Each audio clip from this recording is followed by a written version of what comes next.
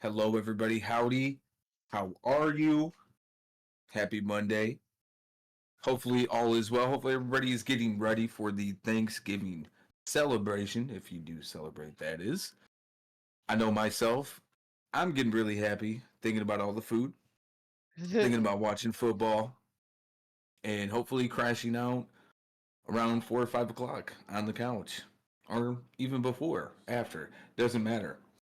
That being said, as always, I am joined by the magnificent, the wonderful Jimmy. Jimmy, how's it going? Hola, I'm good. How are you? I am as cool as a fool in a swimming pool, my I friend. fucking tell you, it is cold. It is 56 degrees out here today. It is freezing.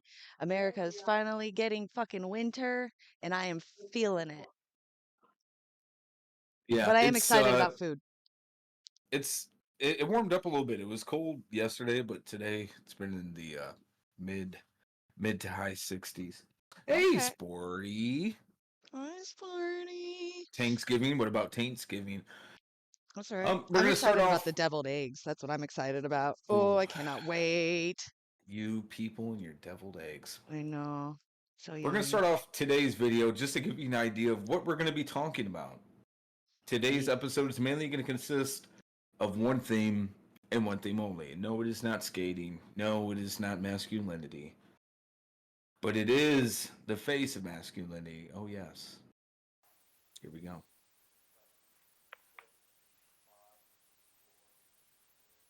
Yes, 40 Ladies cottage and cheese. gentlemen, Exactly. today I stand before you with a heavy heart and a burdened conscience.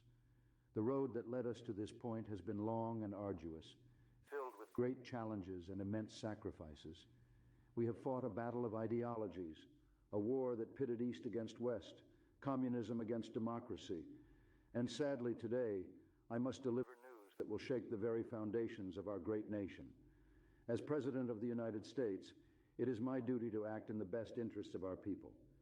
It is my solemn responsibility to ensure that the future of our nation is safeguarded, even if the choices I make are difficult to accept. It is in this spirit that I address you today.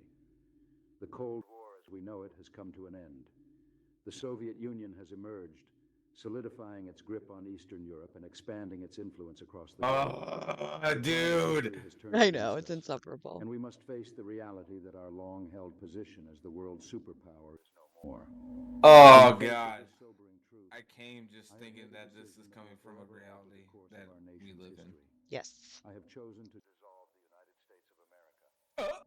I understand the shock and disbelief that these words may elicit, but we must recognize that our beloved nation was built on the principles of freedom, liberty, and self-determination. And if we are no longer able to uphold these ideals, if we are unable to defend them against the rising tide of communism, then we must reevaluate our purpose as a nation. By dissolving the United States, we will create an opportunity for new beginnings. We will free ourselves from the burden of global responsibilities and the constant threat of nuclear annihilation. We will redefine our place in the world, focusing on rebuilding our economy, strengthening our communities, and rediscovering the core values that have made America great. This decision does not come without pain. It is a painful acknowledgement of our defeat, of the ideals we fought so valiantly for slipping from our grasp. But it is also an opportunity to heal, to regroup, and to ensure that the spirit of America lives on, even if it takes a different form. I call upon every citizen of this great nation to embrace this moment with courage and resilience. Let us not dwell on the past, but instead let us forge a new path forward. Together we can rebuild, we can reimagine, and we can reclaim the spirit that made America shine brightly throughout history. Though our Now, nation may Nancy, no get up longer from be under united there. as one, we Hmm. can still preserve the values and principles that make us who we Right? are. We can continue to champion freedom, liberty, and justice in our communities, in our states, and in the world at large. We can still be a beacon of hope for those who seek a better tomorrow. My fellow Americans, the road ahead will not be easy, but I have faith in the resilience of our people, in their ability to adapt and overcome. Let us remember the words of our founding fathers, who declared that in the face of adversity, we shall always remain one nation, indivisible.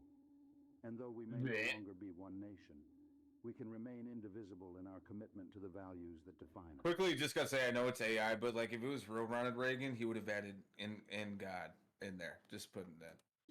Yep. May God bless each and every one of you. Oh, there May he is. God There's guide God. this newly There it is. redefined America. Thank you and good night. God, man, listen. If that would have been reality, if we would have had a timeline where it's like the USSR was successful, that Yeah. would have been fucking. That would have been Right? kinda Dissolve America. Jesus. Deadpool? Question mark. Deadpool? Big Ronnie Reagan. Yes, everyone's favorite liberal. And yes, I do mean that. I'm not being facetious when I say everyone's favorite liberal. Because, I mean, honestly, Ronald Reagan is Hey, the. Rod. Sorry, got to say hi to Aaron too.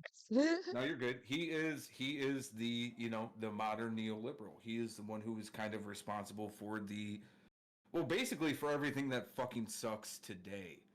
Now, I understand that ultimately in today's political climate, everybody thinks that the things that we face, the language that's used, the ideas that are espoused are brand new, but let me assure you, they are very much not.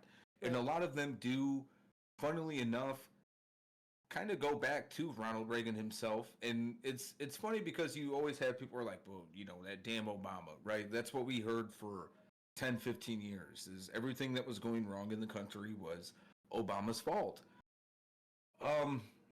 And Right. ultimately, you're not going to get an argument from me on whether or not Obama sucked because, like, he did, right? Obama Yeah. was a very fucking terrible president. You will get no quarrel from me. Right. But I think it is very much an exaggeration of the impact that Obama had, as to where when you do look at somebody like Ronald Reagan, the political impact that he had, the economic impact that he had, and the social impact that he had, and the cultural impact that he had are ones that are still being very much harnessed today by the modern Republican Party and by Democrats alike. And he was a president that was kind of, basically Trump before Trump. He was someone who was a culture star. He was involved in Hollywood. Ronald Reagan was actually a very big piece of McCarthyism. During McCarthyism was basically a time in America post World War II where the fear of Soviet Russia expanding and taking over the United States was something that was being passed along, politician, teacher, physician, every American possible, essentially. And Ronald Reagan was somebody that was involved in, Hollywood, and he was basically a spy for the United States government and was snitching on different actors, directors, anybody in Hollywood that had any socialist or any like leftist movement at all. Yeah. He was very influential in getting numerous actors and directors removed from the United States or jailed. Yeah. That is something that we can possibly get into in a little bit. But just a quick overview, and this isn't even listing everything. This is just a wiki list. But the most popular scandal associated with Ronald Reagan that a lot of people talk about, regardless of party lines nowadays, in a revisionist form, is the Iran-Contra affair. And we do have a video that I'm going to bring up here in a minute that basically kind of goes over the Iran-Contra affair, but we'll just do a quick little wiki read. We're going to pretend that we're Destiny for a minute, and then we can pretend that we're the fucking ultimate thinking apparatus of the modern left. The most well-known and politically damaging of scandals since Watergate, the Iran-Contra affair, came to light in 1986 when Ronald Reagan conceded that the United States had sold weapons to the Islamic Republic of Iran as a part of largely unsuccessful effort to secure the release of 6 U.S. citizens being held hostage in Lebanon. It was also disclosed that some of the money from the arms deal with Iran had been covertly and illegally funneled into a fund to aid the right-wing Contras counter-revolutionary group seeking to overthrow the socialist Sandinista government of Nicaragua. The Iran-Contra affair, as it became known, did serious damage throughout the Reagan presidency. Investigations were effectively halted when Reagan's vice president successor George H.W. Bush pardoned the Secretary of Defense Caspar Weinberger before his trial began. So when Ronald Reagan was in office, George H. Bush was running the Central Intelligence Agency. He was the head of the CIA while Ronald Reagan was in office. And he was basically somebody that people can say this is tinfoil, but anybody who studies any sort of geopolitical movement, politics in general, basically say, like, yeah, George H. Bush was well aware of what the United States was doing. This was all like under the suggestion of Henry Kissinger, right? Because Kissinger had a very huge idea and project when it came to Latin America in general, right? Mm-hmm. And so George H.W. Bush, he obviously understood everything. He kind of oversaw a lot of the relationships that were being built with a lot of the cartels and a lot of the mercenary groups in Latin America, specifically in this case, Nicaragua. And when he came into office, he was like, oh, yeah, I'm just going to, all the people who got in trouble and got exposed for doing wrong, I'm just going to, sweep that under the rug. And I realized I've been going on a tangent for a minute, so I don't know if there's anything, Jimmy, that you wanted to kind of add into it. No, no, no. You're pretty much cooking right now, so keep going. Okay, I don't want to fucking steal the spotlight by any means. Nope. Casper Weinberger, United States Secretary of Defense, party before a trial. Elliot Abrams agreed to cooperate with investigators and in return allowed to plead guilty to 2 misdemeanor charges instead of facing possible felony indictments. He was sentenced 2 years probation and 100 hours community service. Pardoned by Bush on December 24th, 1992, along with 5 former Reagan administration officials who have been implicated in connection with Iran-Contra. And again, I did the comparison with Trump because, like Trump, Reagan had a lot of his administration that became indicted, that were exposed for corruption. And it was very important for the system itself. And a lot of people will try to present it in the realms of like, oh, it's just Republicans protecting Republicans, when that's a very much false notion of understanding what's happening here. This is just the institution protecting itself. Because at the end of the day, when it comes to foreign affairs, if you're Democrat or Republican, you're going to align on the same principles. You're in support of the military, you're in support of the deep state, you're in support of intelligence agencies and the like by default. Otherwise, you cannot be taken seriously as a national operative of whatever party that you're representing, whether it be Democratic or Republican. And again, analysis is not justification for anybody listening. This is not me saying that I agree with it. It's just me analyzing it, digesting it, and baby birding it into your mouths. Just for a little bit of visualization. So we're going to go ahead and watch the best explanation that you could possibly get. And I was telling Jimmy about this earlier, and I know that they're going to be very excited to watch this. This is by far the best explanation for the Iran-Contra situation. Here we go. Yeah. In the 80s, there was Cold War drama. We fought the commies inside Nicaragua. Our friends were the Contras. Freedom was their mantra, so we sent them lots of money for guns and landmines. But Congress stopped the Contra money flow just because they moved the T-bill flow. And yeah, so basically you're asking yourselves, well, how the fuck did the United States government even get into contact with, the Contras or any sort of, cartel as we know them today? It's because at that time, the United States Department of Defense needed money. They needed money to be able to operate and influence other governments, not specifically for things that were beneficial to the United States directly, things that people living here would be able to see, react to, and maybe analyze. It was stuff they wanted to make sure their budget for foreign affairs was increasing. And Right. Congress was very much saying, like, no, we need to stop interfering in other governments. We need to start worrying about the United States. So a way to sidestep that is by having the deep state kind of act as your secondary military, because ultimately the way that you can use them is say, yes, this is a separation from the United States government, Right. but if you fuck with them, the United States government is going to come after you. So Right. again, it's a means of separation. So then that way, if somebody gets caught trying to smuggle 30 kilos of cocaine, It can be, It's like, oh well, they used to be with the State Department, but they were dishonorably discharged. yep, They, we don't know what happened to them when really they were a CIA operative. I mean, there was even the news reporter who had broken the story about how the CIA was smuggling drugs in and specifically funneling them into black communities during the yeah, cocaine and crack epidemic. yeah, Um, so I just wanted to add that little yep. tidbit Hey, in there thanks really for the quick. follow, I cannot pronounce it because I'm white and I don't know how to pronounce it. Thank you for the follow. Skasag. There you go. Thank you. How did you find us? What are your interests? All that fun stuff. Tell us about yourself. Welcome. I love the cocaine. Me too. I'm in Me love too. with I the saw coco. Solis, that Colombian Bam Bam. I'm in Also, love with speaking of the Colombian Bam coco. Bam, shout out to fucking Trump's son who's doing a gummer on live television. He's doing a what?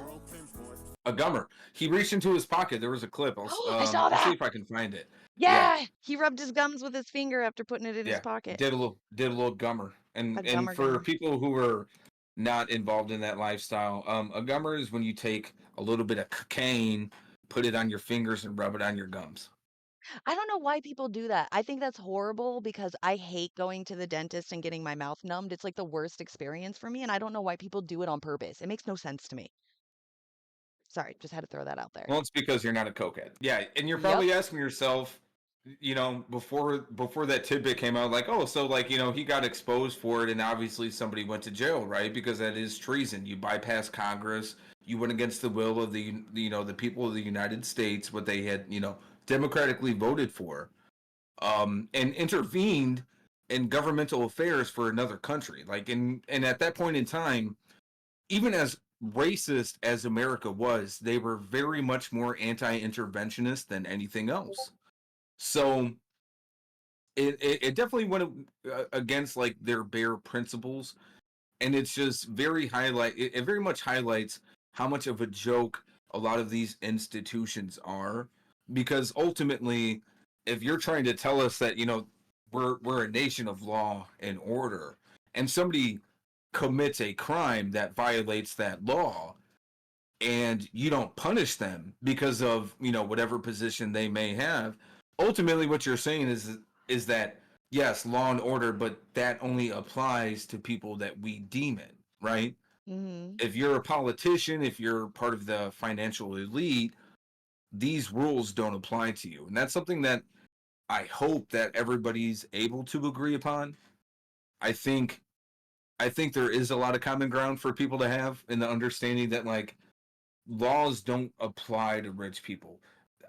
The famous quote is that if there is a law whose punishment is merely just a fine, then it is not a law in hopes of deterring crime. It is a law that is only in hopes of punishing people who can't afford to exonerate themselves, or Right. something along those lines. And and that's 100% true, and that's why you see a lot of progressive legislation in terms of no cash bond, right? Because really, what ends up happening is that criminals who are much more dangerous in the sense of that they're much more organized, they're a lot higher up, they call a lot more shots, they have a lot more money, they're able to get out on bond, no fucking problem. The Right. average guy, the person who's probably being extorted into this life, or maybe just maybe they are just a shitty person, but either way, They don't get they're that not. option.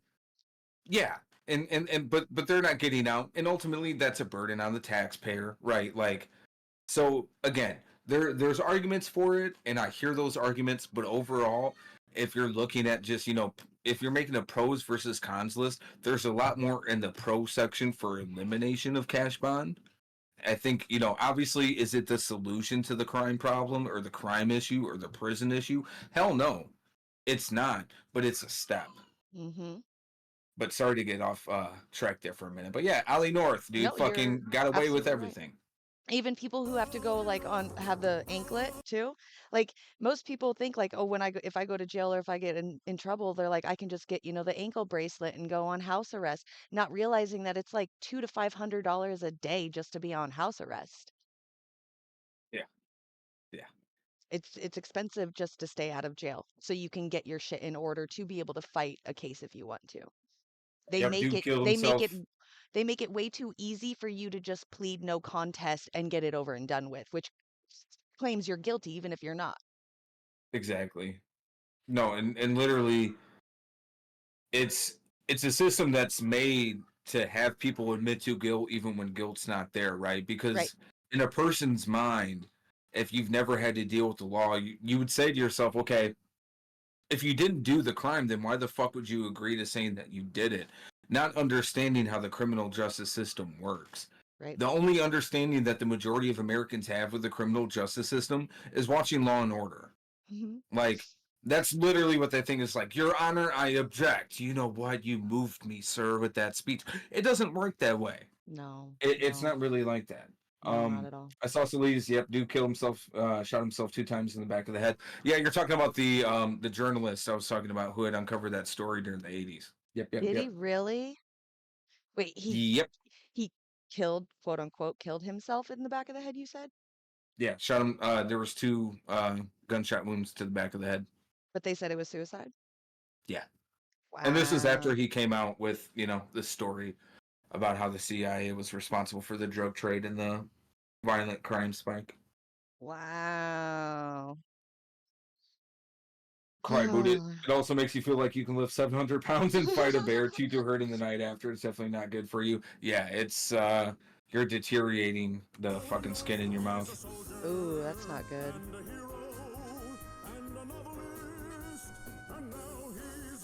Fox News, like I just said. Oh, shit. Isn't it great? And you know what the best part is that Oliver North has literally gone on Fox News to talk about like the modern Iran stuff, where he's like, yeah, these negotiations for hostages, that's paying a ransom. You shouldn't do that. You should not pay a ransom to Iran. It's like, dude, you literally got caught doing treason with Iran and fucking Nicaragua, dude. Like, what are you talking about? And his voice is still credible on mainstream and politics and shit? That's Yeah, wild. like everybody fucking shit. A lot of conservatives view him as a fucking hero because he took the fall for Reagan. Because if Reagan would have had to stand that shit, Reagan was okay, listen. Reagan was not dumb, but he was stupid. I.e., another, likeness to Trump. I was just gonna say, sounds like our soon-to-be president. And he was somebody that wasn't necessarily the brightest. And if you would have been able to have a lawyer, a really smart one, in an actual trial, televised, he would have been fucking eaten alive. I mean, there was numerous instances in public of Nancy Throat Goat Reagan having to rein in old tricky Ronald here. And being like, no, you need to shut the fuck up. How about you sit there and say this? How about you do like there's fucking footage of it. Wow. So yeah, it's no surprise. With that being said, though, we are going to jump to another video. Unless Jimmy, there's anything you wanted to add or anything you wanted to ask in regards to Oliver North or the Iran Contra affair. And if anybody in chat has anything that they want to ask or add in terms of the Iran-Contra affair. And also, just a question for people in chat. What are your views and takes on Ronald Reagan? Is he somebody that you think overall did good? Is he someone that you think overall did bad for the country? And obviously, because we have our own viewpoints, don't feel as if you have to be like, yeah, he sucks when you think otherwise. I do want to hear. Ollie North. But here's a video right here in the meantime while we wait on those answers. How Reagan Ruined Everything. It is by Leisha Miller. Here we go. Make America great again. Make America great again. And we will Goddamn. make America great again. Yo, why do you look so shiny in that? Let's make America great again. Ronald Reagan is considered by some to be the greatest president in the history of the United States. I've always understood that to mean that people loved his version of supply-side economics, also known as trickle-down economics. Tax the rich less, and the benefits would trickle down to all of society. Which, I'm sorry. I'm sorry. Obviously, it's easy for me to say this now because it's after the Hindsight. fact. But whoever in the moment was like, "Yeah, dude, we just need to give rich people more money," because when we think of rich people, they love giving away their money, dude. That's why they're rich, because they just love giving away money. That's what they do. Right. Sure. God, people are so fucking stupid. And the unfortunate part of it is a lot of times, and I know this goes against goes against popular belief, but like a lot of times it's not even their fault. Like they were failed, whether it was by their schools, whether it was by their parents, whether it was by their friends who didn't kick their ass enough and they'd start saying stupid shit. Nancy would have gotten cracked, no questions. Dude, that's what I'm saying. Nancy could have fucking gave me some Gluck Gluck Turkey 3000. You know what I mean? Talking about some just say no. We gave him a library. Yeah, we also gave Obama a library too. We did give Reagan a library. Bush has a library as well. And I always wish that they would have put like a statue of a shoe in front of the library just to commemorate the time that Bush almost got Got that shoe assassinated with the thrown at fucking him. loafer. Yeah. That shit was fucking great. Hey, I don't like George Bush at all, but also like credit's due. That motherfucker had some good reaction time for an old man. I Oh think that yeah, was the you know that cocaine years motherfucker kicking in. plays dodgeball or something. Yeah. Like, yo, I kind of low key. Honestly, now I'm looking back at it though. Like, if you're Bush and you have Cheney as a vice president, you have to have that reaction because that motherfucker's gonna be like, "Let's go hunting, George. Let's go hunting. I got a new over/under shotgun, George." That's just basic economics. You look like a pheasant, George. Well, turns out, You no, it's fool me not. once, And I also, can't get Reagan's fooled again. trickle-down theory is just the tip of the iceberg when it comes to the many theories and agendas that Reagan pushed during his administration. Ronald Reagan was elected president in 1980. The 8 years that followed ushered in not only the largest redistribution of wealth in a generation, but also the termination of welfare benefits for thousands of Americans, a dramatic rollback of unions and labor organizing, and an infiltration of Christian fundamentalism into American government. And this was something that I was talking to Jimmy about before we started streaming is like, again, a lot of people always talk about, Republicanism or, Democrats, they ruin America. People always have their favorite president that they like to blame for things. And because politics has become a subject that people are like, yo, we shouldn't talk about that. We shouldn't talk about politics. Because it's become such a taboo subject, it's kind of allowed for a lot of these like just misunderstandings and miscommunications. Fool me once, can't get fooled again. He dodged it. Yeah, that motherfucker dodged the shit out of that. Yo, that motherfucker was Donald Trump before Donald Trump. You know what I mean? He Spidey sensed that some shit was coming. He turned his head. You can't Totally got dodge. sidetracked You there for can't a minute. dodge a shoe. You can't dodge prison. Amen. Just look over towards the flowers, George. Consequences of which we are still very much feeling to this day. Ronald Reagan walked so that Donald Trump could run, and he altered the American way of life for everyone but the top 1%. 40 years after first being elected president, the myth of Ronald Reagan still lives on in the minds of people who are too deluded to see that the American dream Reagan stood for is the same American dream he irreversibly decimated during his time as president. Jada. This is how Reagan ruined. What's the matter? Aww. Everything. What's the matter?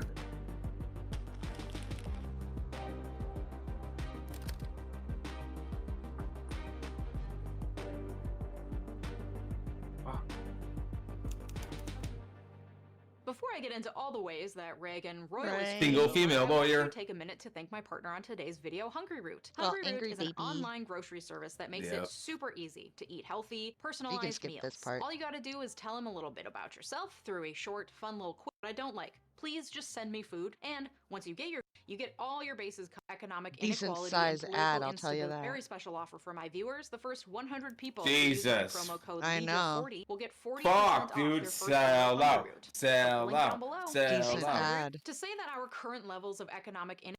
But no, Reagan was definitely someone that you can point to and be like, yeah, this guy is very much responsible. I mean, for example, right? Like if you want to think about the idea of homelessness and the way that it is in America, Ronald Reagan is very much responsible for that. When it comes to the drastic cuts in social safety nets, issues with medical coverage for the VA, both people who have been institutionalized or that were veterans being homeless. That is something Ronald Reagan basically started, right? With his slashes to, whether it was healthcare. When he was governor in California, deinstitutionalization was something that was, kind of passed along as progressive in California. Like people were basically like, yeah, it's kind of fucked up that, people can be involuntarily taken to mental institutions because there was a lot of abuse. Right. So they used that, guys, and they used a lot of that progressive rhetoric, and they used a lot of those liberal ideals as a means to mask what the end goal was, which wasn't to improve conditions for those people or to provide, any sort of solutions. It was to just cut them and just release them on the streets and let the state deal with it, while simultaneously trying to ensure that they do everything possible to block federal grants and loans and things of that nature come to the state specifically for mental health. And that was something that Ronald Reagan was very successful with in California and brought with him into the presidency. And obviously, Jimmy, you're somebody from California, so maybe you know a little bit more about that than I do, in case there's something you wanted to add. Yeah. But No, and I'm I'm glad you brought that up because that was something we were discussing earlier. That's something even I didn't correlate either was the use of the bad treatment of people that were in the asylums, the use of that as a tool to defund and deregulate the healthcare system that we had. I never or and homelessness and put make those people homeless. And now we have this like penalization economy when it comes to homelessness. Like it's illegal now. So it's I never correlated a lot or those all together to put that because you think asylums, you think those people were treated badly. I mean, we've got like American Horror Story and shit like that to think for that, kind of stuff. So it's and what interesting to hear American that. Horror Story was based off of, right? The Geraldo Rivera report, which was Geraldo Rivera's first kind of thing that got him catapulted into the Right, news career he has today. right. Yeah, yeah, going into the hospitals and shit. You're absolutely fucking right. And And then and I don't even know how many other people don't correlate these two. So I'm glad that you discussed this and brought that up because yeah, fuck, that's crazy. It's so true. Like, how many people do you know or have you seen out there that are homeless that look like they could just be mentally taken care of somewhere that could provide for them? Tons of them. I know I mean, I live in California, so I see a lot of fucking homeless people. Like 99.9999% of them have a mental disorder. Like they'll come up to you and just say random stuff, or do random things on the street. Like they need to be somewhere and that's like where like you kind of see what we always talk about with like the Republicans and the conservatives with that like hypocrisy irony, like not seeing it right in their faces. Like, it's literally like the homeless problem and the mental health problem is literally right in front of my face or in front of our faces, and we don't even realize that the guy that conservatives love, Reagan, is the reason why he got rid of it. It's crazy. The irony is there, and the is it illegal to correlation is be there. homeless in California now? Yes. For California specifically, I'm not sure. Jimmy just said yes. I know the Supreme Court recently had a ruling, and correct me if I'm wrong. I'm sure the Google search nerds will love to correct me, but I'm pretty sure recently they passed um, a law that basically criminalized homelessness. Right. So I Mhm. think on a federal, I think federally being homeless is now a crime, which kind of makes sense, especially considering the way that you're seeing a lot of businesses uh, get into like residential housing markets.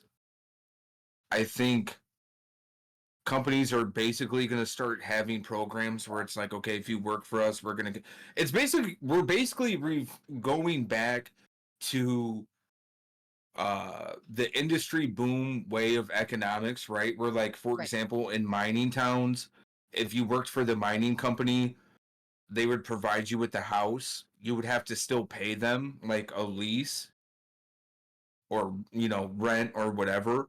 And a Mhm. lot of times they would have their own currency too. Oh. And I think like crypto is another thing that the Trump administration is really big on, and that they'll probably be introducing. And I think crypto is definitely going to be something they will be trying to implement in the future in terms of currency. And I think with that, you'll see companies have their own crypto and their own currency. And that's how people will get paid.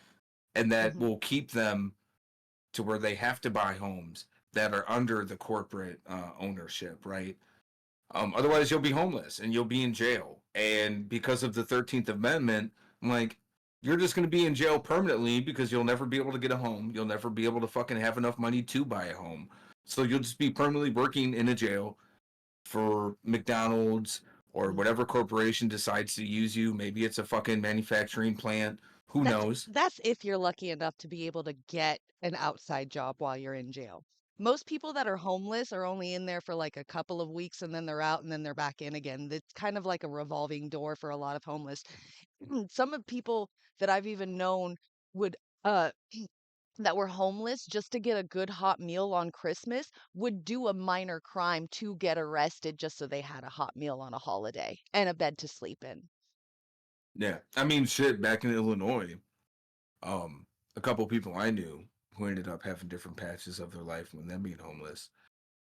What they had been told by a couple like OGs when they got locked up is if you know it's about to be a cold week, set fire to a dumpster, do it on a weekend, and then when you get in there, just be completely rude and just like, maybe fucking start some shit with one of the guards or something. Just do whatever to ensure that you're going to be held for a couple extra days so you can stay out of the cold. Yep. And that's basically what they're told to do from other Yep. people who have to live on the streets. It's kind of like information that gets passed down. Yep. Absolutely. It's called communism. Yeah, no, exactly. Every time, like every bad thing about capitalism is actually communism. Yeah. 100%. 100%.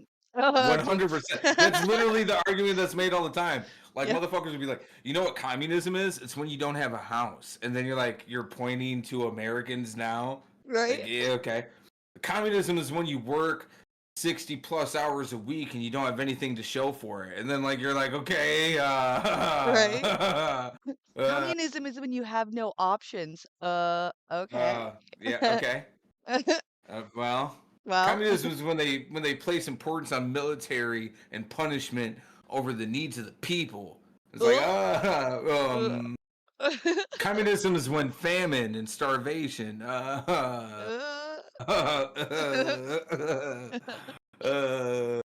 Inequality and people are political great. instability are the result of a single man is hyperbolic at best and frankly gives Reagan more credit than he deserves. Our system was fucked enough to produce and support a man like Reagan as president. He didn't just Yeah. appear out of thin air. But it is hard to Excuse pinpoint me. another president that has had such enduring and wide-ranging negative impacts on the American way of life. And why is that? Well, obviously she's gonna fucking explain to it. But my personal opinion before watching this video is saying that ultimately the reason why Reagan was different, it wasn't because like Reagan himself was this, new anomaly or anything like that. It was more so that he came in it being a cultural icon, somebody who's considered an outsider politically, and answered to the status quo, which was responsible for the, growing inflation, unemployment, all these other conditions that were causing people to become frustrated with the system. And understandably so, right? But, Reagan had that, and then also the way that he tapped in and started bringing the marriage between religion and politics and turning basically starting the essence of culture war and highlighting this message almost kind of like Tolkien-esque almost of black and white, good versus evil, very redundant, very traditional. And it was something that worked because it invigorated the religious base, which much at one point during the 70s, specifically the 70s going into the 80s, they had given up on politics because you had seen the Supreme Court passed laws where federally it was recognized that you could teach the theory of evolution in public schools. Right. You had Roe versus Wade. You had more rights being given to women, whether it was allowing them to, get custody of children by themselves, whether it was allowing them to have their own credit cards, whether it was allowing them to purchase their own properties, giving them property rights, ensuring that they had them instead of being powered. Because before the 70s and 80s, there were a lot of laws in states that specifically said women couldn't they couldn't rent an apartment, they couldn't buy a house, they couldn't get a credit card, they couldn't get any medical procedure done without the permission of the husband. Yep. So you had a lot of people who were built into these, and keep in mind, they were the fringe then too. And they felt excluded, so they had removed themselves. And Ronald Reagan came in, and some of his political advisors who had deep connections to the religious movement in America understood how important it is to have that base because they meet regularly. They know one each other. They're going to vote uniformly. They're not going to have much difference of opinion because they're all digesting the same information and they all have kind of the same outlook. So you're able to ensure 10, 15, 20,000 votes in a city instead of just playing the guessing game and having to do all the legwork and fund all the information of poll gathering and data collection and all that shit, right? Like it's doing the majority of the work for you, and you know how to appeal to them. Even if you don't come through on it, you know how to appeal to them. Say that we need to be a morally right country, we need to Mm-hmm. bring God back into this country, we need to do this. Say things that get them excited and get them invigorated, because ultimately for people who are religious, symbolism is important, right? At the end of the day, they want to feel as if they are winning. They want to feel like they are uh, the righteous ones. And even if they aren't, it doesn't matter because they have it made up in their head and they're getting their toys and they're able to do whatever the fuck they want to. Right. I'm going to unpack Reagan's impact by focusing on who and what he hurt, namely the middle class, minorities, and democracy. Starting with the middle class, let's talk about what Reagan is most known for. Reagan. Okay, since they're bringing up the middle class, I just do have one question. What is your overall thought on the middle class? Like, how would you define it? Do you believe that the concept of the middle class is a real thing? I'm just kind of curious, and this isn't just for you, Jimmy, but this is also for anybody in chat. Oh. Um, I mean, I think that there's a middle class, but it's a lot broader. There's like upper, middle, and lower. It's So, like, not so like so as as in, great as it used to be for sure. I think the standards and the baseline is definitely lower than what it used to be as well. okay, so to get more specific, if you had to define yourself in your own opinion, and like this isn't like a trick question or anything, but in your own opinion, what does the middle class look like? Like, what is the household income or individual income? It doesn't matter. Um, what Hmm. jobs does it encompass? Things like that. All the things I'm gonna say is so wrong. All right, so No, no, no. um, It's not a trick question. You're fine. I You're would good. say like middle class would probably be around 150,000 to, a half a mil a year would probably be middle class. And I would expect it to be uh like the Jet Proportion Labs. I know they make good money. Um I know Northrop and Lockheed, they make decent money, but they're like lower middle class. Uh Trying to think of a good paying middle class job. Real estate? Okay. And you said like 140, 150, 150? 150,000 to half a mil, 500,000. Okay. So, and again, this isn't like a gotcha moment or anything. This is I just know I'm gonna be so off. I know it. My own fantasy is no, no, no. crazy. And this is the overall thing, and I'll get to it in a minute. There is no right or wrong answer in this question. Hmm. And I'll get to what I mean by that in a minute. So, according to a quick little Google search, the median household income in the United States during 2023 was $80,610, a 4% increase from 2022. Mm, So the average income for a household throughout the United States is only $80,000. bad. Middle class. The Pew Research Center defines middle class as households that earn between 2/3 and double the median U.S. household income. Top earners, adults age 45 to 54, have the highest median household income at 97,000. Hmm. That's highest for That age bracket, anyone for that age bracket and those who are considered part of the middle the middle class. class. Yeah. And that Um, totally makes sense because my household would be considered a middle class household, but fucking believe we struggle like a motherfucker. There's just no way. let's see. Analyzing it through gender, the median earnings of women were $51,226, compared with $61,180 for men. Hmm. Black households have the lowest median household income of all racial groups at 48,000. Um, Maryland has the highest median household income at 97,000. Mississippi has the lowest at 46. Interesting. As somebody who So, grew up poor and only making 18 to $20,000 a year, I'm proud of them for the 80,000 and the 60 and the 40,000. Proud of you guys, bumping us up poor people a little bit. we live in 45.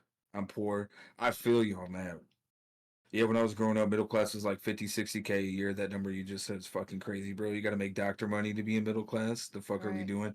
Yeah, no, 100%. And that's kind of like ultimately getting to the point that I'm making. So, again, me personally, and this is my opinion, and hopefully throughout this learning process that we go on together, you can somewhat arrive at this conclusion as well, whether it be through stuff that I show you or just things that you look into yourself. Hmm. But I believe that the term middle class is an illusion. I think it is something that is used specifically by the financial elite to dangle the idea of being able to climb up the social ladder and the economic ladder. Because when the whole point of identifying as middle class is homeowner, good paying job, you know, able to move up, right? You're able to Hmm. get to the nice neighborhoods. You're able to get to the nice schools. You're starting to build the idea and concepts of generational wealth. But the thing that rich people never talk about is the amount of money that it takes to get into those private institutionalized schools, right? How expensive it is to keep up with that kind of lifestyle. So ultimately, people who do try to play the game but aren't really part of it fall into debt, they end up foreclosing, they become homeless, whatever the case is. Hmm. Um, Ultimately, middle class is something that doesn't have a true definitive definition. And in my personal opinion, when you have a term, specifically political ones, that don't have an objective definition, they're dangerous ones to have because they can be used as a means of deflecting. Because when you are a capitalist and you're trying to defend capitalism, you can say, hey, hey, hey, it's not a terrible system.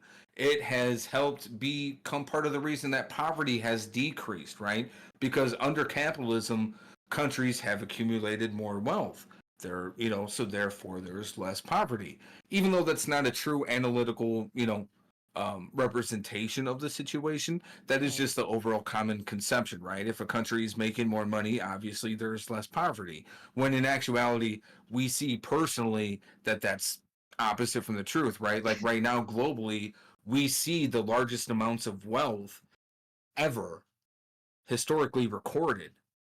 Right. And we're also seeing historic levels of poverty and homelessness. Right. And the two coexisting is nothing more than a highlight of a flawed system. So, me personally, I don't like the idea of a middle class. I don't like the concept of it because there is no true definition, right? Middle class is whatever that individual defines it as, right? Like my boy Tyler, I think a lot of people would kind of agree with him. Like if you were to ask other people, maybe not in California, and maybe Mm. your idea of middle class for California is different because things are so expensive out there. Yeah. And that does play a part in it. Big And time. that's why I said ultimately that there is no wrong answer, right? But middle class for a majority of Americans, if you ask them, they'd say, yeah, it's between like maybe $50,000-$80,000 a year, something around there. Um, Right. for a household income, and that would be pretty good because that's considering that both people are working. So maybe they're making both like 30-40K a year, or maybe one person's working and they just have a really good job and they're bringing in 80,000 a year after taxes, right? um those are all possibilities, and those are all things that could exist, but they don't in a lot of cases. Right. It's poor and rich. No, exactly. There's at the end of the day, the true definition and the true way to break down any form of economics, regardless of the name that you try to slather onto it, is like, okay, the people who have and the people who don't, because ultimately, Right.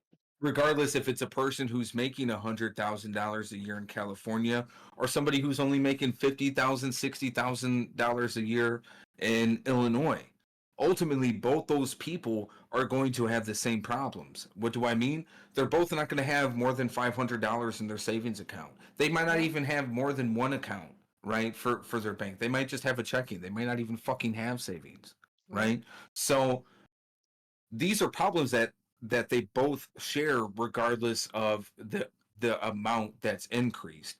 And that's also kind of how the elite mask this whole idea of income tax, right? Because what they say, and on surface when you hear it makes sense, is like, well shit dude, we're the ones who make the most money, so obviously we pay the fucking most in taxes.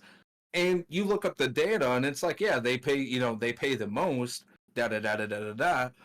But when you look at it comparative to percentages, right?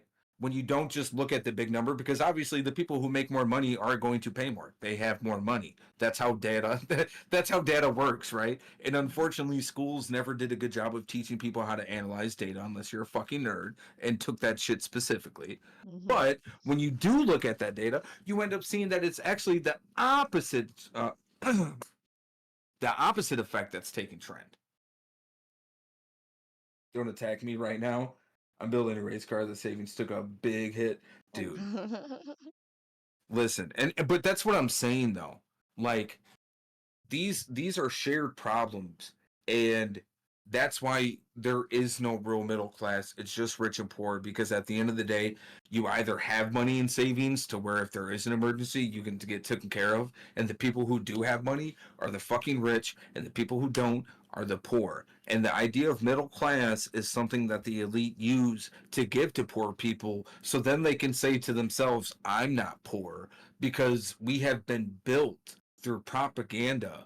And what I mean by propaganda, whether it be movies, whether it be TV shows, whether it be books, we've been built and programmed to have this idea and this notion that poor people are bad, poor people make bad decisions, poor people deserve to be poor and deserve to be homeless and deserve to be addicts because of their personal choices. And it's easy for them to use that because it removes anybody asking questions of, okay, how did they become poor? How did they become homeless? How did they become an addict? They don't talk about the fact that the guy worked at a factory for 20, 30 years. He got laid off. He got hurt while he was at work and started taking fucking, prescription drugs, but he got laid off. So then he couldn't afford the prescription anymore. So he had to start going to the street to get opioids, which is something that happens to a lot of Americans. Right. So these are all issues that are real. These aren't just hypotheticals that never happened, some sort of sick fantasy or anything or speculation. These are all real events that do happen. Right. And I like what Cry Buddha says. You're right though. There's so many obstacles for people outside of a certain tax bracket. Like we consider ourselves middle class just so we have that title of feeling better than or superior, I guess, which is kind of fucked if you think about it.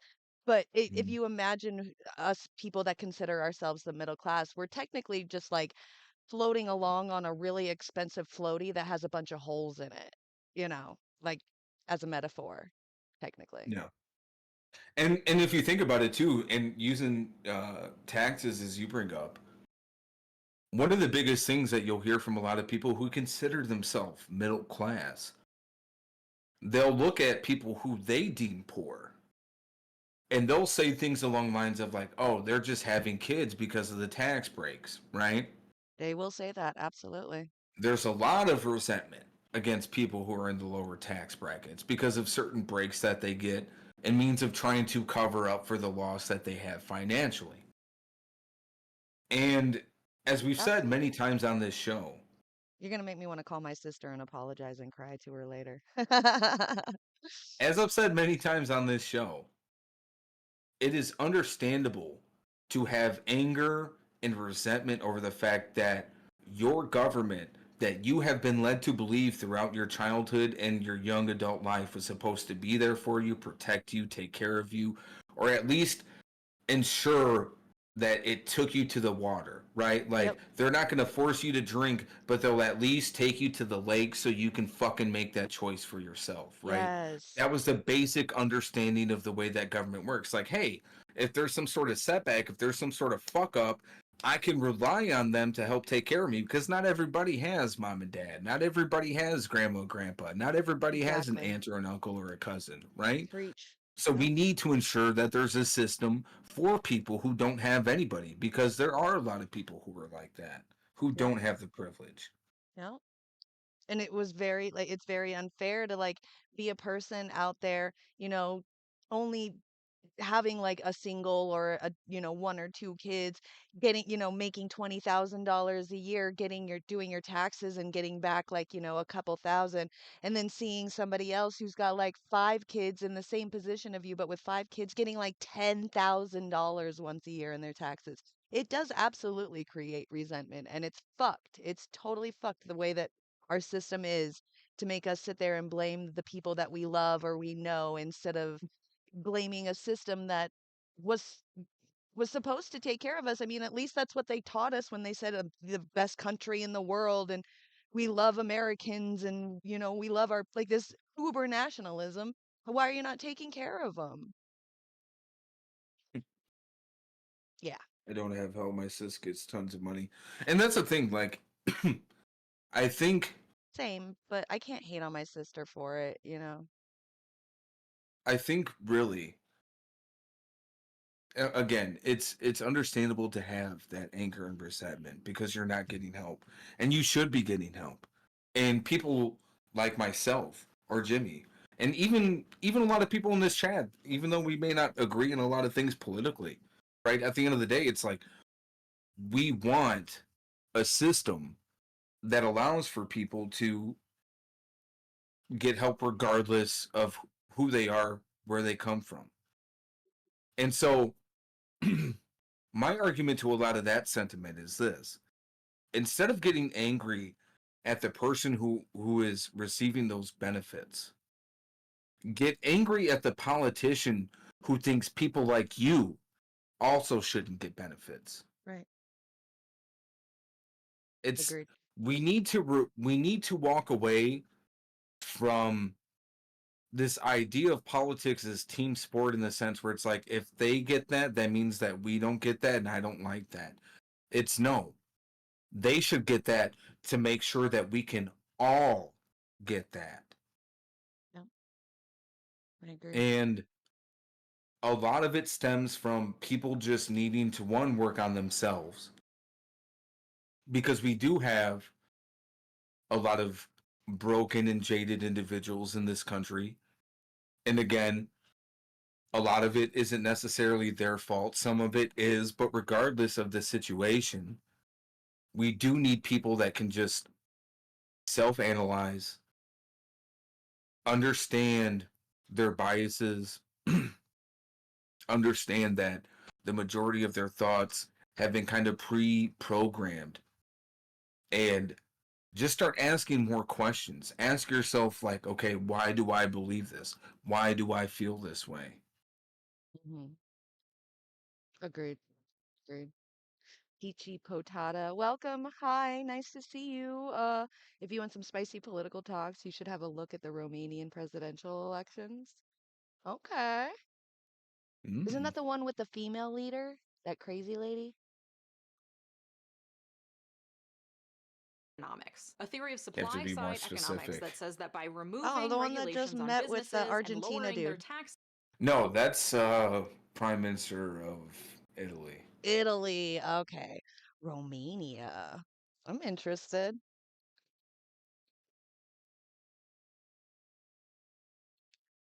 they would be Is able the to be random more guy productive, who no have one more heard of freedom to be until like 2 agile in days the ago. market, and that growth would then translate to more jobs and higher wages for workers. The wealth would start at the Maloney. top and Yep. it would trickle down the Maloney. line. Melons. When Reagan took office, the US was going through what was called stagflation, where both inflation and unemployment rates were high. The country was in the worst recession since the Great Depression at the time. Because of this, people were primed for major economic change, and Reagan ushered in that change. After the Great Depression, the New Deal came with huge amounts of government spending on everything from mortgage financing for whites only, more on that in my last video on housing segregation, to job creation, to And the housing segregation thing was one of many scandals that Reagan faced.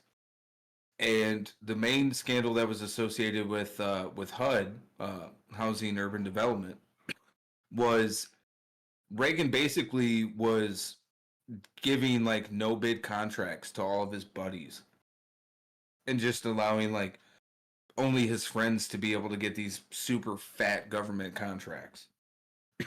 Which, surprise.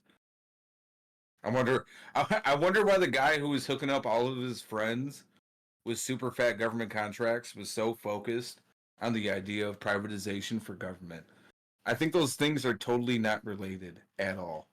building infrastructure, and these government programs were popular because they did grow the economy and create jobs and Shanks build a Wiener large, suffers from thriving middle stagflation. class in America. Minimum wages stayed consistent with productivity. The more productive the average worker was, the more the minimum wage increased. That connection was broken, however, as the US tax code began moving away from the New Deal. Reagan wasn't the sole president responsible for creating tax cuts for the wealthiest Americans, but he sure did it with the most gusto and to the largest degree. Before Reagan's presidency, income tax on the wealthiest Americans, that's the money that they had to Oh, pay to the government as shocker a that a proportion of how far much they right made each year, was at populist wins the first 70%. round of the So Romanian elections today. Yeah. Wonder why. Sounds like Hmm. other countries seem to fall suit after America. I wonder if it's the westernization of other countries or if they just want to beat us so bad. Well, and I think too a deeper analyzation of that is just the fact that like it's almost as if we are in the late stages of capitalism where it starts self imploding.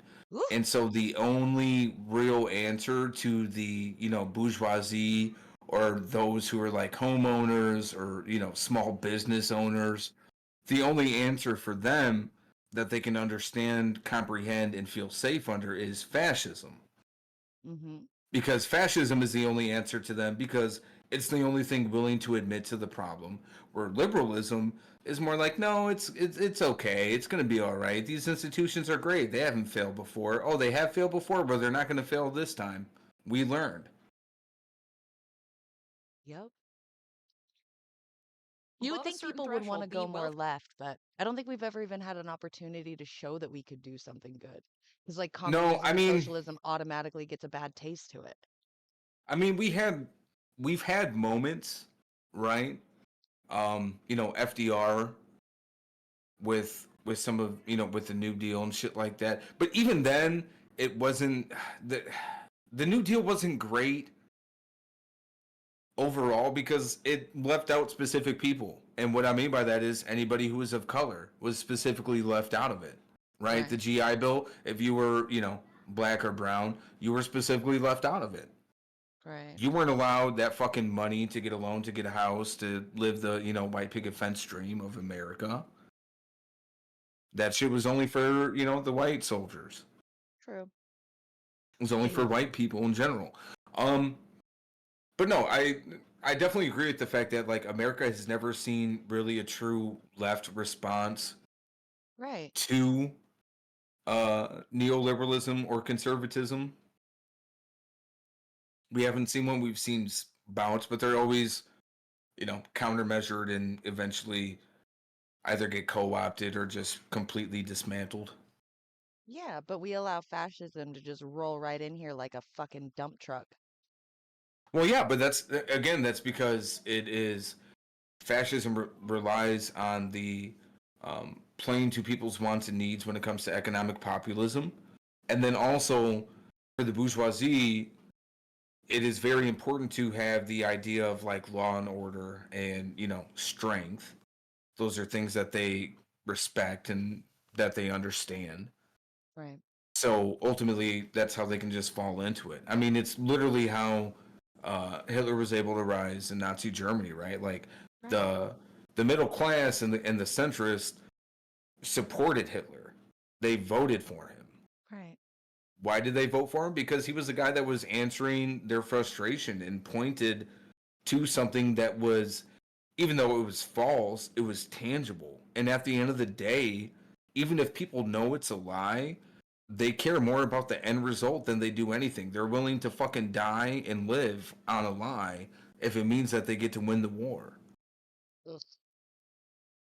And that's why, you and I, we've had conversations about it before. Like, pointing out the hypocrisies, yeah, it's understandable and it's important to an extent, but focusing on that is just redundant. It's not going to go anywhere because at the end of the day, the hypocrisy is what they use. It allows them to be what they are, right? Like with Trump, the hypocrisy with Trump that you can point to first and foremost is that people love him because he just he shoots from the hip. He just says it how it is. But also simultaneously, he didn't really mean what he said. He was just joking. People are taking him out of context. So, like, the hypocrisy is in their face, but they know it, and they use it because they understand that, like, if it's something they agree with, then yeah, that's what he meant. He totally meant it. And if it's something that they personally don't agree with or makes them look bad in an argument, they can just deflect and be like, oh, well, no. Because at the end of the day, they don't really have anything they stand on. It's just blood sport for them. It's just a talking point. It's just something that they can use. It's the same thing with the way conservatives try to bring up anytime they want to justify like invading a Muslim or Arab country, right? They're like, oh well, look how they treat their women. Look how they treat gay people. It's like, okay, motherfucker, like how do you think we treat gay people and women in the United States, motherfucker? Like, have you not looked around? Have you not been paying attention? Have you never read a book? Have you never gone to Wikipedia, my guy? Like, there is numerous things to slap you in the fucking face to show you. Right. It's just fucking, again, it's there, but they just say it because it's a talking point. Because they understand that a lot of liberals don't really think past just the talking point. That's why you see people like Steven Crowder, Ben Shapiro, Destiny, whoever, always talk about like, we're going to debate these fucking liberal college kids, because they're kids who ultimately do mean well in a lot of cases, but they don't get things past just the talking point. They don't really have anything to stand on because they don't understand the base foundation of the idea. So they're just like, oh yeah, fucking this. And then they're like, oh, well, you're for Democratic majority. Well, the Democratic majority used to support slavery, so you're okay with that too? And if you're not someone who's well-read, if you're not somebody who's at least listened to people who are well-read, you're not going to know how to respond to that. You're not Yep. going to be able to say, well, it's understandable, but societies do change and norms are much different now. And ultimately, I am somebody who supports democracy, so I'm admitting that even in those cases, maybe I would have been one of those people who voted to support it because that's how it was at that time. So like maybe I voted for it, maybe I didn't vote. Maybe I said fuck that, I'm contesting. Either way, it still got passed and it was still something that was supported in the United States government, right? Just like now. You fast forward to our current status and abortion has been, you know, completely stripped and taken away Mm-hmm. from the overturning of Roe v. Wade. Right. People are in jeopardy. People, there's no longer the safety or notion of being able to, get a medical procedure. Yeah. Half baked, because fuck all to pay attention. Yo, what's going on? How you doing, half baked? Welcome, welcome. Sorry, we kind of went off the rails there for a little bit. Mm-hmm. Wealthiest Americans, that's the money that they had to pay to the government as a proportion of how much they made each year, was at 70%. So above a certain threshold, the wealthiest Americans had to pay 70% of their income. 70% of their income. And they were still making money. That's what's crazy, dude. Yep. They were getting taxed on to the 70% of government. their By the fucking end of income, and Reagan's they were still presidency, having that number fucking dropped Ritz to parties and shit. 28%. He also created major 70% to 28%. tax breaks. Yeah, And there's keep the in start of mind the wealth too, gap. right? People always want to try to point towards the past when it comes to the idea of, American great. And they'll always point, man, back in that time they were building roads, they were doing this, they were doing that. One of the main reasons they were able to do that was because the top 1% was getting taxed above 70% on their income. Mm-hmm. And surprise, surprise, they still had their yachts, they still had their summer homes, they still had their winter homes, they still had their forever homes, they still had their overseas homes. Yep. But they were taxed 70%. During the 50s, it was 90%. Yep. During the 1950s, if you were like a millionaire, 90% of your income after $1 million, that's after. So up to $1 million, 90% would be taxed. And motherfuckers were still out there balling, buying whole countries and shit as private citizens in the United States. Yep.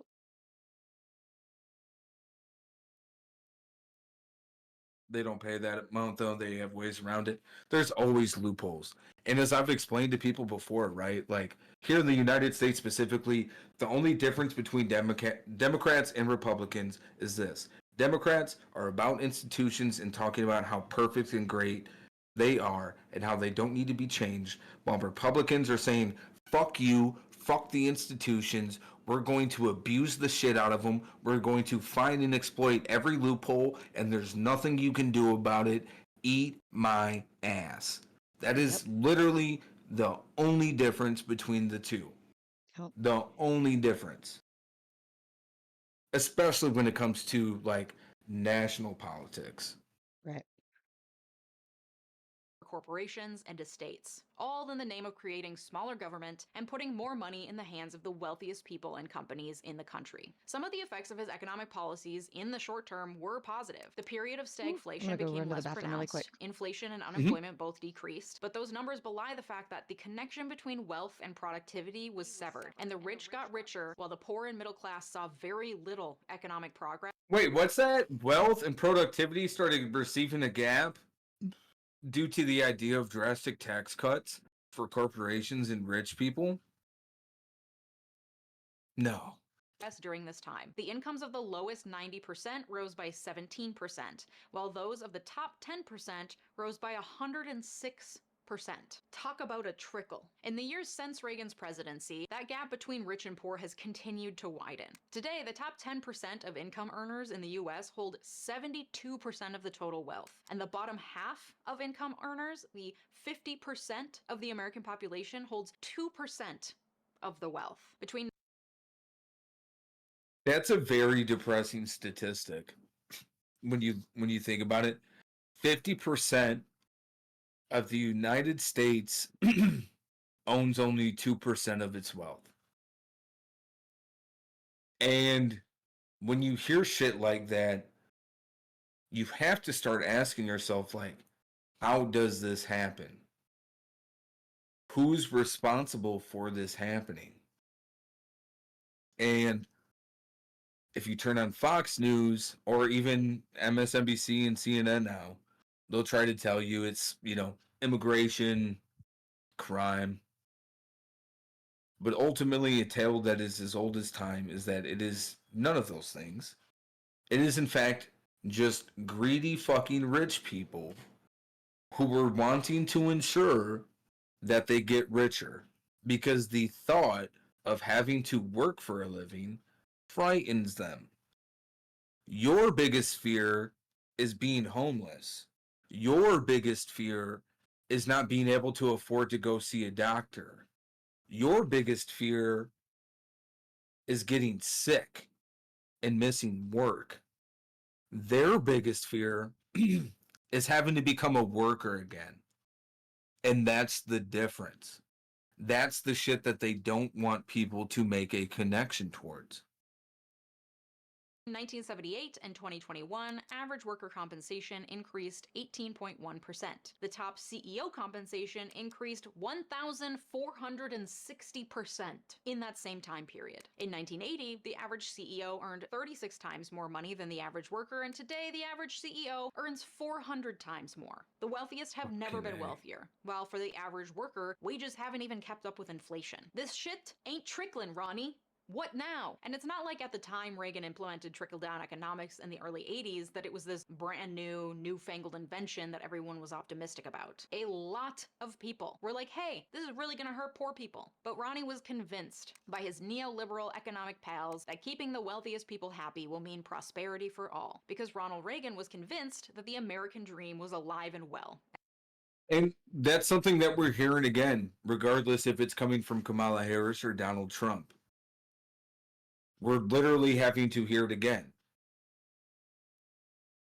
Oh, we got to think about the business owners. We got to think about the sacrifices that they make. We have to think about poor them.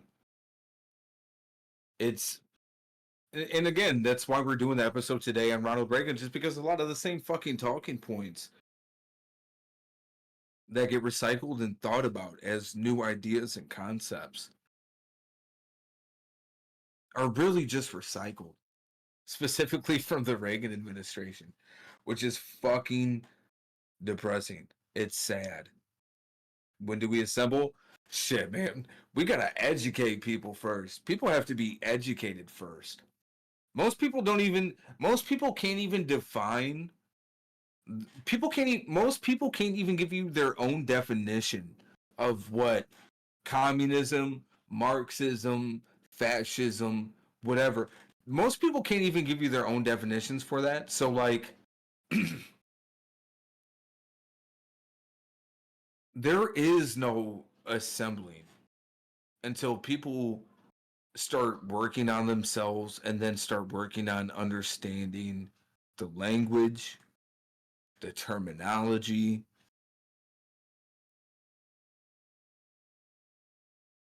Then people can assemble. Otherwise, it's pointless. And, I've heard people say it everywhere I've gone in different social groups. Everybody always has the notion of, like, revolution. And, time is now. And it's understandable because, like, yeah, you want to do something now. You're tired of just watching things go to shit. You're tired of feeling helpless. But if your end goal is truly bringing about effective change, you have to be smart and you have to know what the fuck you're fighting for, what you're standing on, because you're going to be tested. And if you don't know what you're fighting for, you can be manipulated. Hmm? But yeah, no, exactly. Education is key. People have to understand what is a revolution? What does it look like in America's current state? Because like a lot of motherfuckers always talk about like, yo, brother, we're gonna start the revolution, whether it's, some right wing paramilitary group that's training up in Michigan or some armed leftist group. At the end of the day, the majority of motherfuckers that are always talking about revolting are the same ones that support police departments getting an increase in their budget so they can get fucking ICBMs and anti-tank mines and fucking APCs and tanks and shit. Mm-hmm. So like if you think for 1 second you're going to be able to fight the military, you forgot about the police, man. Like they're armed with military weapons. Because of 9/11, police departments across the United States are militarized Mm-hmm. and fully kitted out. Yep.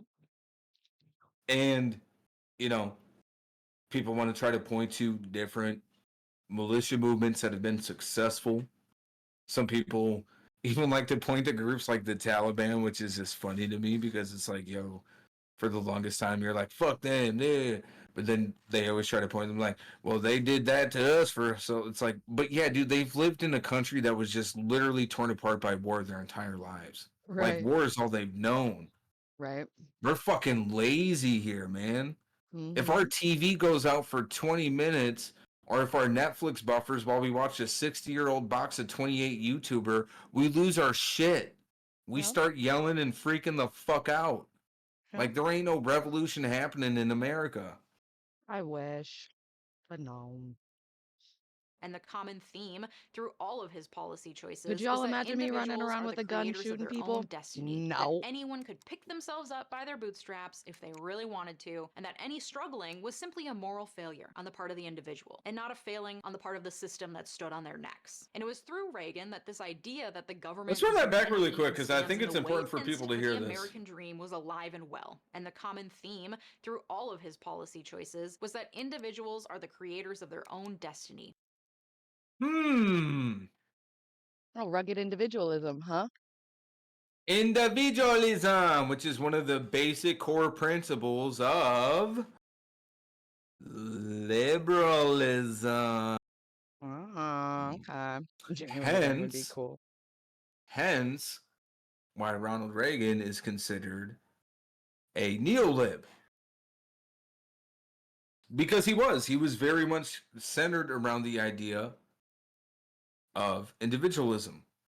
And keep in mind, this guy was built by the CIA to specifically counter socialists and communists and try to get them to abandon those ideals. Hmm. How do you do that? You appeal to the things they care about. We Like care about cowboy and Indian individual movies? we care about individual rights. Wink wink. Right. Wink wink. You don't ask us about at what expense and Right. for whom specifically. But we care about individual rights. We care about states' rights too. Oh, nope. Oh. We don't say that out loud. That anyone could pick themselves up by their bootstraps if they really wanted to, and that any struggling was simply a moral failure on the part of the individual, and not a failing on the Reagan part started of the the system that bootstraps stood on their bullshit? necks. And it was through Reagan that this idea that You said what? Reagan started that bootstraps bullshit. Yeah. And Reagan also was the starter of the word welfare queen. Hey, that's fucked up. Yeah. Well, it was a way for him to be racist in public without being racist. the government is your enemy and stands in the way of your freedom and prosperity really took. And okay, so that's another important point too. Reagan was definitely the start, and I've talked about this a couple times on stream. It's been very dangerous, and very concerning for me how many people have bought in on the concept that no, greedy elites aren't the problem. It's government. And keep in mind, when I say government, I'm not talking about the individuals of government. I'm talking about the system in which it represents. Mm-hmm. Complete difference. Mm-hmm. Jimmy with a gun would be cool. No. I mean, it would be cool, but y'all, I can't even kill a bug without crying. Ain't happening. It fucking It's a fling government. back and I just start like I throw the fucking gun like I don't know what's going on. I'm just throw my hands up. Should be funny. It's a government. took hold in the Republican consciousness writ large, to the point that working and middle class people voted to re elect him, even though it was actively against their own best interest to do so. Sound familiar? This was clear in his trickle down economic policy, but it was also clear in his stance on labor rights. The 20th century saw a peak in labor unions, especially in the 40s and 50s, when over 1/3 of all workers in the US were members of a union. Unions were strong and could mount strong challenges against employers, and they brought about important labor laws like the 8-hour workday, minimum wage, child labor laws, and civil rights laws in the 1960s. During Hmm. It almost makes you wonder why there's so much anti-union sentiment now. Especially when you start asking yourself, how much better off were workers when unions were stronger, when there was more representation for workers? Right.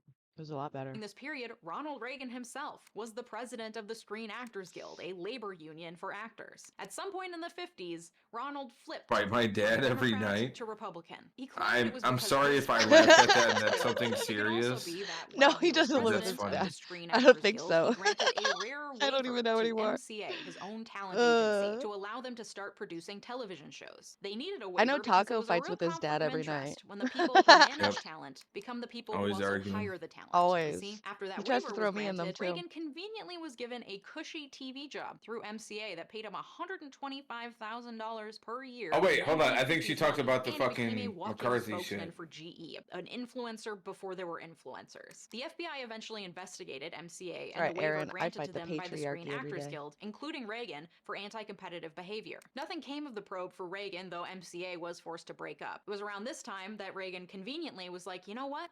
Fuck unions. Fuck the Oh, government. Too many regulations. I'm a Republican now. Interesting. But he, of course, Yeah, because before Ronald Reagan became a Democrat, before he became a Republican, he was a Democrat. that's what I was gonna ask. I thought he was a Dem. Yeah, he was for a certain amount of time. But after the incident with some of the corruption at the production company, and a couple things happen, and he doesn't get in trouble, and then he becomes a Republican. I don't know. Are we talking Assume about what you Reagan or are will. we talking about Trump? Jesus Christ, that sounds so similar. And that's what I'm saying. That's why I wanted to do today's episode specifically on Ronald Reagan, because there are so many similarities, and I think that we've been doing a pretty good job of just kind of like not predicting the future, but just kind of showing what's going to be happening in the To be future. expected, right? Yeah, because if you think about it, a lot of the stuff that we've been showing, like we start seeing it pop up in the news cycle like the next couple days. So Mm-hmm. Yep, be it's been kind of prepared for fun. predictions, y'all. Potstradamus is in the house. Nostradamus. All right, I gotta use the bathroom really quick. Okay. I'm gonna let this play out. I'll let you take over for the show. Also, guys, we did start up a YouTube channel. Make sure Yeah. you go check us the fuck out, because if you don't, I will definitely be sad. Let me get the link going up here in a second. Why isn't my YouTube opening? There it goes. Got it. And let me share. Perfect. But yeah, make sure to go check us out on YouTube. Right there. Why didn't the fucking post the link? Hello? Did for me. Okay. Yeah, click on there, like, subscribe. Make sure you like all the videos. Helps us out on the algorithm. If you guys comment on the videos as well, definitely helps. Mm-hmm. And feel free to comment on the videos if there's something you guys think about after an episode. Definitely comment. I will be checking and getting on there. I'm sure Jimmy will too. If she Yeah. doesn't, I'm gonna make her go hunting with Dick Cheney. Jesus Of course, Christ. used his history as a Look at the flowers, George. Okay, I'll be right back. Union president to his advantage while running for governor of California and later for United States president, pointing out that he was the only candidate who's actually been president of a labor union in order to win over the working class white vote. Convenient. Where free unions and collective bargaining are forbidden, freedom is lost. And a Oh. lot of them voted for him, which was against their self-interest, and that was made abundantly clear not long into his presidency when in 1981 PATCO, the Air Traffic Controllers Union, went on strike to demand better working conditions and increased pay. See, the problem with this is that workers were technically federal employees, and it was against the law for federal employees to strike. Roughly half of all US flights were grounded during the strike, and Reagan held a press conference on the matter and made his stance very clear. And if they do not report for work within 48 hours, they have forfeited their jobs and will be terminated. And then, 2 days later, Wow. 12,000 federal air traffic controllers lost their jobs and were barred from ever working for the federal government again. It was a show of strength that debilitated the organized labor movement, and it hasn't recovered since. Where at its peak, No. union membership accounted for over a third of all workers in the United States, by the end of Reagan's presidency, that number was cut in half. Today, union membership accounts for roughly 10% of all workers, which is a historic low. The reason for this dramatic decrease in union members is twofold. One, Reagan's firing of the air traffic I controllers mean, that's sent why a the strong railroad message workers to the can go private on sector strike that and union fucking busting fight is again fair and game. say, no, And you need to two, go Reagan back to appointed work. his own cronies to head the National Labor crazy. Relations Board, the federal board that oversees unions. And they worked to loosen regulations on businesses and let them get away with like nearly whatever they wanted. And the suppression of the labor movement is shown in the numbers, not only in the dwindling number of union members, but also in the dramatic decrease in strikes, a common tool used by unions to counteract the power imbalance between workers and corporations. Prior to 1979, there were on average between 200 and 400 large-scale labor strikes on any given year. There were 187 in 1980. By 1989, there were 40. And in 2017, there were 7. Even the recent stirrings we've seen to unionize Amazon facilities, Starbucks coffee shops, and recently the first unionized strip club Hey, pales I know in those comparison to bitches. the power of the labor unions in the middle of the 20th century that helped shift the balance of power away from the large corporations, who had all the money and all the bargaining chips, into the hands of workers. For example, my experience, having worked numerous jobs in the 21st century, is that companies treat you like they're doing you a favor by giving you a job. Like, you should Right? be so lucky. And like, For you have to real. show loyalty to the company above all else, otherwise For you're a real. bad worker. They pay you what they want, they fire you whenever they want, and they do not have to give one flying fart about you because you are replaceable to them. They hold all the power. You want a job, take it or leave it. Most of them don't even list the pay range on their job postings unless they're legally required to. And if you were to ask for the pay range up front before putting in the effort to apply for the job, well, you might as well just not apply for the job, because no hiring manager is going to look favorably on that.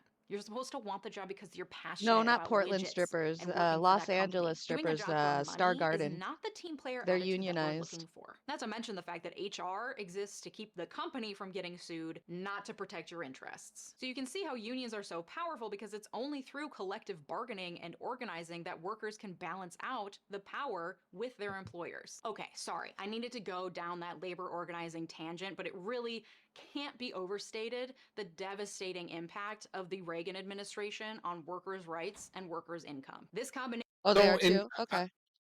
I'm Sorry. back, by the way. Welcome back. The question that I have to anybody who's like opposed to unions, I mean, I've ran into a couple people in my life's journey that are anti-union, and a lot of times that they have anti-union sentiment is because they've never had a union job, Mhm. and they just get their, you know, their talking points of like, oh, well, you know, you got to pay your dues, and it's like, yeah, you know what those dues mean? It means that if you get fired or laid off or anything, you have protected money to come in to cover you and make sure that you and your family don't get fucking evicted. Right. Like, it's to ensure that they get you into a job. Like, at the end of the day, my question is for people who are like anti-union, like, how can you look at what unions have done historically and even in modern times and say, nah, I don't want the possibility of improving work conditions. I don't want the possibility of improving wages. I don't want the possibility of, any sort of like autonomy in my, in my work life. Like, what is the honest answer? Because I just feel that there is no like positive spin to being like, yeah, fuck unions. I truly don't get it. Especially Yeah, like me neither. the one rebuttal I could maybe hear is like some of the leadership is meh, which I get it, right?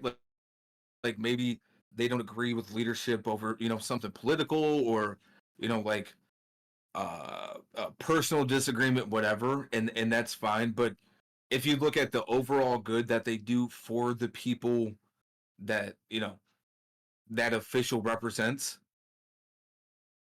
like that motherfucker keeps their interest at mind Mm-hmm. and does good for them. Mm-hmm. And if they don't like them, guess what you can do as a union member? You can call a vote Yep. to have them step down and somebody new put into place. Portland strippers are Oh, they were hey, showing the Star Garden, which is in Los Angeles. It's one of the first stripper unions in America. And that's what's up. he was telling me that there's stripper unions in Portland as well now. So, Nation, the because they huge showed a tax video cuts of for them the really quick, wealthy and I was and the like, hey, busting of because I fucking unions know those girls. absolutely A couple of those girls are my bitches.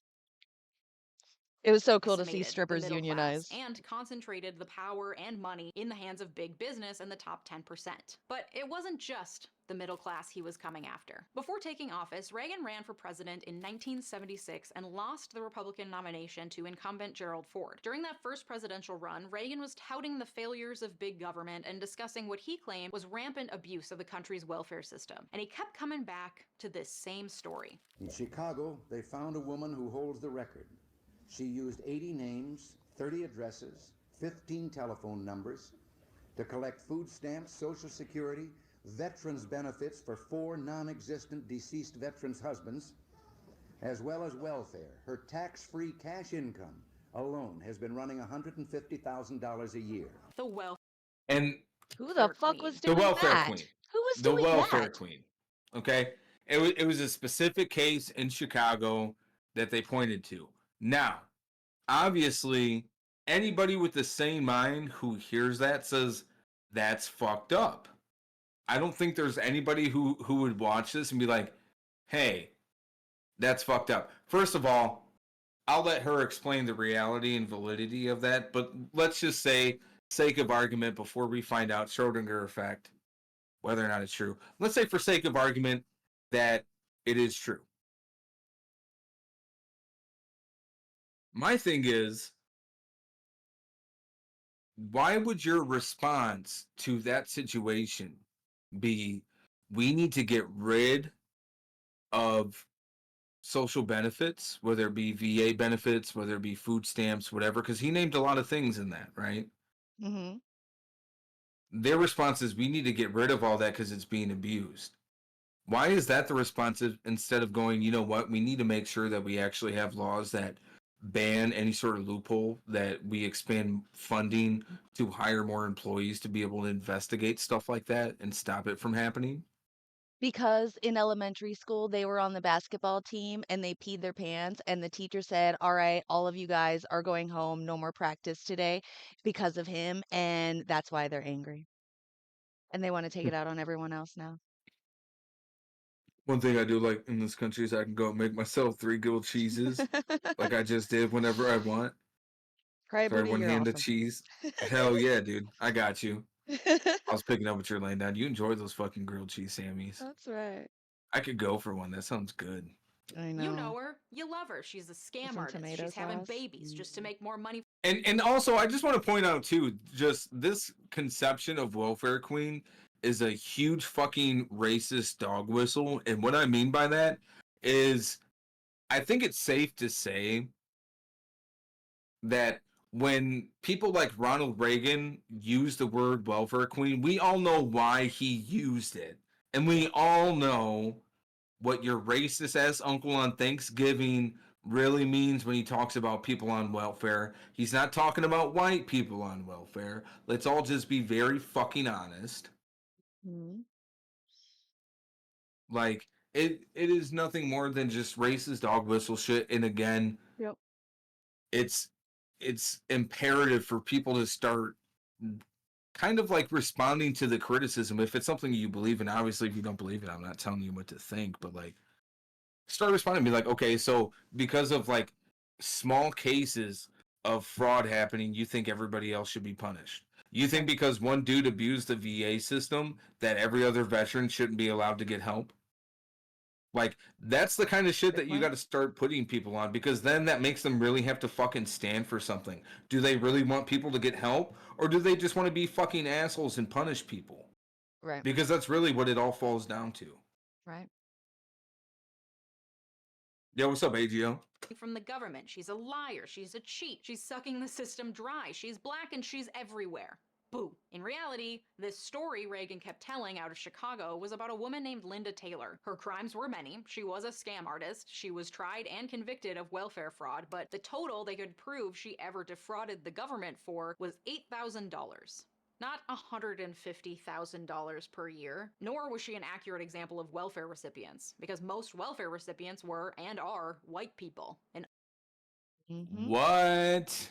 Why is it then that the common quick thought of most Americans when you ask them to describe people on welfare, why is that? They never think about white people, even though white people make up the majority of the population.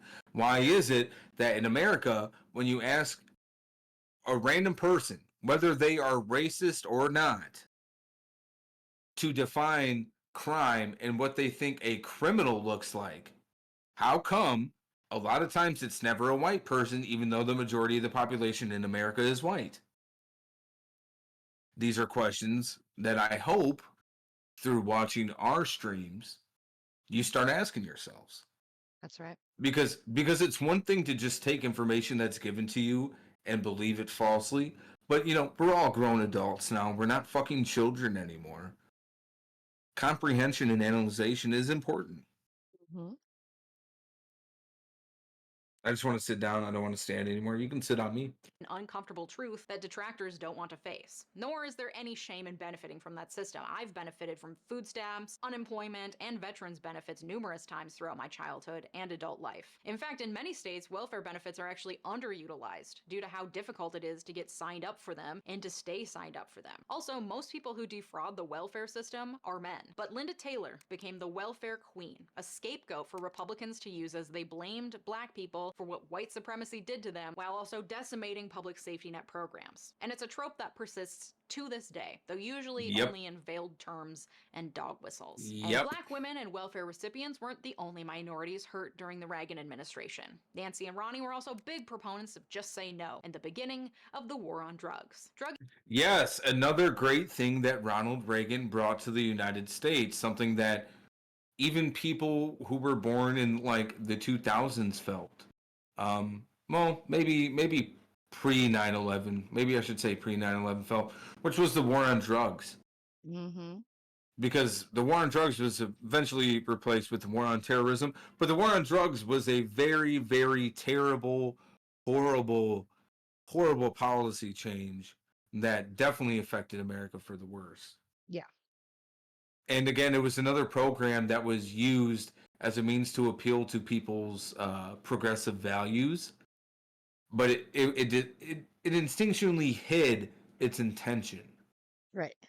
Which was to punish people of color and poor people, which in turn caused a lot of families to need government assistance programs, which they cut. It's crazy. It's like full circle. I feel bad for the toilet at work tomorrow. The war on drugs, a war that was lost before it started. Especially considering that like that motherfucker that was sitting there on the horse next to Throat Goat Nancy was literally responsible for funding, training, arming, and smuggling drugs from fucking right-wing mercenary groups and cartels. Hmm? I used to be scared to smoke weed, dude. Do you remember when Me we all too. used to dare to be different? Yeah. Yo, also, I'm really pissed off because nobody offers drugs for free. Like they always talked about, like there's gonna be people who are gonna be like, "You want to even try drugs?" Like, dude, nobody does that. Yo, Everyone's I shady as have fuck with their kids for drugs. 19 years and I'm still waiting to see the drugs in the Halloween candy. Like I'm waiting. Somebody please give me the drugs in the Halloween candy from kids. I want it. Dude, I bet you Nancy Reagan was the one who started that fucking story about drugs and candy. I wouldn't be surprised. Right. I got the red ribbons. Oh God, I Yeah, remember dude. Yeah, that. they're Doctors were dare to be another different convenient ribbons, scapegoat. dude. Hell Reagan was yeah. responsible Oh. for slashing government programs that would have helped people get housed, get clean, or receive the mental health support they needed. And instead he was like, nah, just throw those guys in jail. And more people were also becoming unhoused because of the dramatic tax cuts for the wealthy and decrease in public safety net programs. And being Hmm. unhoused or doing drugs were seen by Reagan and his supporters Just a glimpse into the future. If you guys want to see what the future is going to look like, especially with, the Department of Efficiency coming in to like cut and slash all these fucking programs. Hmm. people were also becoming unhoused because of the dramatic That's shit. tax cuts for the This is wealthy and Yep. this is America's past, present, and future. Yeah. Um, but specifically with the social safety nets that are going to be getting cut, Yep. and they are going to be getting cut. Yep. People always want to talk about government efficiency, but they never want to talk about shit like the Pentagon not being able to account for what was it $824 billion, right? Is that what it was? It was Eight either hundred billion or twenty-four billion. trillion. I want to say it was billion, but like Okay. the seventh time in a row, Yep. they were unable to account for any money out Yep. of their total budget. 7th year in a row failing an audit. If you were a regular business owner getting audited because of 1 year of missed taxes, you're fucked. 7 fucking years. Billions and Well, trillions of dollars. my question is where the fuck is the efficiency in that? Right.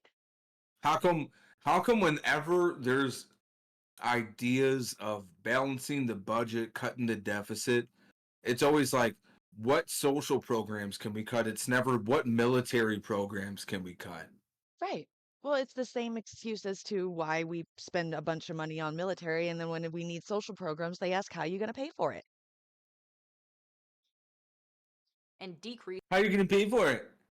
Freedom ain't free, brother. in public Right. safety net programs. And being unhoused or doing drugs were Freedom isn't free, but we can send $270 million on the spot whenever Israel asks for it. seen Right, by but look at Reagan and this fucking $2 million bomb that I slow-moed that hit this fucking spot in Gaza, and I slow-moed it with this really awesome rock music in the background for this TikTok. his supporters, not as failures of a system meant to protect and lift up its people, but instead a moral failure of the individual. You're an addict because you decided to do drugs, and that's the only reason. You're unhoused because you're lazy, and you won't just apply for a job. This has nothing to do with our policies or the changes we're creating in society. That's a separate issue. This is solely your responsibility and your fault for not lifting yourself up by your bootstraps. And you know who else didn't bootstrap themselves enough? The gays. Oh, you thought the gays weren't part of this? Think again. Ever heard of a little thing called AIDS? Yeah, well, it was fucking rampant in the 80s. It started. And another thing that Reagan was fucking very much responsible for the AIDS epidemic. You can ask yourself, oh, okay, that's a little crazy. Blaming the president for the fucking AIDS epidemic, that's a little much. Well, not really. Specifically because when you have a president that's coming out there that uses a viral epidemic as a means to attack a community that is already under attack, you're a piece of shit. And when you also do that, you give people the false notion of, okay, well, I'm not gay, so I possibly can't get AIDS because Right. that is only a disease that gay people get. So then you have people that continue to practice unsafe sex, and then you have the epidemic. Yep. And Ronald Reagan specifically played a huge fucking hand in that. Absolutely. in the 70s, but no one really knew what it was, and by 1981, at the start of Reagan's presidency, it was becoming an epidemic. Among the early researchers looking for both a cause and a cure was Dr. Anthony Fauci. The plan. Oh shit, dude. I Oh covered this shit. like 2 years ago on my old show. This is insane that Fauci was like the head guy, the CDC dude for this shit back then. Like, this is Look at wild. this. Look at Right. this. Yo, Mr. what did I COVID vaccine himself. Like, oh my God. Yo. X-Files theme, anyone?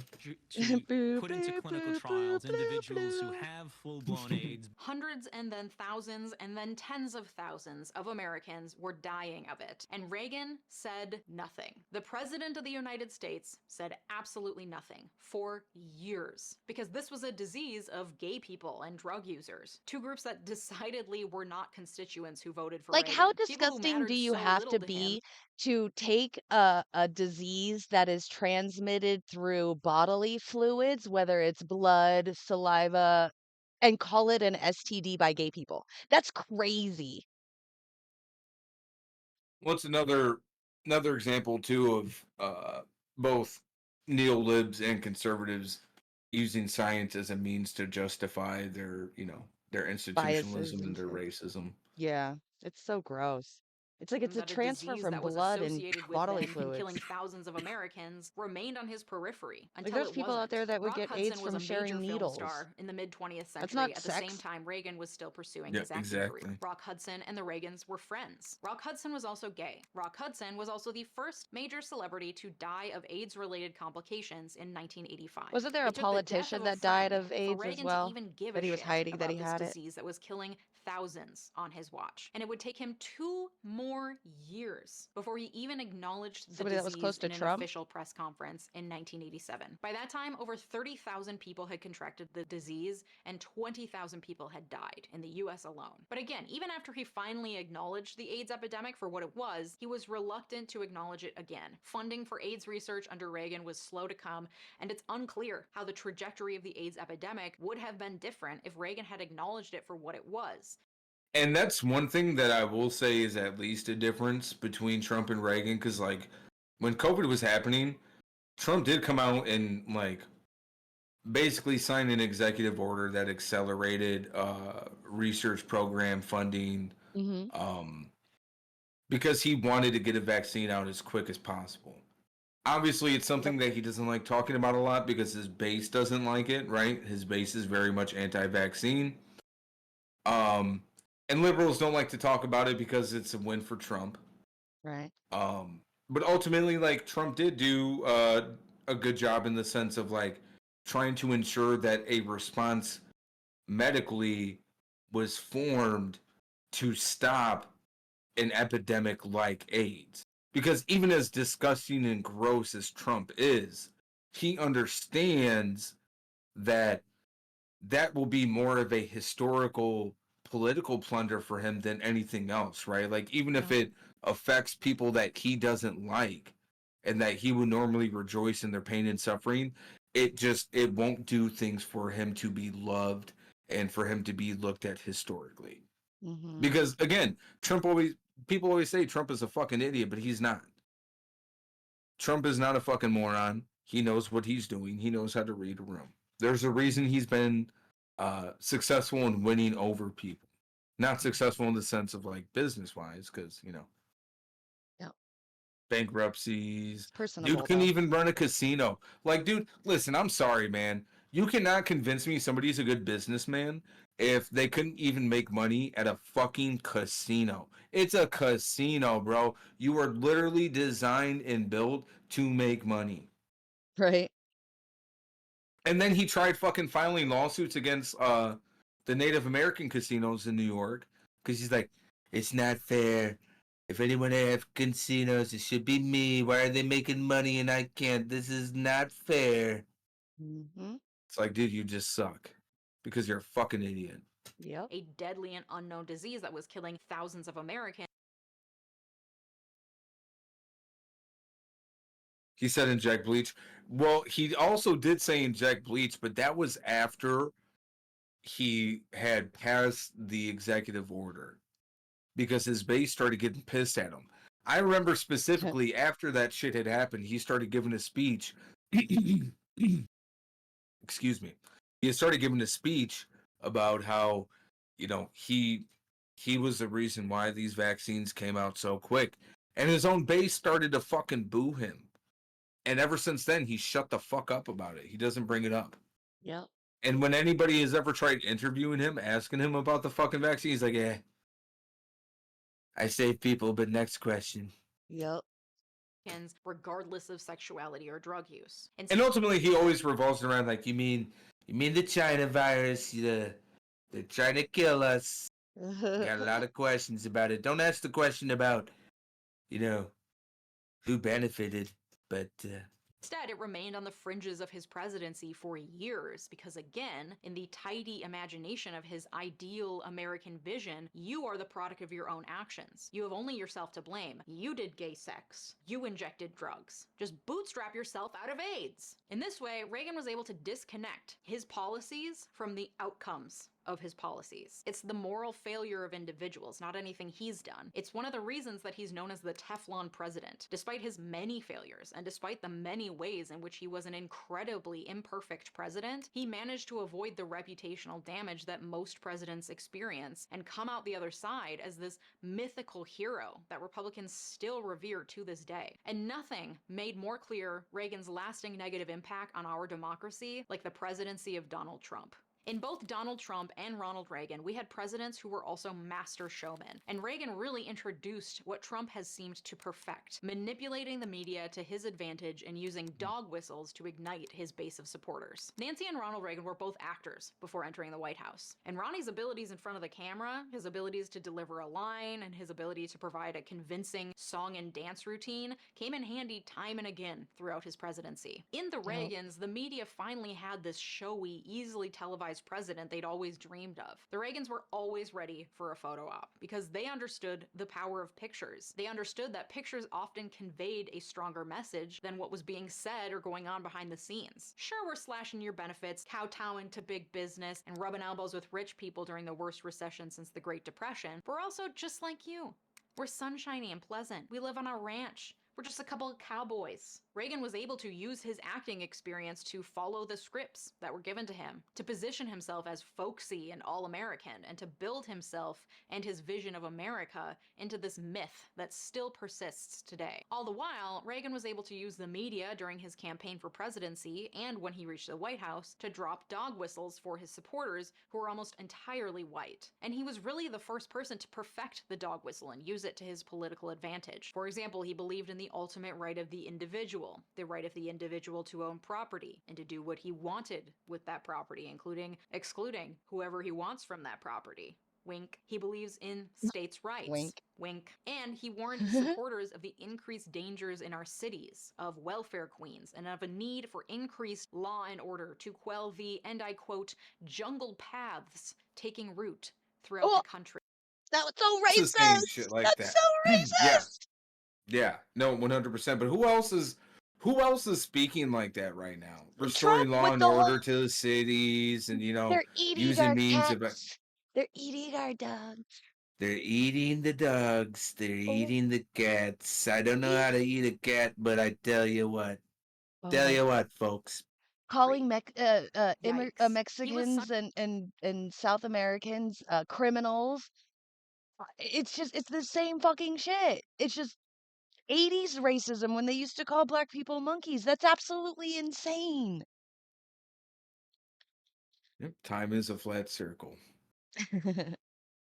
It really is. No, and again, I remember having conversations when, we first started talking politics and, history and shit. Like, I've always said myself that ultimately the studying of history isn't so much to make sure we don't repeat the same mistakes, because when you study history, you see that literally that's all history is. It's just society making the same mistakes over and over and over and over and over and over and over.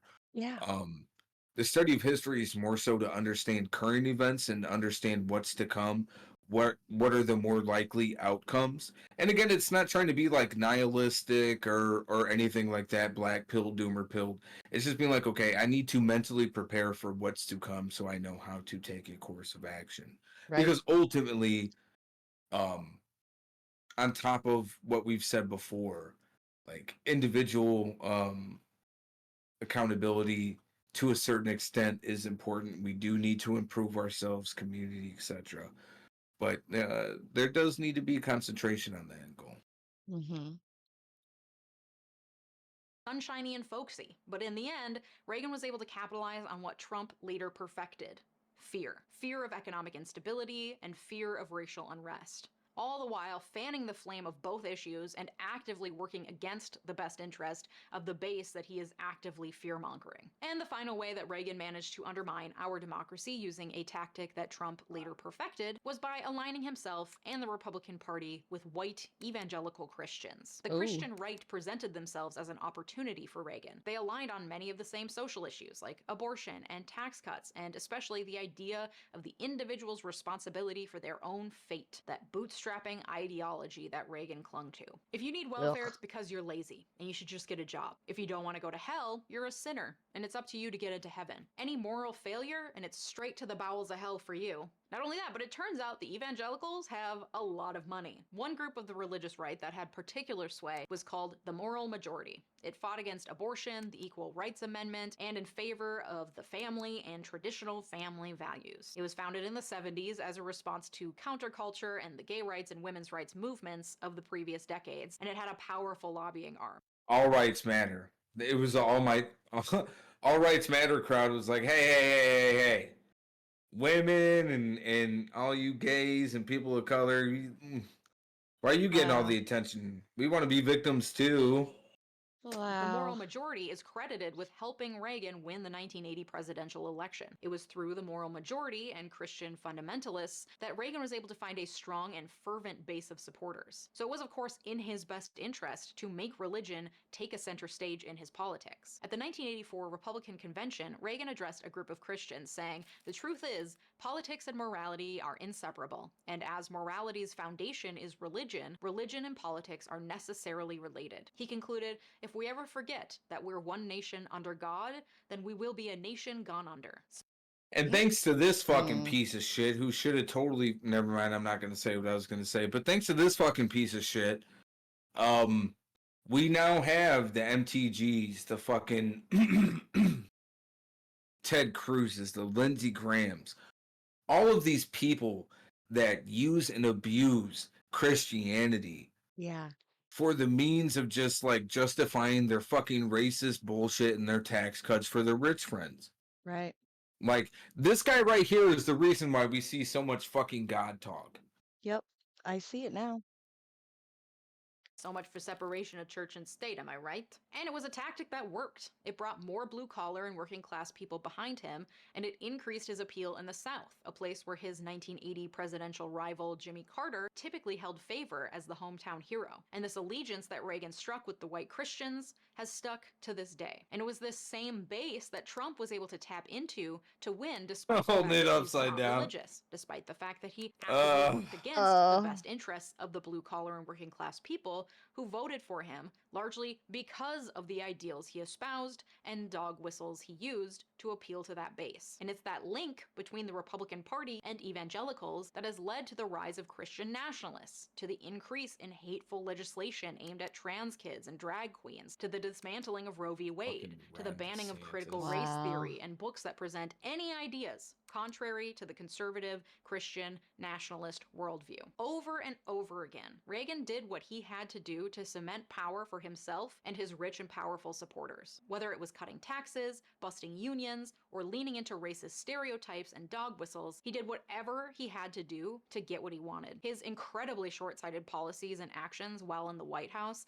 led to increased economic and social division in America, to a growing distrust between Democrats and Republicans, and to the growth of a strong but small faction of radical conservatives who are using fear-mongering and capitalizing on what divides us in order to further erode our democracy. No, you can't pin everything that's happening in America today onto one man, but I double dog dare you to find a person or a president who is more culpable for the current social, political, and economic instability than President Ronald Reagan. And I haven't even touched on his stance on communism. Stay tuned for next week when I answer the question, why are Americans so obsessed with communism? For now, Yes, and that's actually possibly a video that we can get into next time. Or later on if we have time, because it is important, because as I was talking about earlier, Reagan did play a huge role in McCarthyism. He played a huge role in people being deported, people being jailed, persecuted. He was really huge in busting up the union in Hollywood and labor unions in general. Just a fucking disgusting piece of shit overall. Rest in piss. Agree. Both him and his wife. Agree. I don't know if there's anything that you had to ask, to add. Nope. That you I'm wanted ready to to start cap deep on diving from that? now. Okay. The man who mobilized the evangelical vote, as we just got done seeing, Ronald Reagan was definitely somebody who tapped into that and saw the importance of mobilizing the religious vote. And again, I think it's important to understand, even if you're somebody who isn't religious yourself, that ultimately it's not religion that's the issue, right? Like, at the end of the day, religion is more so a tool than anything else. It can be used for both good and bad. It itself is not inherently bad or good. It's just more depending on the people. So keep that in mind. Try not to hold it against too long. Now, if people are using their religion as a means of justifying, racism or anything like that, then yeah, they're a piece of shit. But I just want to add that because I had seen your comment, being atheist, and I think that's fine. And ultimately, like, a very big part of American ideals is that you should be able to be atheist if you want to, and that's fine. If you want to be Christian, that's fine. If you want to be Buddhist, that's fine. So long as you're not trying to force other people to adhere to your beliefs. That's where I draw a line. Like, the moment that you try telling people that they can or can't believe in something, that's where it's like, okay, well, who the fuck are you?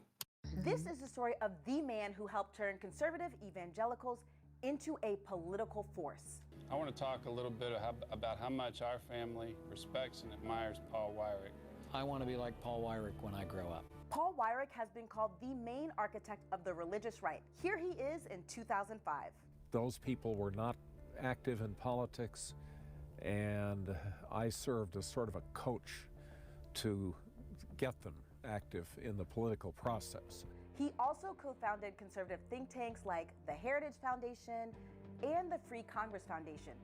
And he managed to galvanize the evangelical vote around a man Take a couple who quick wasn't puffs. even an Go for it. evangelical. God bless America. Thank you. Does that feel familiar? Because a similar thing happened in 2016 with the election of President Donald Trump. 2 Corinthians, right? 2 Corinthians. 2 Corinthians. 17. That's the whole ball game. Is that the one? Is that the one you like? I think that's the one you like because I loved it. Hey fam, I'm Imayan, and this Sunday, we're going to look at the man behind the evangelical political movement and how it wasn't abortion that created the religious right in the United States.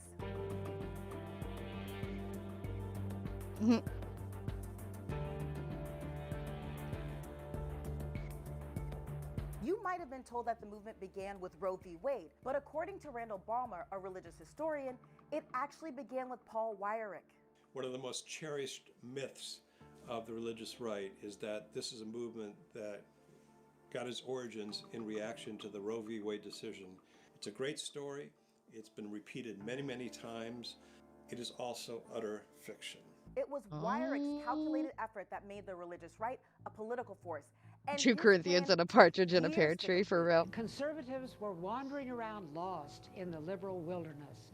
And then 2 Paul Corinthians Weyrich came to 3:14. I wonder what that When is. Weyrich arrived in Washington, D.C. in the late 1960s, he was to the right of more liberal Republicans, which made him a minority within his own party. Back then, the worlds of religion and politics were largely separate. But Weyrich was determined to change that by courting white evangelicals. The group had retreated from politics after the so-called Scopes monkey trial in 1925, which really centered around teaching evolution in schools. Not only did white evangelicals lose, but they also were humiliated in the public eye. Paul Weyrich, according to his own account, had been trying since the 1964 presidential campaign to get evangelicals active in politics. He tried everything. He said he tried the school prayer issue, he tried the abortion issue, he tried pornography. In the end, Weyrich landed on school segregation in the South. Some carried a doll in a miniature coffin, an effigy of federal Judge Skelly Wright, who ordered the admission of 5 Negro girls to formally worst grades in New Orleans last week. And I have to give you a little bit So of a backstory disgusting. first, so please stay with me. In 1970, public schools in 7 states were racially segregated. This was 1970, over a decade y'all. and a half after the U.S. Supreme Court ruled segregated schools were unconstitutional with its Brown versus Board of Education decision. And Mississippi was one of the states fighting hardest against integration. State leaders claimed that their freedom of choice system allowed black children to attend white schools. In reality, black families were subject to intimidation if they tried to enroll. And some white families were so opposed to integration that they abandoned public schools altogether. In Holmes County, Mississippi, there were no white students left in the public school system after just 2 years of desegregation. So where were they all going? Well, between 1966 and 1970, the percentage of private schools in the state rose, and the number of students attending those schools tripled. Most of this growth occurred in black majority districts. There were segregation academies, church-sponsored, that were applying for tax-exempt status. Then in 1969, a group of African American parents in Holmes County sued the Treasury Department to prevent 3 new segregation academies from getting that tax-exempt status, and they won. The court ruled that any organization that engages in racial segregation or racial States' rights allowed for the racial discrimination in the by state definition education system. I know, a right? charitable Oh. institution. The following year, I wonder President why. Richard Nixon ordered the IRS to enact new policy denying exemptions to all segregated schools. In 1971, the Green v. Connolly District Court case ruling upheld the new IRS policy, and evangelical leaders didn't like it, which is where Paul Weyrich re-enters our story. Paul Weyrich finally found the issue that would get the attention of people like Jerry Falwell, who had his own segregation academy in Lynchburg, Virginia, Bob Jones Jr. of Bob Jones University, and a broader array of evangelical leaders. Weyrich and Falwell managed to shift the grounds of the debate. They turned it into a conversation about government interference and religious freedom instead of what it really was, a defense of racist policies. They used the issue to attack Democratic President and evangelical Jimmy Carter, even though it was Republican President Richard Nixon who came down hard on segregation academies. Bob Jones University lost its tax exemption status a year and a day before Carter was inaugurated. So Weyrich had figured out. I'm back now, and while I was out there, they were talking about, you know, how basically to allow for or justification rather for racial discrimination in the education system was, it was school choice, right? These schools were white because white people chose that they wanted to go to the school, and that school's black because black people chose to go to that school, when they forget to mention things like, you know, racial intimidation, school zoning, lack of transportation, lack of access to transportation, because in those specific southern states you still had very much the remnants and effect of Jim Crow. And I also just want to point out another distinction and correlation of the past meets present and is the future, is the fact that you always hear people bring up the idea of school choice. It's something that you always hear from a Republican standpoint. They always try to talk about it as if it's a good thing, and you hear it. And as a normal person, you hear school choice, you're like, yeah, people should be able to choose where they go to school. And you don't necessarily think about the other things because it just sounds good on surface level. Same thing with like No Child Left Behind Act, right? Like people looked at that and they were like, oh yeah, No Child Left Behind. Like kids shouldn't be, you know, just passed along or, you know, like overlooked, but it ended up having the opposite effect. And it specifically attacked people who were in poorly funded, you know, communities, which most times end up being people of color. So, and that's why people like have such a hard time in America specifically understanding racism, right? Because somebody who's poor and white will hear about how education is racist, or even how like the road systems in the majority of U.S. cities, or even the highway itself, can be racist, right? Like, there's the old meme of, liberals say that the highway's racist, bunch of triggered libtards, and on surface level, you're like, yeah, how the fuck is a road racist? But you don't think about how roads were specifically built to go around communities or went through communities and destroyed them as a means of just transportation. You don't think about the economic impact of them, all the other things that come with it, right? So again, I think it's the hope overall of watching and listening for people to start asking these kinds of questions to kind of help them arrive to where they stand at a personal level and political level. Right. How to win over evangelical leaders. But to win elections, he still needed an issue to get grassroots evangelical voters to the polls. He realized that defending... And also, too, just because, like, I think a lot of times people try to present their political ideology as something as being permanent. If somebody's leftist, it's almost as if you have to try to pretend that you've been leftist your whole entire life. And, for me personally, I haven't always been somebody that operates from the left.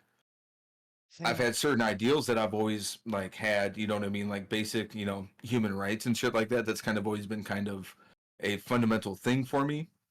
Mm-hmm. But, I was transphobic for quite some time. I was homophobic for quite some time. I was one of many young teenagers across America who would use edgelord type, comedy material, thinking that they were, funny or whatever the case is. Mm-hmm. I used to think that, the idea of investing more money in corporations was good because, they would pay their employees more if they got more money, and all of these things. Like, I used to believe in them as well. And over time, it's something that I arrived to. And there is no like wrong time to start doing it. So regardless if you're like, 20, or if you're 50, or if you're 70, it's important to be open enough to be like, okay, you know what? Maybe I've been wrong, and maybe I should start examining why. I have to pay for kids to go to private school. No, and that's bullshit. Like, if my tax money is going for kids to school, it should be for public education. It should be ensuring that they have a good environment that encourages growth, not just on an educational level, but on a social one as well. I agree. Racial discrimination might not be it. Now this is where the abortion debate comes in. Here's Falwell in 1982.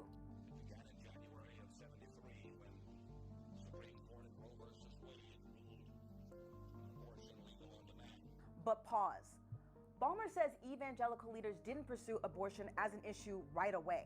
Jerry Falwell, by his own admission, did not preach against abortion until February of 1978, more than 5 years after the Roe v. Wade decision of 1973.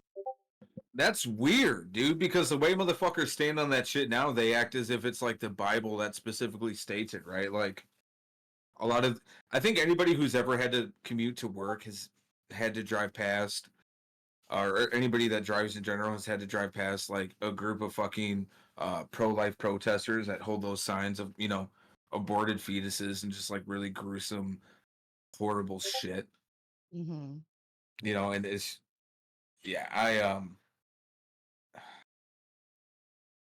they act as if their position has been something that has been permanent and something that has been passed down from generation to generation through the Bible and its interpretation. Mm-hmm. But it's not. And again, we can point back to our man, Mr. Ronald Reagan, and a lot of the neoliberal policies that he implemented as being a reason why we live in such a very confusing and infuriating landscape.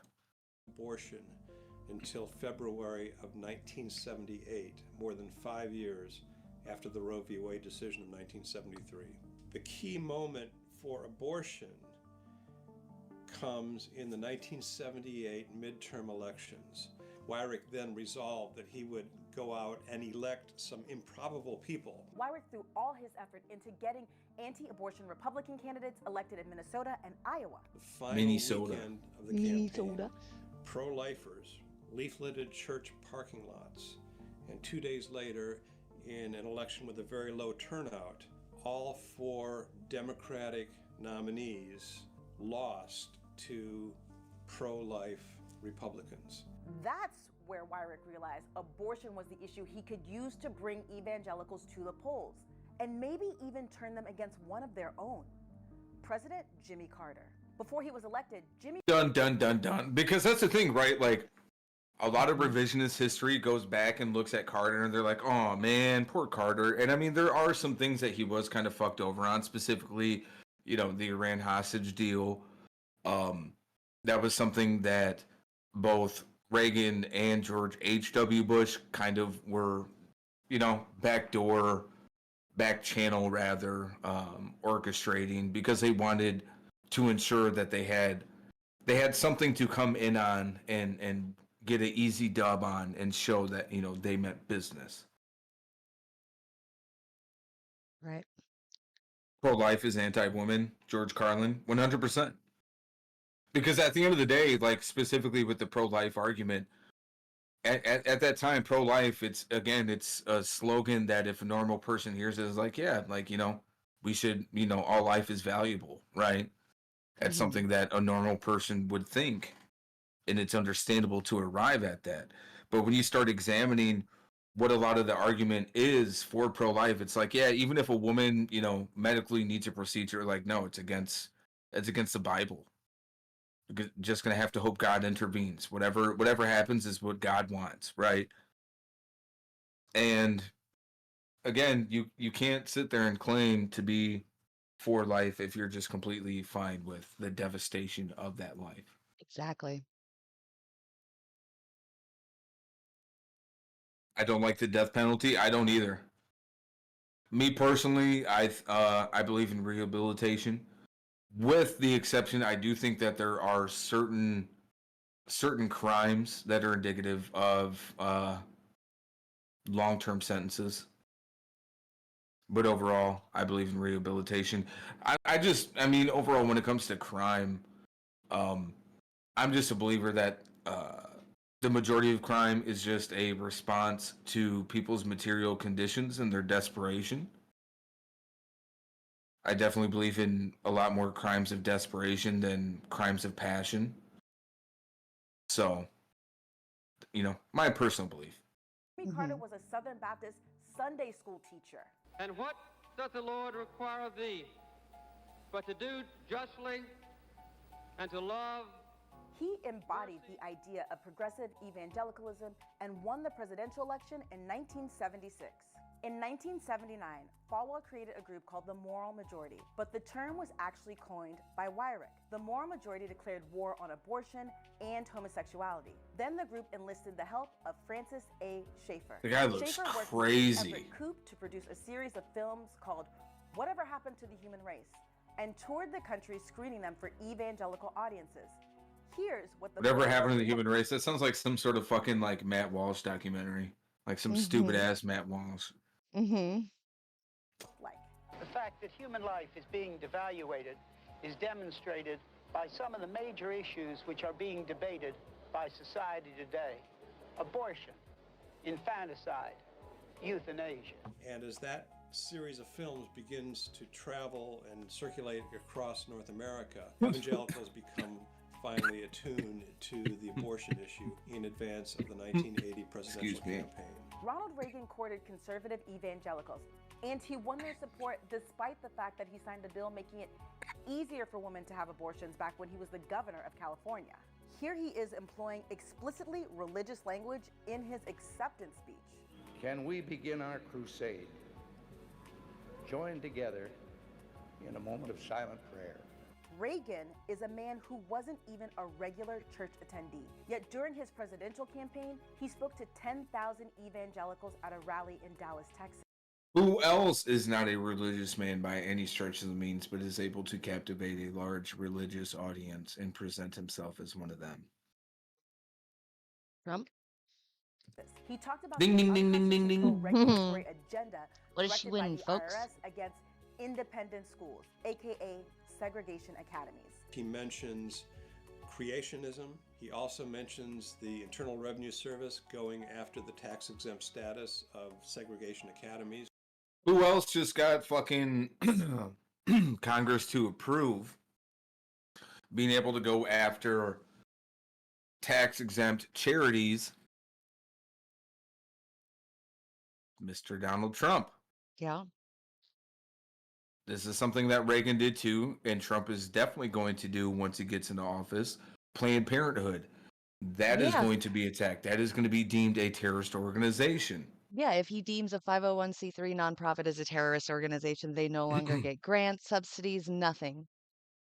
And another thing you have to think about if you're somebody who's ever donated to charity, any nonprofit charity. Mm-hmm. With the law that was recently passed, not only can they go after the charities themselves, but people who donated can also be put on terrorist watch lists and surveillance programs. Because in technicality, in legal language, you have funded financially a terrorist organization, which makes you a member of a terrorist organization. Lovely. So Don't keep that in trouble mind. anyone.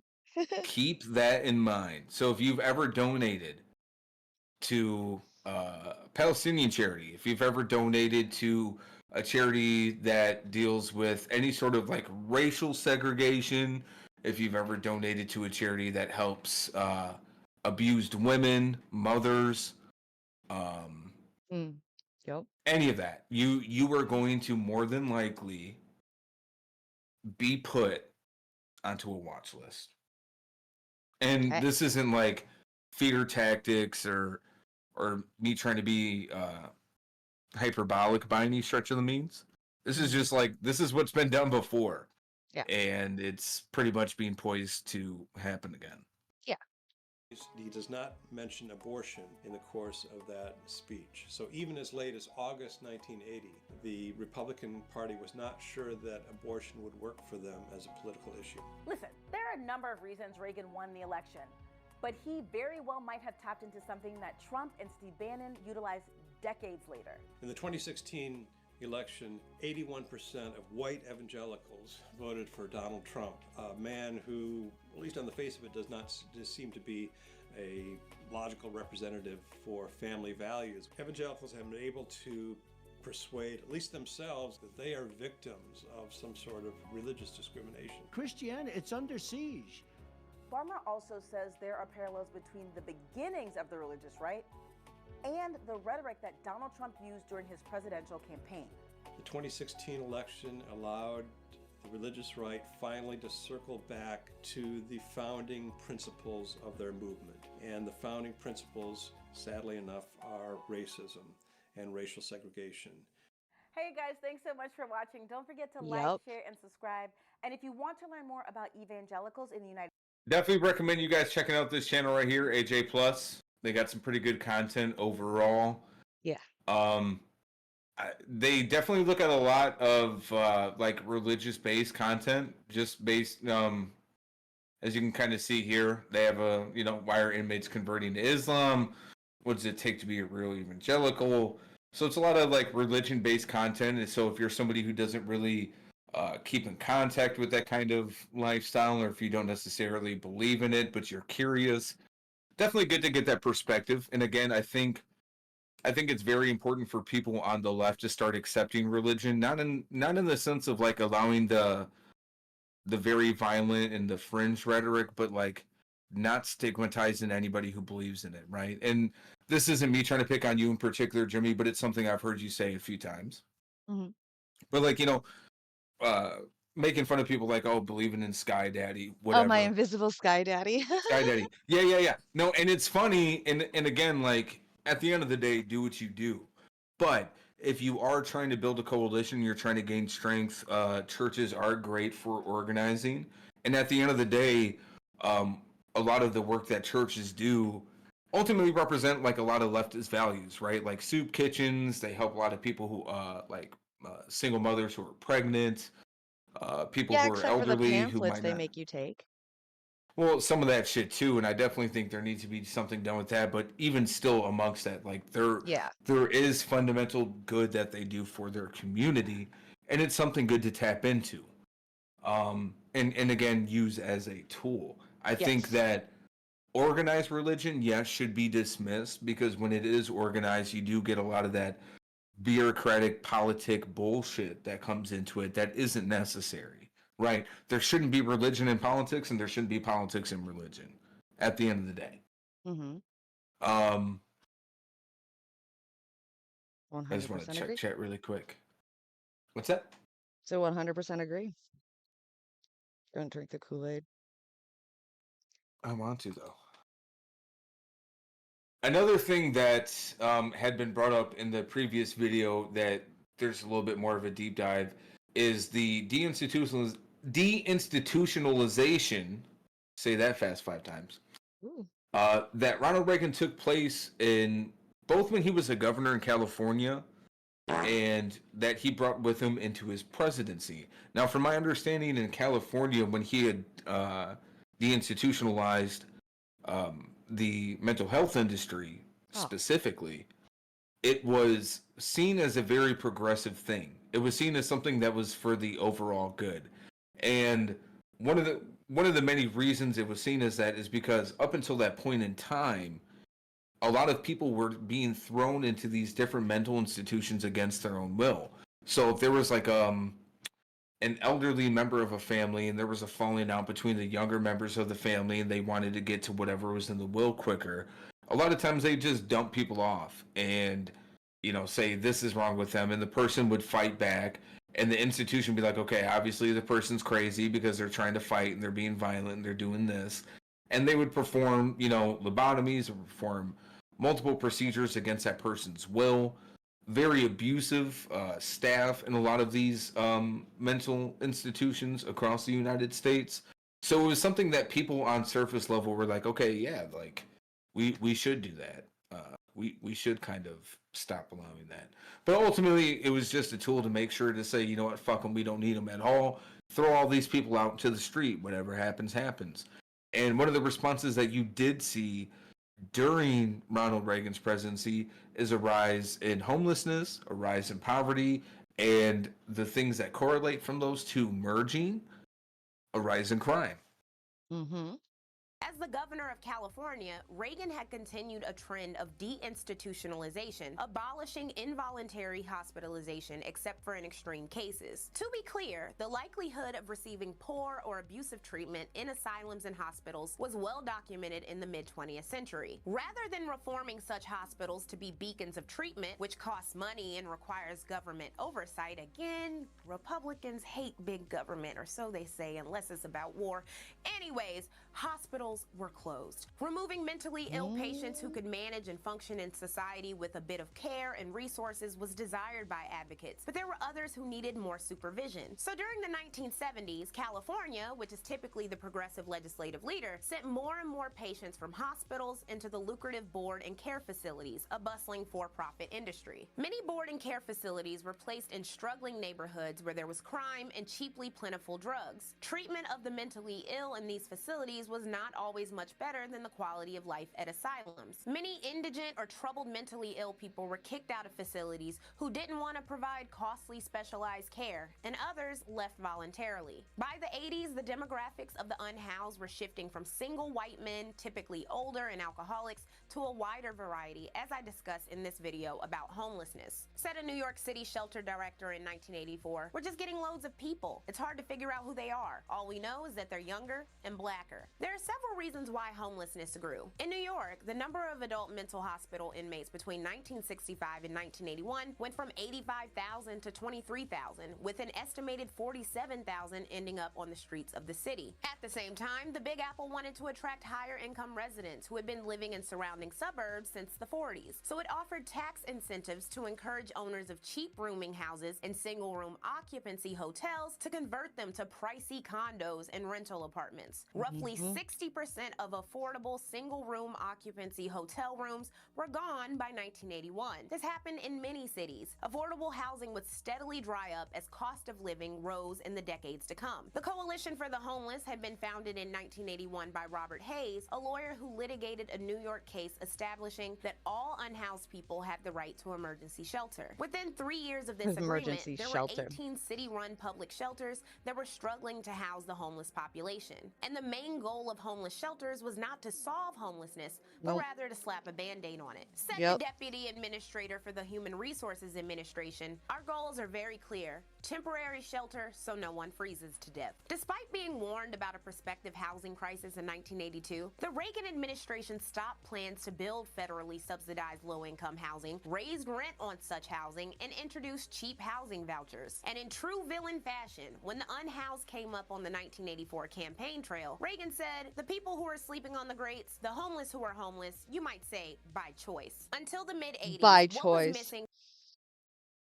Man literally said, yeah, you know what? You're falling on hard times. You got laid off because I shipped your job overseas and raised taxes on you and cut taxes for people who already had money. But you know what? It's your fault, loser. Yep, this from was your much discourse decision. by homelessness activists as well as dicks like Reagan was the importance of mental health. Simply providing a job and a home were not enough when poor mental health, trauma, and drug use were a part of the equation. Rebecca Smith was a 61-year-old black former pianist and college valedictorian with a family actively trying to bring her home when she froze to death in a cardboard hut in January 1982. She had been diagnosed as a schizophrenic and hospitalized for 10 years where she had been subject to electromagnetic therapy, which did more damage to her mental state. Before her death, there were numerous attempts to move her to an unhoused shelter, and the city even sought a court order to forcibly remove her, but could not secure one in time. On October 28, 1987, the same year that Democrats successfully pushed the McKinney Act, which gave over $1 billion to homeless programs, a woman named Joyce Brown was involuntarily committed to Bellevue Hospital under Project Help, Mayor Ed Koch's new initiative to remove erratic behavior.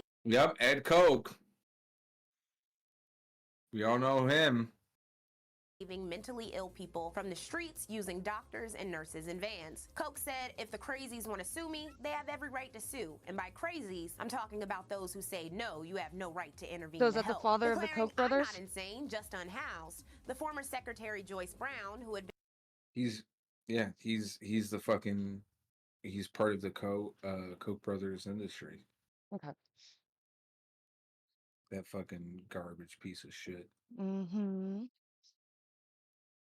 been diagnosed as psychotic, also had a drug addiction. Her 4 sisters had been looking for her and trying to get her to come back home. In addition to yelling insults to people, especially black men, she was a frequent traffic hazard who referred to herself as Billy Boggs, a local TV personality. While committed, Joyce secured representation by the Civil Liberties Union, who contested Koch's program. Joyce was released after 11 weeks and immediately was asked to speak at Harvard University on homelessness, identifying as a political prisoner. Reported the New York Times, not too long ago, Joyce Brown lived on an Upper East Side sidewalk in front of a restaurant's hot air vent. She hurled insults at some passersby, made friends with others, and used the street for her bathroom. But in a little more than 3 months, Ms. Brown, 40 years old, has been transformed from an anonymous street person into something of a media star. She has dined at Windows on the World and compiled a list of favorite restaurants. She has shopped at Bloomingdale's, Saks Fifth Avenue, and Lord & Taylor. She was interviewed on national and local television and received half a dozen movie and book offers. The case was seen by conservatives as a woman winning the right to be homeless, and for liberals, a win for bodily autonomy. Unfortunately, Brown's poor mental episodes continued, as well as her heroin use. And the newfound spotlight probably didn't help matters. New York Magazine found her on the streets, back to her erratic behavior within 3 weeks of her Harvard speech. Eventually, she was moved into a long-term supervised residence for the mentally ill, and the movie and book offers never came to fruition. Nationwide, involuntary hospitalization and medical treatment continued to become illegal since the 70s,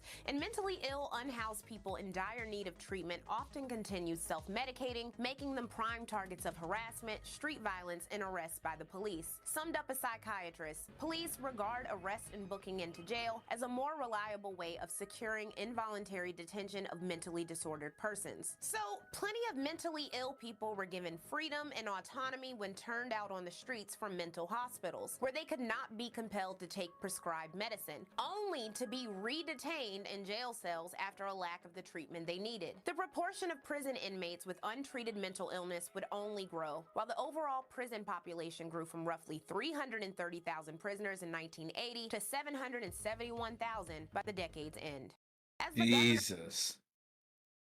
And also, like, again, towards the end, as she explained, they presented this as like, oh yeah, they'll be free to make their own choices now. They won't be forced to like take these medications that turn them into zombies and all this other shit. Right. And because of the abuse that people had witnessed, they were like, well, okay, just about everybody's being abused. If that person, was driven to this, maybe, people should be able to choose whether or not. And they don't think about the people who actually do need that help, that do need that medication. Mm-hmm. You've been in a paper mill owned by the Koch brothers. So the evangelical movement, we all know them. We're very well familiar. During his little brunch and luncheon, he had a very infamous evil empire speech. And again, it was important for Reagan to use a presentation that you see a lot today that's brought up from Trump and conservatives about, this is a battle of good and evil. This is a battle of God and, blah, blah, blah. Right. A lot of it stems from this speech in particular and just the ideal itself of using, Christian nationalism. Okay. During my first press conference as president, in answer to a direct question, I pointed out that as good Marxist-Leninists, the Soviet leaders have openly and publicly declared that the only morality they recognize is that which will further their cause, which is world revolution. I think I should point out I was only quoting Lenin, their guiding spirit, who said in 1920 that they repudiate all morality that proceeds from supernatural ideas, that's their name for religion, or ideas that are outside class conceptions. Morality is entirely subordinate to the interests of class war, and everything is moral that is necessary for the annihilation of the old exploiting social order and for uniting the proletariat. And that is one of the main reasons you saw an influx of pro-Nazi Germans go from Germany, Poland, wherever they were stationed, to Latin America, specifically during a time of the communism rise in Latin America. Why is that? Because the Vatican specifically was in direct contact with the United States. And they were saying, hey, we got a problem here. A lot of these communists are atheists. They don't like religion because they see it as being a tool used, or they see it ultimately as a pillar of capitalism and not a tool that is used. Because he's quoting Lenin, okay? Marx had a very much different idea of what religion was, and a lot of communists ultimately had a different idea on what communism was than Lenin specifically. And Lenin himself didn't even specifically say that religion was apparently evil. Mm-hmm. He was just saying more so the institution that it often upholds is. Right. And it's a way to deter away from the main problem, which isn't religion, isn't culture, it's class. That is the main issue. Yeah, I just don't understand how a bunch of people can watch him say this and be on his side. I hear that and I'm like, I'm cool with communism. That sounds great. Fuck morals when it comes about, like what Kayla just said, he acts uh, like class war and the proletariat rising up against the machine is a bad thing. Like, I would have been like, let's go communism. What? What is this guy talking about? Well, and also too, like, look, at the end of the day, if Ronald Reagan were in the modern like post-Trump party, he would be called a rhino, right? Right. They would be coming at his ass for talking about like the disruption of social order and status quo, globalization, new world order. They would eat his ass alive. Yeah. And almost like rightfully so, because it's just like, no, the status quo and social order is what got us here. It's what's fucked us over. Fuck that. Right. Well, I think the refusal of many influential people to accept this elementary fact of Soviet doctrine illustrates an historical reluctance to see totalitarian powers for what they are. We saw this phenomenon in the 1930s. We see it too often today. This doesn't mean we should isolate ourselves and refuse to seek an understanding with them. I intend to do everything I can to persuade them of our peaceful intent. And okay, first of all, totalitarianism is not necessarily a good thing. Like, it's usually associated with like authoritarianism Yeah. or dictators. You know who is down with totalitarianism? Bro. Stalin, Hitler. Mm-hmm. So like, what the fuck are like saying the loud part or the quiet part out loud? I can't fucking talk today. To remind them that it was the West that refused to use its nuclear monopoly in the 40s and 50s for territorial gain, and which now proposes 50% cut in strategic ballistic missiles and the elimination of an entire class of land-based intermediate-range nuclear missiles. You're getting rid of land base because you were starting to do air base. Fuck you. That's why I love Che. Yeah, no, Che Guevara. Very, very interesting man. Definitely for the fact of his background, his education, the way that he used his education, the way that he fought for the people's rights and went around to multiple countries to start training and help people and get them to bring about revolution. In a controversial figure like Castro. A lot of people like to hate on Castro, including leftists, but ultimately, you have to kind of admire the guy. Not only did he have the CIA constantly trying to kill him, he had the United States government place embargoes and sanctions on him, which hindered the amount of resources that were going in and out of there. They crippled the Soviet Union, which was basically Cuba's only lifeline. And even with all those hurdles and all those barriers, he was still able to raise literacy rates. He was still able to increase people's life expectancy through socialized medicine programs. In fact, his medicine programs were so great and his doctors were so like renowned that whenever there were natural disasters, the United Nations specifically would seek out doctors from Cuba, even though there was embargoes, even though there was a hostility towards it. And you know what Castro would do the majority of the times? He would send people. People can sit there and argue all they want. Oh, he only did it as a fuck you to imperial nations, whatever. But at the end of the day, the difference is he fucking sent people and they went and helped and kept people alive. Yep. Like, if you want to try to sit there and debate semantics, I'm not interested because that just shows me that you don't give a fuck about people. You just want to use them as talking points and you're not productive. So I don't want to talk to you. Yeah. You're not the kind of person I'm interested in talking to. Like the supporters of the term that we're not allowed to use in Twitch right now. Mm-hmm. The pianist. Yeah. movement. At the same time, however, they must be made to understand. And also my rebuttal, I just want to say real quick before we get back into this. My rebuttal too, and I bring up Castro too specifically because this fucking piece of shit. Okay, if Castro's so bad, what about the guy that was before him? That was literally objectively worse. A guy that was called Batista. Yeah. Like, how come nobody ever talks about how bad the U.S. back guy was? Right. You know what I mean? Mm-hmm.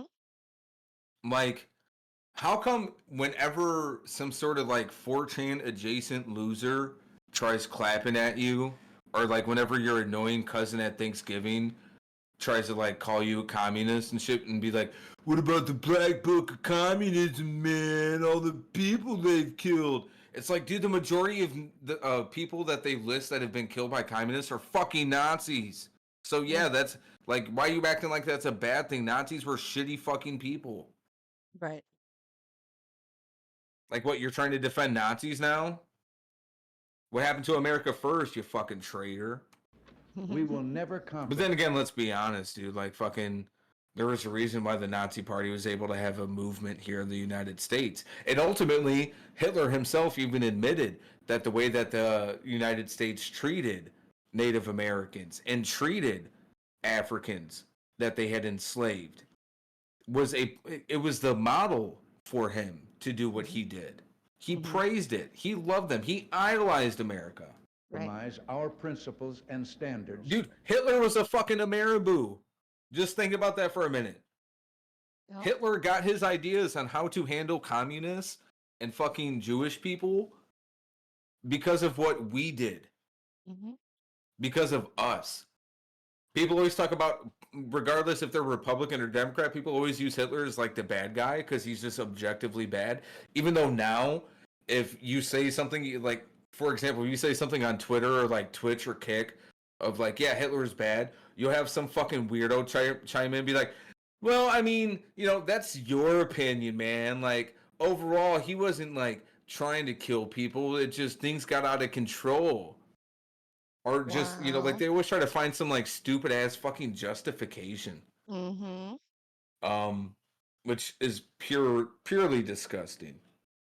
We will never give away our sidetracked. freedom. We will never abandon our belief in God. Praise God. Praise the Lord.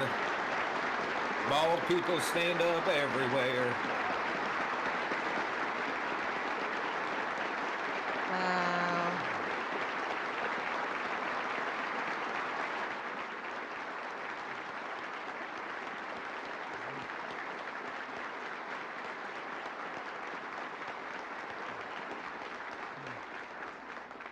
And we will never stop searching for a genuine peace. But we can assure none of these things America stands for through the so-called nuclear freeze solutions proposed by some.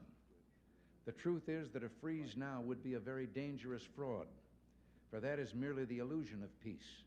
If only we could freeze the Soviets' global desires. Wow. Because our global desires are better. Right. A freeze at current levels of weapons would remove any incentive for the Soviets to negotiate seriously in Geneva. Yo, and my question is this, okay? If the Soviets got to fucking get rid of all their nuclear weapons, how come we don't? Right. Because last I checked, let me check my notes real quick. The only country that's ever used a nuclear bomb during war, hold on, the United States. Mm-hmm. So, kind of fucked up that the only country that's ever used them in war is like, hey, right. Those bombs that fuck shit up, you can't use them. Only we can have them. We're not going to use them, but you can't have them in case you do try to use them and you say you won't. Mm-hmm. But we're going to keep ours, just in case. But we're never going to use them.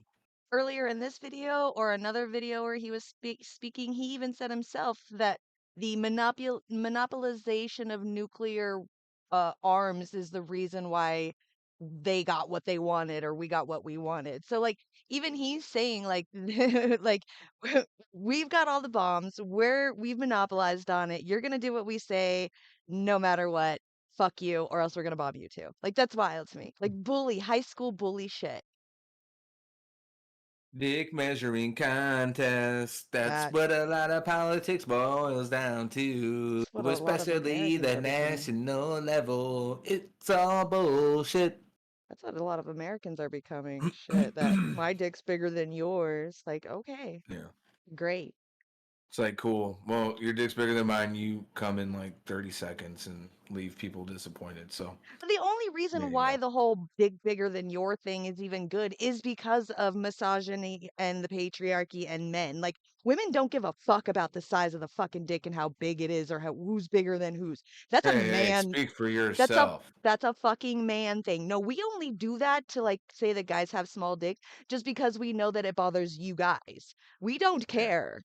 Like, we're gonna feel it or we're not gonna feel it, whether or not, like, it depends on how you're gonna fucking move that shit. It doesn't matter about the fucking size. It's you men that don't like this shit. Like, it's you guys that are doing this "my dick is bigger than yours" contest, and it's infuriating.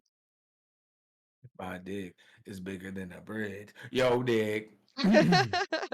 Bigger dick, 4 pounds at work. For and real. virtually end our chances to achieve the major arms reductions which we have proposed. Instead, they would achieve their objectives. Yo, I bet you Ronald Reagan used to like eating ginger Freeze snap would cookies. reward the Soviet Union for its enormous and He looks like the unparalleled type. military buildup. With It raisins? would prevent the essential and long Probably overdue called modernization Nancy of Reagan mother. United States Mother, and come here. allied Sit on my defenses lap. would leave our aging Give me some of that forces slappy toppy. increasingly vulnerable. We have to And fight an arms communism, freeze would one require boner at a extensive time. prior negotiations on the That's We are right. the light at the top of the hill. and on the Mike measures Pence to likes to be ensure spanked. I know effective he does. verification Yo, and facts. compliance. Yo, I just gotta say, Mike Pence is definitely in the closet. Oh, And for the sure. kind of a freeze that has been suggested would be virtually impossible to verify. Such a major effort would divert us completely from our current negotiations on achieving substantial reductions.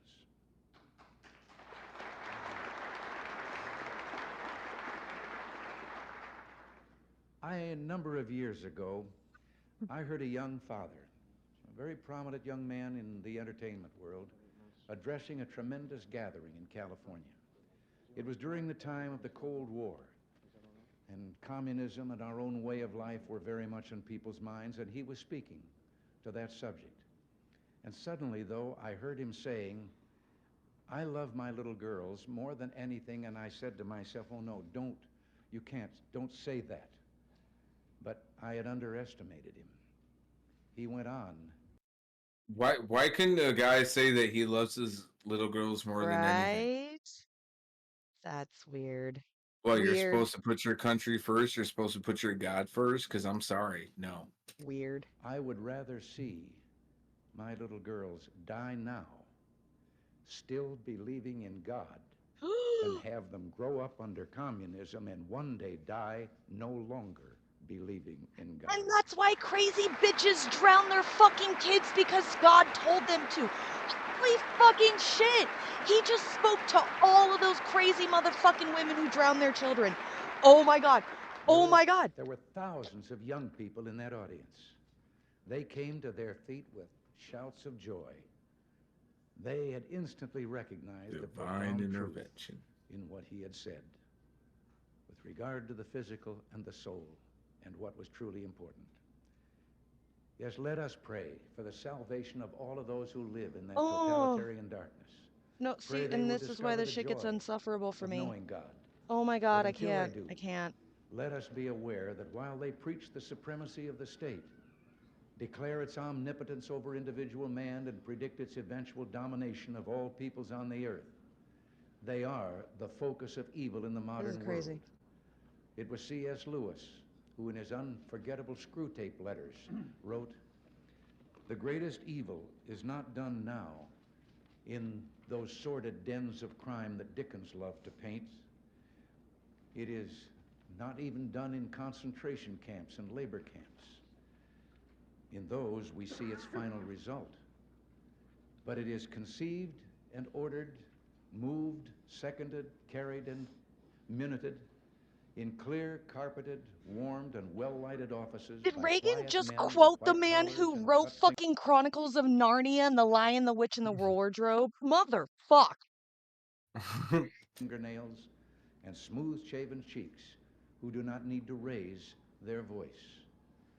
Well, because these quiet men do not raise their voices, because they sometimes speak in soothing tones of brotherhood and peace, because like other dictators before them, they're always making their final territorial demand, some would have us accept them at their word and accommodate ourselves to their aggressive impulses. But if history teaches anything, it teaches that simple-minded appeasement or wishful thinking about our adversaries is folly. It means the betrayal of our past, the squandering of our freedom. So I urge you to speak out against those who would place the United States in a position of military and moral inferiority. You know, I've always believed that old Screwtape reserved his best Yeah, if anybody says that we don't need fucking 800 military bases across the world, then call them a commie and get them beat up. Efforts for those of you in the church. So in your discussions of the nuclear freeze proposals, I urge you to beware the temptation of pride, the temptation of blithely declaring yourselves above it all and label both sides equally at fault, to ignore the facts of history and the aggressive impulses of an evil empire, to simply call the arms race a giant misunderstanding, and thereby remove yourself from the struggle between right and wrong and good and evil.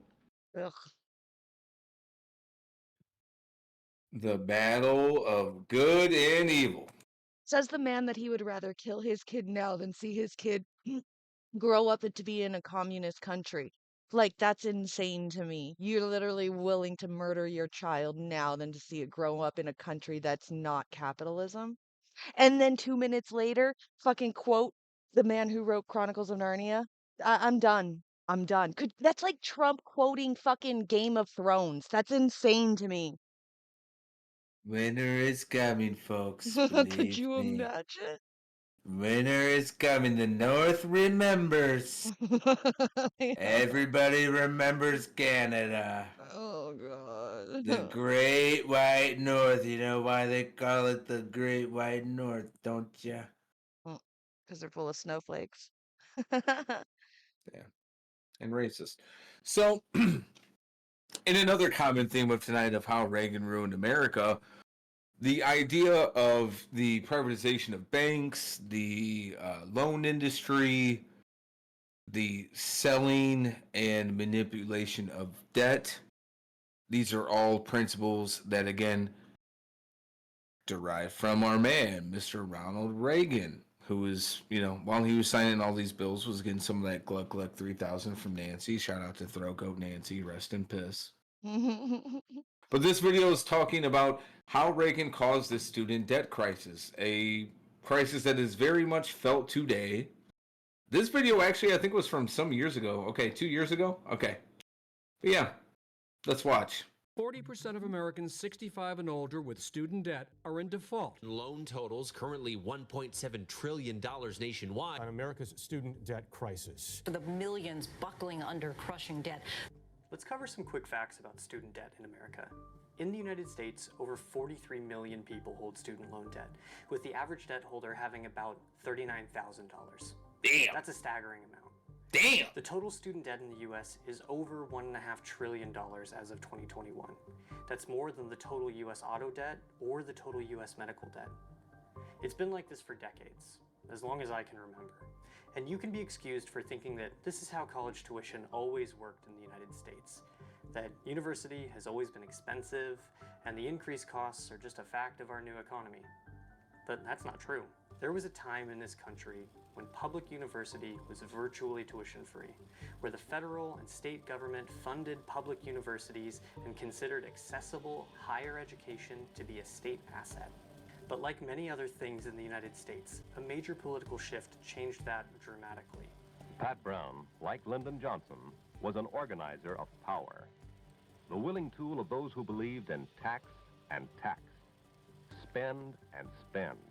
And if I've learned anything in my time as a public policy researcher, if something in America is going really wrong, it's always a safe bet to blame Ronald Reagan. This is why. Yo, straight up. Like, anytime something in your life happens to you and it sucks, you should really ask yourself, like, yo, is this the ramifications of having a really fucking shitty governmental system that, for whatever reason, people just want to, on one hand, critique the shit out of and talk about how bad it is, but never want to do anything to try to, like, bring about means of changing it? Mm-hmm. You have student loan debt.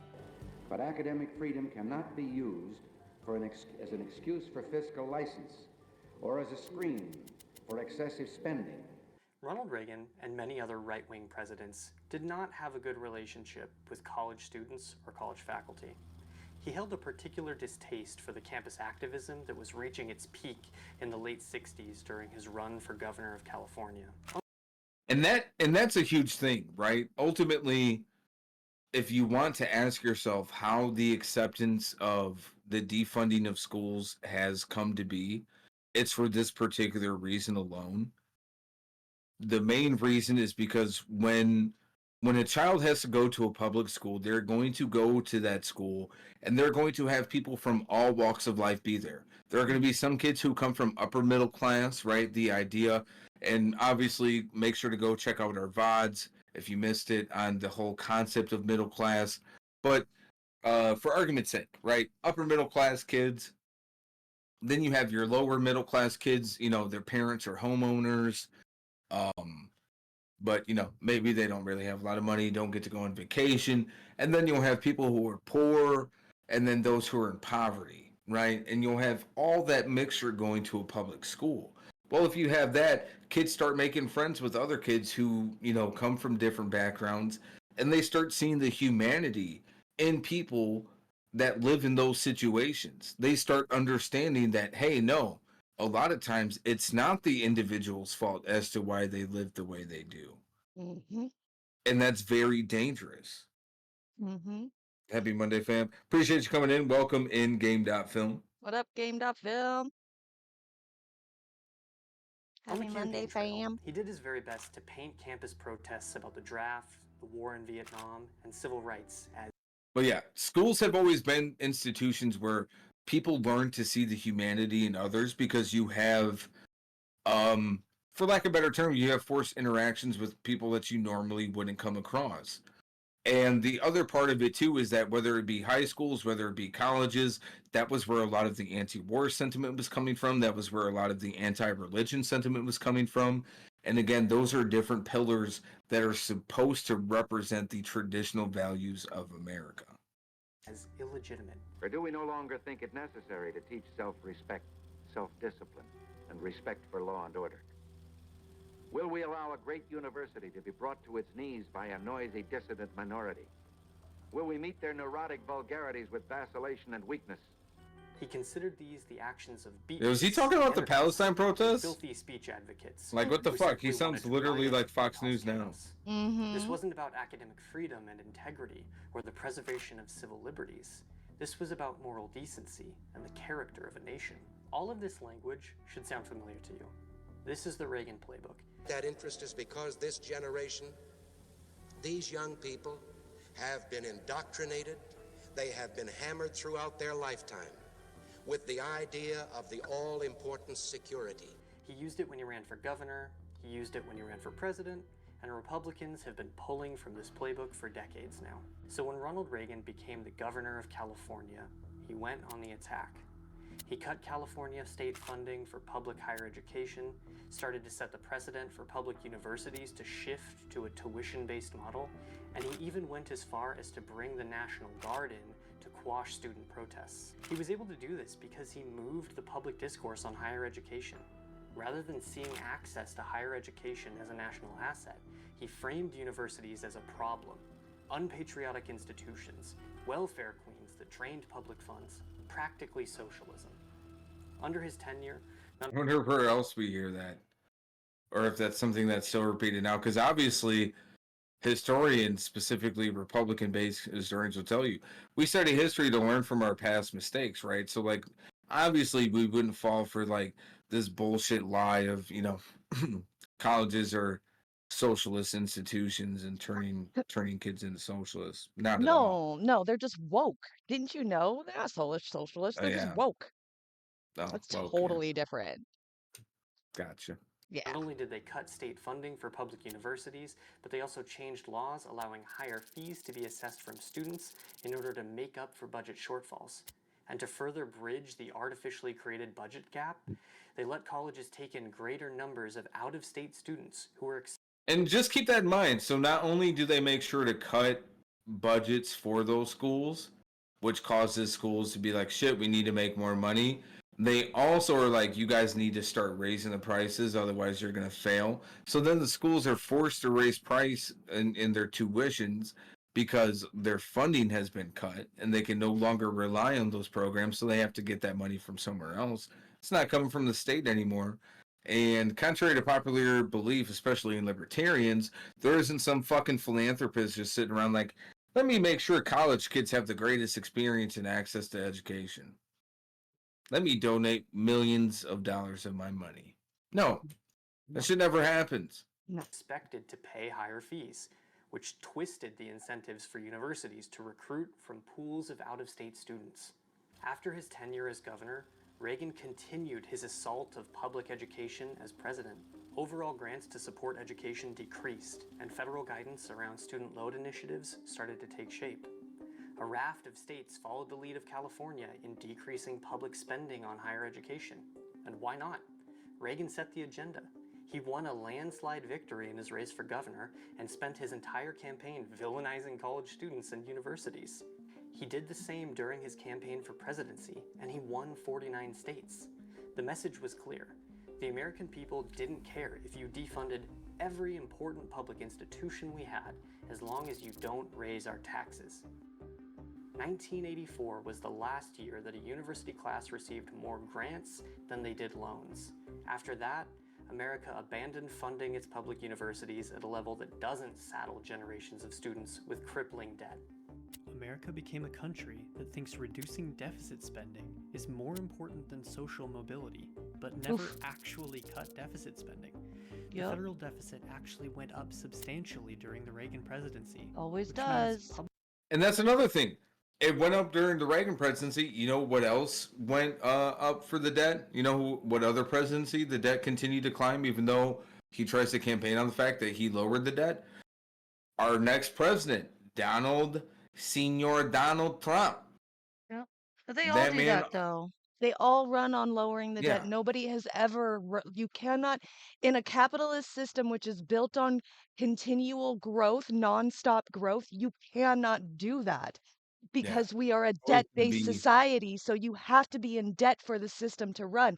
And if we're going to continually grow, then your debt has to grow with it.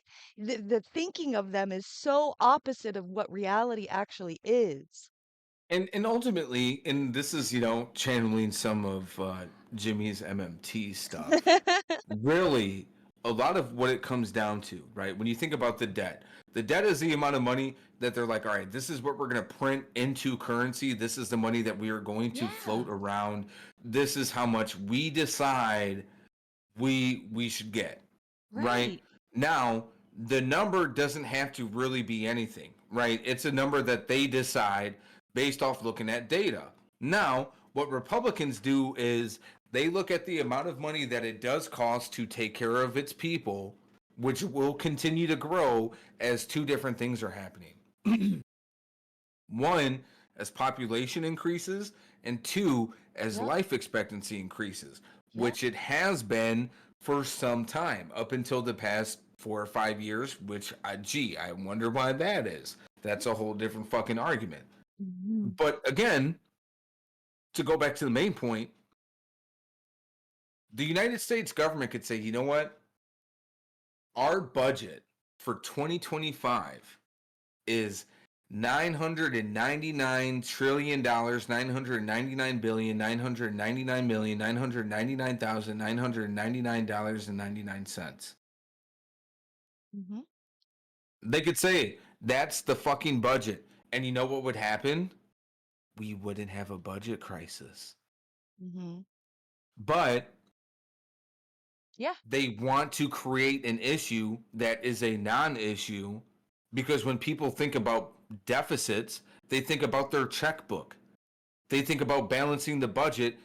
When they hear governments talk about balancing the budget, they think about their fucking checkbook. And a lot of retort from a lot of people is like, I have to balance my checkbook, but they don't have to balance the government spending. That's kind of fucking weird. Which, again, in aesthetic sense, it's like it's understandable, but it's not what they're saying.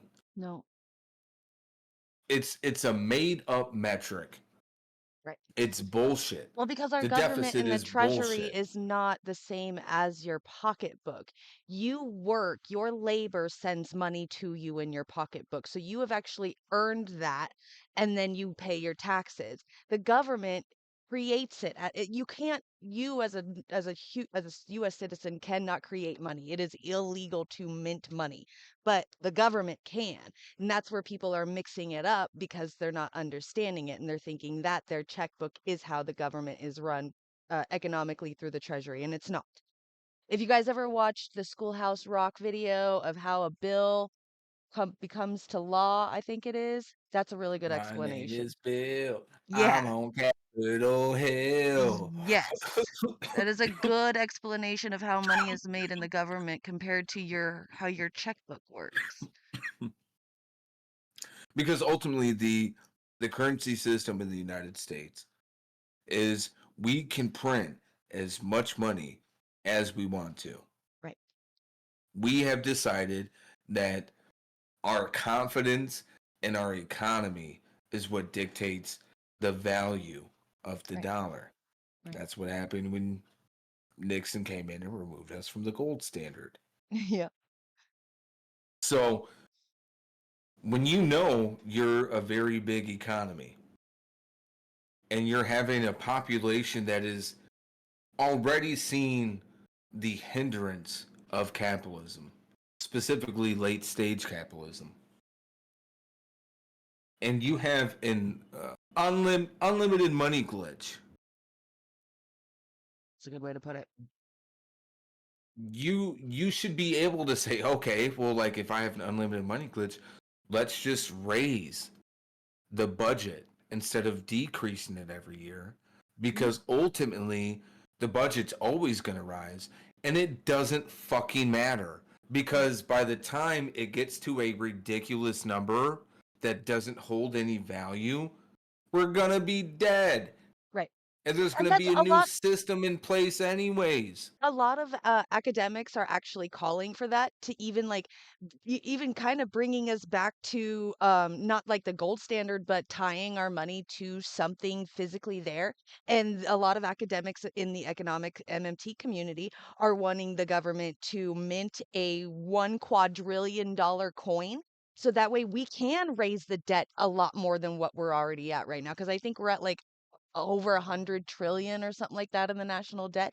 If we do a quadrillion, we'd still have like $900 trillion more to go of spending without people actually having to worry about the debt every fucking 4 years. Yeah. And I think ultimately too, it's on us as individuals to start calling people out on their bullshit, right? Time and time again, you'll hear people be like, "Man, we need to stop doing wars. We need to stop doing this," and then they'll also hold on to things like, "Oh, we need to cut deficits." Right. Make sure you say, okay, if you're into cutting deficits, so you agree that we should cut military spending dramatically. That should be the first point. That should be the first point of attack. See Right. how much they change up. See how Yeah. much it changes. Right. Because if they say, no, no, no, no, we shouldn't do that. So you say, oh, okay, so you do support war then. Because what is the point in adding hundreds of billions of dollars to an industry that is literally, the Pentagon has come out for the past 4 or 5 years saying, hey, we don't need this much money, man. We don't know what the fuck to do with it. Okay? Like, chill. And the government's like, nah, you've been a good kid. Here's an extra 10 billion. Mm-hmm. You did good, soldier. Yeah. Public higher education Go blow up another village and we'll cover it up. was gutted, essentially for nothing. Reagan was successful. He rebranded public institutions as wasteful, debt-generating welfare queens, even though it's been clear for decades that investments in public universities and higher education pay dividends. It boosts the economy, creates jobs and innovation, and allows for more social mobility. A more highly educated citizenry produces better outcomes for the country as a whole. But that highly educated citizenry are also prone to act out against the current political order, as they did in the 60s and the 70s. Reagan and his advisors couldn't allow that to happen, so they set a new agenda and changed American life, perhaps irreparably. So the next time you're wondering why you have so much student loan debt, remember that you have Ronald Reagan to blame. And not because America couldn't pay its bills, or because investing in higher education isn't smart, no. Because a right-wing, reactionary president didn't like college protesters. Yerp. Yeah. Isn't America great? Yeah. Just keep that in mind when you got this new Doge company, whatever pick that Elon's gonna be a part of. I'm so fucking nervous about that too. Like, that's gonna be it's yeah. The future is gonna be amazing. There's so many similarities. It's so crazy. Yeah. Hey, did I not warn you before today's show? Like, hey, you're about to see the present and future. Yeah, yeah. No, Potstradamus at work, you guys. I'm serious.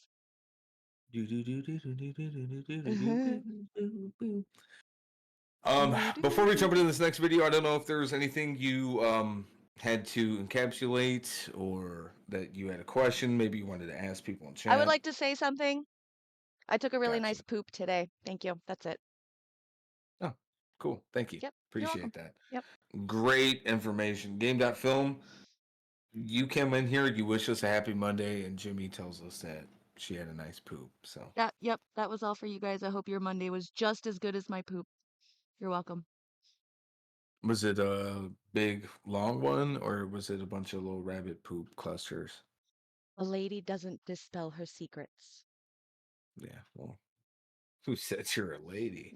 And one of the major reasons why inflation had been rising so much is that throughout the 60s, they continued to lower the marginal tax rate for those of the upper tax brackets.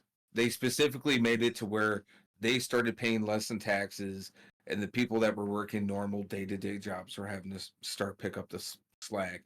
And that's where you start seeing inflation. That's why you see now, in a modern world, why you continue to see inflation be a problem is because people who are already rich are continuing to bring in more money, while the people who don't make shit, their wages stay the same. Yeah. And when you do have a gross amount of money that is just evaporated from the economy and doesn't get circulated, the price of everything else does go up. Now again, I'm not a fucking smart guy. I'm not. I'm a fucking moron. But even I can see this. How is it that nobody else can? Right. So what ended up happening with that? Instead, we ended up seeing what CEOs give themselves raises, Stock buybacks, stock buybacks, and layoffs. Yep. During the 80s, there was a record amount of layoffs, specifically brought in by none other than Mr. Ronald Reagan. No. During his presidency, Reagan signed In their minds. Yeah. Well, and then also too, right? Like the whole deportation, the mass deportation thing they're talking about. Like, okay, so Republicans are always talking about how fucked the workforce is right now, and their solution to that is removing 20 million people from the workforce because that's going to be good for the economy. Yeah, it makes no fucking sense. Okay, now I can see why people think lowering the taxes for the rich could help the economy. I could see the brainwashing there. Well, yeah, because the way that they presented it, they were like, yeah, if you allow rich people to get more money, they'll want to invest it in their company so they can make more money. But it's the deregulation and the privatization and all that other stuff that doesn't seem right. Like, I could believe this. It's the other stuff. But yeah, but even this though, like we've seen the way that it's worked out, right? Like so at this point it's like there is no now if you were somebody in the 1980s who got tricked by like trickle down economics, that's one thing. I can't necessarily like judge anybody because I didn't exist in that time. Uh-huh. However, if you're somebody living in 2024, about to be 2025, and you're like, oh yeah, trickle down economics, dude. If we just give rich people more money, that's gonna make sure that I get more money. No, give me more money so I get more fucking money, because rich people aren't trying to give me more money. They want me to make even less fucking money than what I make now. They tell me that I'm entitled. Yeah, I agree. Anybody that's coming of age during this time right now has no fucking excuse whatsoever. It's already been proved that they will not do anything but enrich themselves. Well, and then also those are the same people that like they'll be completely fine with giving the money to like some rich motherfucker who already has a shit ton, but they'll simultaneously be like, "Hey, that motherfucker that's on welfare, how come they get all that shit? How come they're getting all this? What about me?" And they never like have the "what about me" argument when it comes to like people that are richer than them. And again, that's part of the whole reason why I don't believe in middle class, right? Because people that work in these jobs think of themselves as middle class and like, hey, one day I could be the rich guy. That could be me. And it's like, no, dude, you're not in the fucking club. Because if you don't come from old money, you're not respected. Yeah. The only people That's why I Oh, call go those ahead. people temporarily embarrassed millionaires. They're like, they've never been millionaires, but they pretend like they just recently lost it and they're going to get it back one day. That's what I call those people. Yeah. No, and the only people that do get taken seriously that come into like quote new money, like the very few outliers of like success stories, and it's not even success stories because like Mm. they're not people that do things on their own, right? They get government loans, they get grants, they have some sort of like corporate backing to start up their companies. Hmm. I mean, my Like, own anecdotal evidence, the only people that I've seen have come up in this world, at least in the last 10 to 20 years, is because they got really hurt at work and they got a payout. That's it. yeah. No, there's no meritocracy is just another form of illusion. But again, um, Absolutely. We are a Nepo fucking autocracy. 100%. But again, I think that just the illusion of the middle class and the way that it's used, I think this depiction right here and this understanding of the tax brackets and tax cuts is a perfectly good reason. And like I just said too, keep in mind that the same people that are perfectly fine with executives and CEOs getting more getting more while average workers get less and have them not complain and they see people who make less than them getting some more and they're pissed off about it. It just says a lot about society and ultimately a lot about the anger and resentment that people feel. Hmm. You did the Amy Reagan's Goodman policies cough, were just so highly you know. debated, and economists still What's that? argue So you did the Amy Goodman cough, just so you know. I noticed that. Mm-hmm. about the pros and cons of Reaganomics in terms of both immediate and lasting effects. Proponents You argued mean that my by future ex-wife? 1983, the nation's Hmm. economy had started to recover from stagflation. This Where led to a period of like economic mid talking and prosperity then that your voice continued through starts the rest sounding of all Reagan's rumbly, so you presidency. have to Though really another quick. recession soon Yeah, I know, followed because it was all after he left I was Is starting to office. a sound like But critics fucking argue RFK. right. Well, the vaccine. I Fucking. I call that the Amy Goodman cough. I'm like, she smokes weed. I know that because that's a pothead thing. Yerp, sure is. How's that a And I con? mean, like, you can't argue against those because those are all just statistical facts. I fucking hate liberalism because it's fucking literally perpetuating, like, yeah, maybe we should debate the fucking debate the impacts of Reaganism. It's like there is no debating it. The impacts were fucking real. They Yeah. were objective. Yeah. Like just because he was your guy doesn't mean you can sit there and try to be like, well, I know that technically he was responsible for this, but like I don't feel that way. Like, dude, shut the fuck up.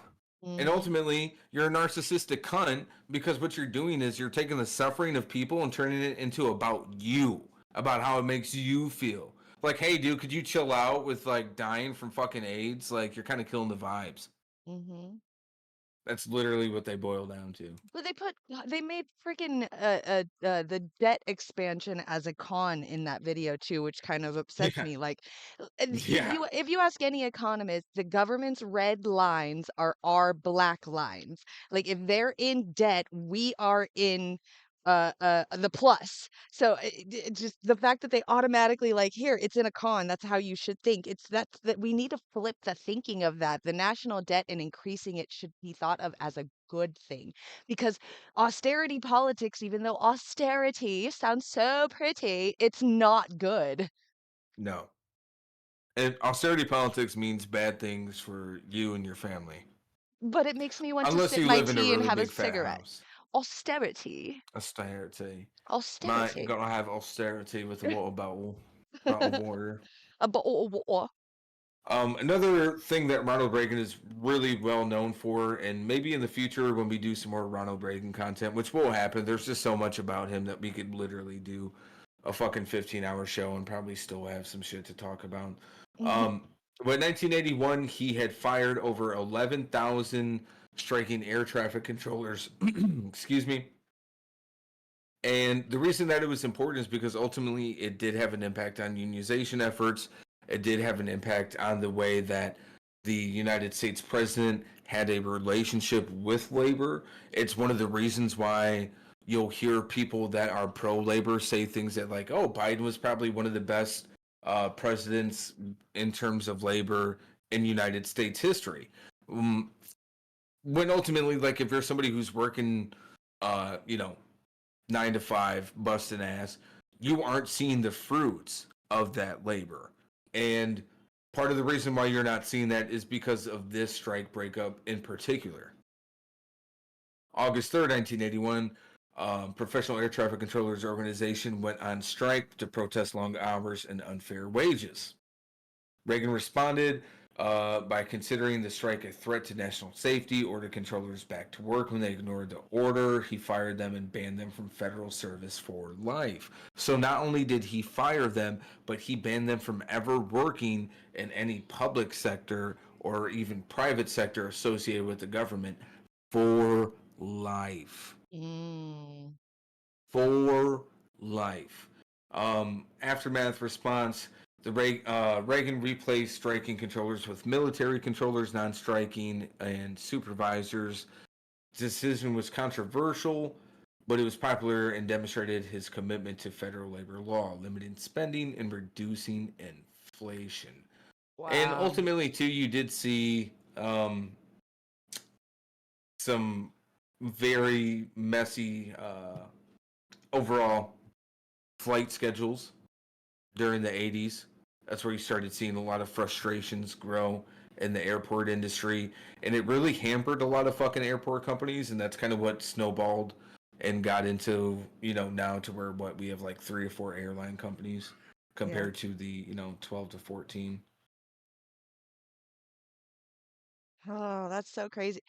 There's a show, I can't remember, it's like Netflix or something like that. It's a cartoon show called F is for Family, and I think it takes place during that time, and he was a airport worker on strike and he got fired. And I think it's like Yep. how shitty his life is. Such a good show. I haven't seen it in a long time. I kind of want to rewatch it now that I know this. Yeah, it was Bill Burr's special that was somewhat Yeah, modeled him. after his life. I love him. Yeah. Oh, Billy bitch tits. Yep. Welcome to this week's Debunked. I'm Michael Brooks. Oh, I miss you, Michael. Conspiracy theories, Rest in peace. rumors. Honestly, it's really better seeing Michael Brooks. Again, somebody who's really influential on me politically. Somebody that was definitely taken from us far too soon. Here is Michael Brooks' position on Ronald Reagan and Nancy Reagan's role in the AIDS crisis. And sometimes truths that lurk in the margins of the internet. On this week's Debunked, was Nancy Reagan a great advocate for those suffering from AIDS in the 1980s? Now, this past week, Nancy Reagan died. May she rest in peace. And Secretary Hillary Clinton, former Secretary of State, leading presidential candidate, said that Nancy Reagan and Ronald Reagan were indeed helpful in the cause of fighting HIV and AIDS. Let me read what she said this past Friday.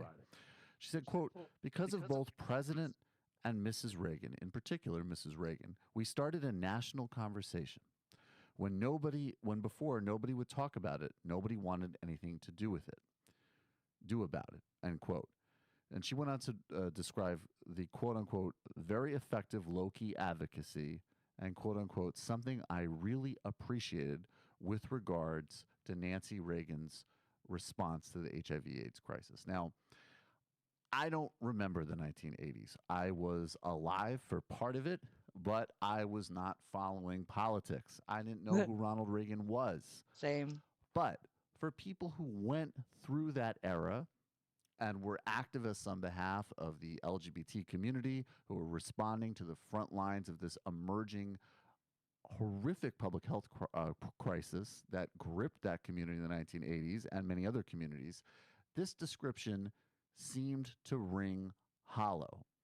One of the first places to look at for a sort of objective understanding of what was happening would be Ronald Reagan's own Surgeon General. That's right, C. Everett Koop, who some of you may remember from a very awkward Ali G interview from several years ago. And C. Everett Koop had the following to say about the Reagan administration's response to AIDS. He said, quote, because the transmission of AIDS is primarily understood to be primarily in the homosexual population. And with those who abused intravenous drugs, the president's advisors, he went on to say, took a stand that they are only getting what they justly deserve, end quote. And in fact, apparently, Rock Hudson, who was a closeted actor, who was later came out of the closet, who was a victim of AIDS, and was a friend of the Reagans, apparently did not get support from the couple, even on a personal level. So basically, you had a massive crisis that was ignored by an administration placating the prejudices of, unfortunately, many Americans at the time. Hillary Clinton has since walked those statements back. And some people suggest that within the context of the Reagan administration, Nancy Reagan was more on the side of doing something to respond to the AIDS crisis. But clearly, neither she nor her husband had any type of admirable, positive, or necessary response to the greatest public health crisis facing America in the 1980s. So, was Nancy Reagan a great advocate on this issue? Did she start a national conversation? Perhaps by ignoring it, as some people have pointed out, but certainly not by encouraging one. And so No. that is debunked.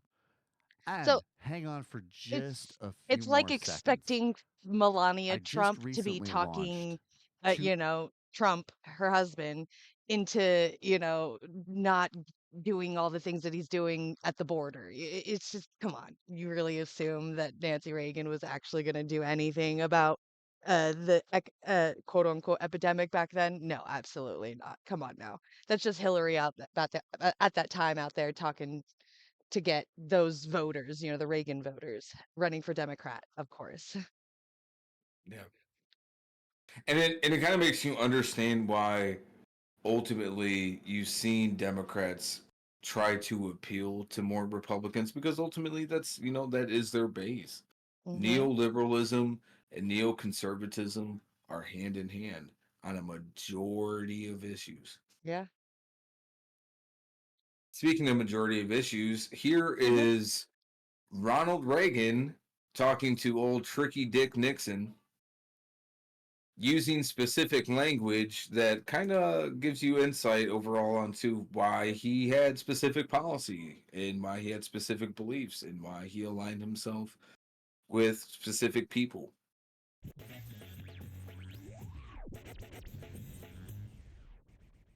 You remember how I would do impressions of Ronald Reagan being a bigot? Because it'd be pretty easy to deduce that a guy who denied the AIDS crisis and vetoed a sanctions package against apartheid South Africa and ran against quote-unquote welfare queens and young bucks getting welfare checks, yeah, that guy was probably a bigot. And now we have some archival evidence of the absolute frigging obvious. This is a phone call from 1971 with Ronald Reagan to Richard Nixon. And guess what? It's Reagan saying all the racist stuff, not Richard Nixon saying his usual racist stuff. I will say this as someone who has read, I've read more on Nixon than I have on Reagan. I think Reagan was more of a racist than even Nixon was. Totally. I totally accept that, because Nixon could still probably recognize, like, like someone like, God, how'd you get rid of Nkrumah? It was a darn fine strategist. I miss his impression so much.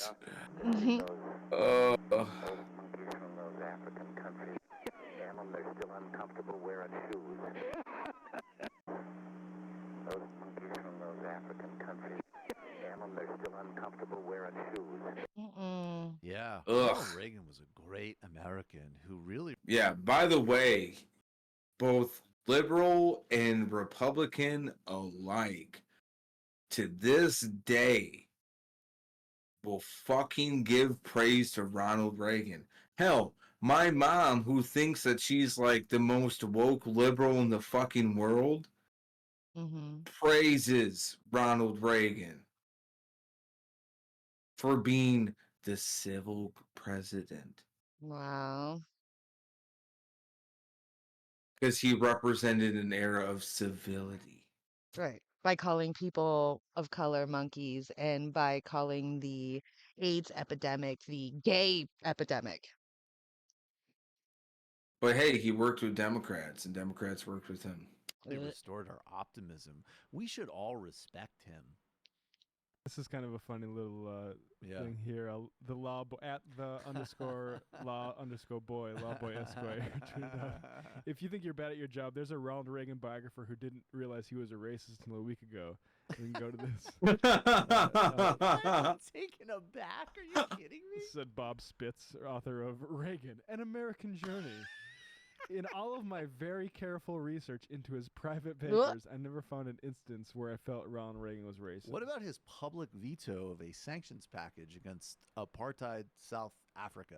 That's some good reporting too. Like to go to a Republican writer of Reagan to say, "Hey, you never thought of this?" There's a lot of nervous biographers. That guy really. That's fucking amazing. Oh my god. Hey, dude, I think Reagan might be racist, bro. Oh, dude. Oh, that's great. What a journey. What a journey we've been on. I'm telling you. I hope people have been paying attention and learning something as well. It's been fun. I mean, the majority of this stuff I already knew. Some of the things got a nice little, how do you say, refresher. Yeah. This is a video that Jimmy had sent. I'm not really too familiar with this channel, the Illuminati. They're not good anymore. They used to be really, really good. Okay. What exactly about them changed? Nothing changed about her. She just got called out for not paying her employees very well, so she's lost a lot of subscribers since then. That's it. Just social, personal It's time stuff. once She's again still to really stop great at pyramid explaining schemes, things. scams, and other forms of corruption. If you missed your chance to pick up the original Illuminati pyramid plushie with an eye out for corruption, don't fear, she's back and better than ever. Makeship is doing a time warp campaign, and they're relaunching some of the original campaigns, and my plushie is one of Oh, them. the good old Illuminati so if you days. missed your chance about, what, 2.5 years ago at this point, to grab the original pyramid... So, the Illuminati, what was it exactly that got you into that? Before we jump into this video, I'm kind of curious. Like, what was it that appealed to you the most that got you interested in the idea of the Illuminati? Her show or the actual Illuminati? I thought you were just referring to the actual Illuminati. No, her show. Her channel is Okay. called the Illuminati. No, I know, but Oh. you had mentioned it and just sound like you were talking about the Illuminati. No, the good old days of her when she was popping. Got you. Because I know that you were somewhat of a conspiratorist. I was, yes. What about it? Well, no, I was just wondering if that was something that you had fallen down. Because I mean, that was something that even I was super into for a certain amount of time. And then I just kind of realized that it's nothing more than just another club of a bunch of rich dudes that get together and smoke cigars and talk Yes. about world domination. Yeah. I thought it was all this stuff George Bush being part of it, and that place with the owl up in Oregon or Colorado that they burned, that Alex Jones actually went out to Oh, and filmed it. Bohemian Grove. Yeah, I was all up in that, all up in it. And then I actually met a Freemason in person and talked to him about it and found out it's really just a fucking club. All it is a club. It's a boys' No, and club. it's a bunch of rich dudes that do old school seances and Yeah. rituals and shit because they want to feel they're LARPing. Yeah. Okay, it's a bunch of fucking nerds LARPing. Yeah. Literally LARPing. Except they have enough money they don't have to use fucking cardboard and duct tape swords to pretend they're doing shit. They got real swords. Right. That were Absolutely. used by real knights. But they're all little mommy daddy money boys that join this club. So of course there's money, which comes when you get a club like that with a bunch of money, you get power. And of course a couple of those men are going to end up becoming presidents. It's bound to fucking happen. Just like most, people that are presidents have probably shared colleges and gone to Yale together and shit. It happens. Well, it's just, it's a fraternity, it's a club, and Yeah. they're important. And, ultimately, I think anything, whether it be Illuminati, Freemasons, I used to prescribe to them, but as I've gotten older and started evolving politically, I begin to understand that really they're just deflections away from failures of systems and the greed of corporations and big business and the financial elite. It's a Right. way to be able to deflect and be like, yeah, no, it's just a couple of them. They're all not bad. It's just a couple of them. There's just like a small select group out of all of them, man. And it's just like, so it's like, no, it's the institution. Mm-hmm. It's it's the majority. Right. It's not just a few bad apples. Right. And a Um, lot of these people that are uber rich, like the, owner of BlackRock or Peter Thiel and shit like that. Like once, we I want found to out drink that, that blood. yeah, like once we found out the names of all these quote unquote Illuminati members that are supposed to be quote unquote controlling the world, when we actually found out who they are, they're just a bunch of really rich people that just own a bunch of stock and like have had money for a really long time, or they own all the banks. They're like, okay, they could have a secret club and shit, but they're not like it's not like, mysticism and spells and baby blood drinking and all this crazy stuff like that. Like it's not that. Well, and ultimately too, like if you're to remove the Illuminati, there would still be those motherfuckers, and they'd still be Yeah, doing the same shit. So like, exactly. ultimately, it's not the end all be all the Yeah. way that it tries to get portrayed. Yeah, well, they used to But say like the Bilderberg meetings was like, witchcraft and Satanist seances, and like you actually had people go to the Bilderberg meetings and come to find out that they're just a bunch of rich people saying that, how we decide that we want this place to work because we're smarter than everybody else. Like, no, it's a nerd club. They're not like seancing and nerds. yeah, it's nuts. Like it's like they're right up until a point, and then they just do like a hard right turn. They get close and then they push away. Pyramid plushie Yep. with the magnifying glass. She's back, but only for about 2 weeks. So if you want to get started, Yes, thank you.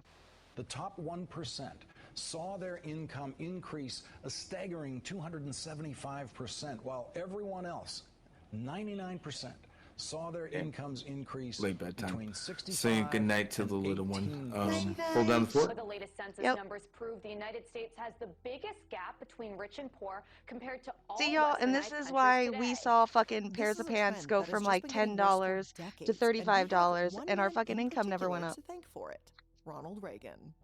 A few days ago, I was presented with a report I'd asked for, a comprehensive audit, if you will, of our economic condition.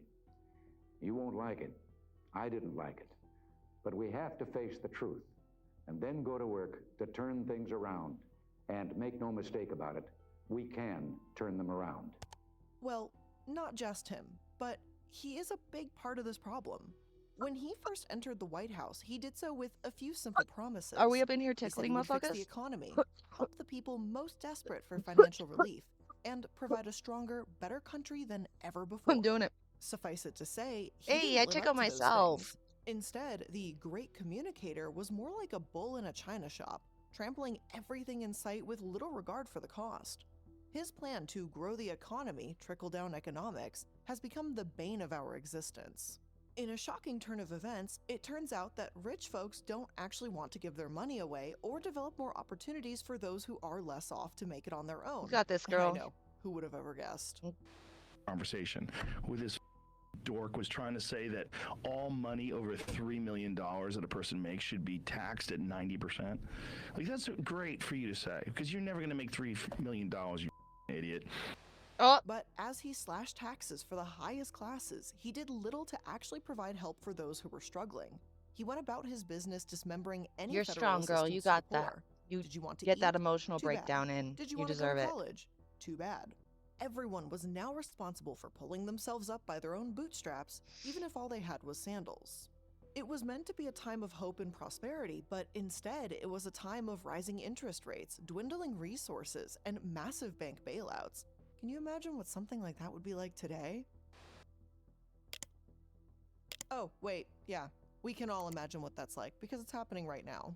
Speaking out against labor concerns didn't seem to be an option, as the former union president slashed dreams of workers' rights to strike or organize around better pay. But some people and organizations were living large.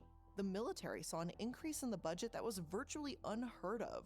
And the oil and gas companies were free to run the world as they saw fit, with dwindling regulations. The Reagan administration and his now infamous Reaganomics has impacted almost every aspect of American life. But what's the full picture behind his lofty economic plans? What exactly is Reaganomics? That's what we're going to find out on today's episode of Dark Dives.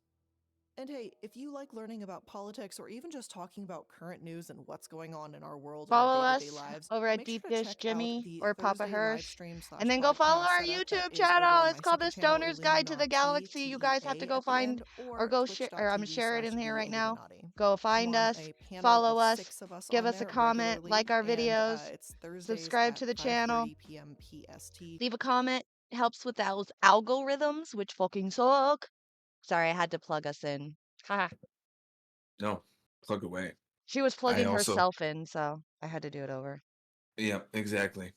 Check out our YouTube channel I already posted it. where you can get the best of both worlds. You can get that analysis and then our analysis on top of it because that's the new meta. And also because you'll get the rants from myself or Jimmy in between. And that's what you guys are here for. That's And right. we appreciate you. I Meta had gotten rants. distracted for a minute because my niece was asking me about Gang Beasts because I was like, oh, you know, that game's pretty fun.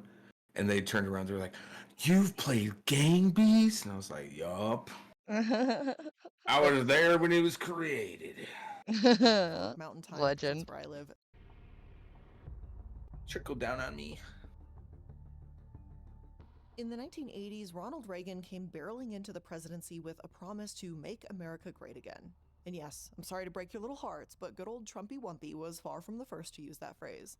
In fact, he followed a lot of Ronald Reagan's election playbook. Yo, her Liv That's not just what showed today's through on episode is there. about. Oh yeah, Instead, she's super today uber we're live. actually going to She talk about was what Reagan's plans were to fix a the country Majority that many Report, saw as their being little broken. group One thing of that the they had. biggest She was is his one of the famous first ones. trickle-down economics plan. Now, Hey, not the she Majority fucks Report. with, if she fucks with Majority No, not Report, Majority then like, Report. What's the Humanist Report? The gay boy? Yeah, Humanist Report. You know, he has that little crew of people that they do once a week where they all talk and shit, like on a Zoom call. Mm-hmm. Yeah, she used to be one of the first ones, and then that's when they found out about her employee shit and they kicked her off, and I haven't heard from her since.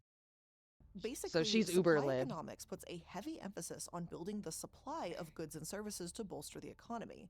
In essence, it just means that the government should put the most energy You have to into remember, ensuring that people are 2016 to willing to produce 2020 was like services. my, Enter, what do you trickle call down. it? Like infiltrate Reagan believed Democrats that time? slashing the tax rate in the Yeah. highest tax Yeah, bracket so would have super a libby. trickle-down effect. Well, I mean, If I the think most wealthy held on to a majority. I think a lot of people kind of held onto that sentiment because we had bought into Obama's shit and we realized how wrong we were.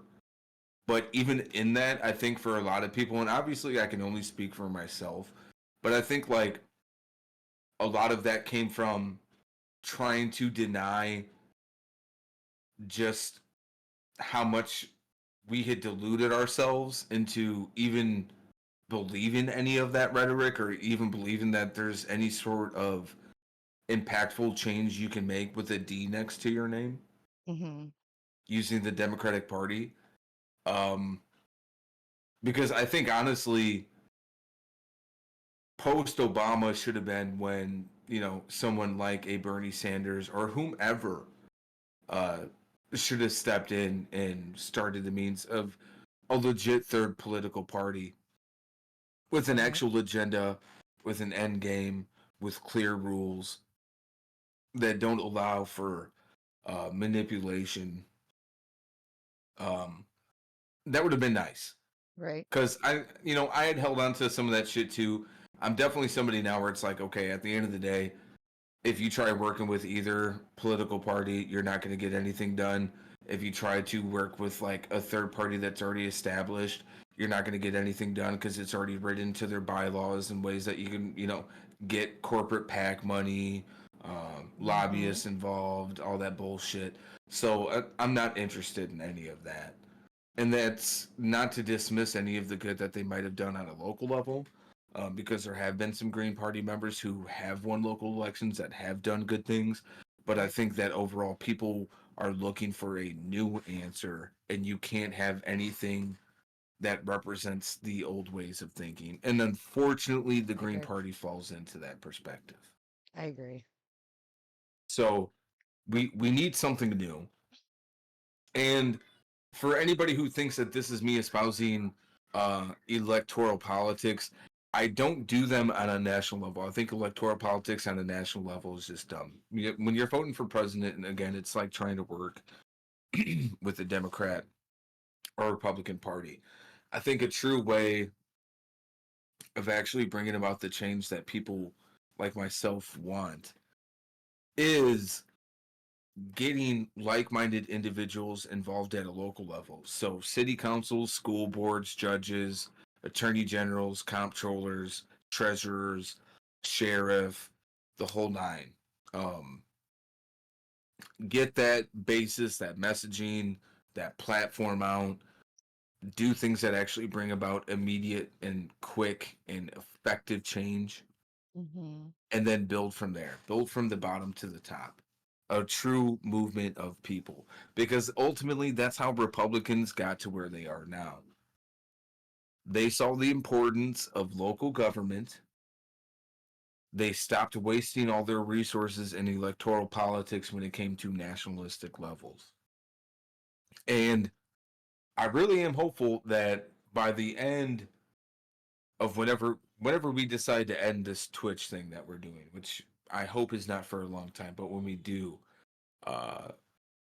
more people will be of that mindset and able to gravitate towards, and I hate using it because it's often misused, but like just basic common sense fucking principles of morality and humanity to help dictate your political positions. Because a lot of politics is social issues. A lot of politics revolves in who gets rights. Right. Majority of their income. I think one day then, we're in going to have to do theory, a really then they good would have topic or discussion on unincorporated areas as well and how to get their voices heard. Because I agree with the local politics. It is definitely the answer for a lot of the immediate problems that a lot of places have.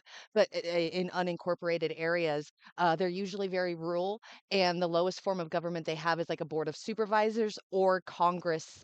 Their congressperson themselves, which is a very high form of government, both of those. They don't have mayors. They don't have all the rest of They that. don't have And representation. They don't have a absolutely, police force. They don't have a fire department. They have to outsource. absolutely, Um, absolutely. and And it would be really there cool are a to lot of figure out. hurdles. Yeah, and it would be really, really cool to figure out at least some sort of form of solutions to help those people figure out something to benefit themselves. Because, yeah, any kind of progressive fighting in those areas, there's a lot of backlash, which is done by, community members who have a lot of power just because, they donated to like the 4th of July parade or something. So the community loves them. So if you want to bring like, let's say like a weed shop into the coffee shop, they'll fucking fight you to the death because it's weed. But on 4th of July, they'll allow like alcohol on the streets, and drinking and shit like that for the parades. It's Yeah. the representation is absolutely horrible, and it is still just as corrupt and held uh by like the, quote unquote 1%. And it's actually even worse because it's the people that live in our community. Yeah.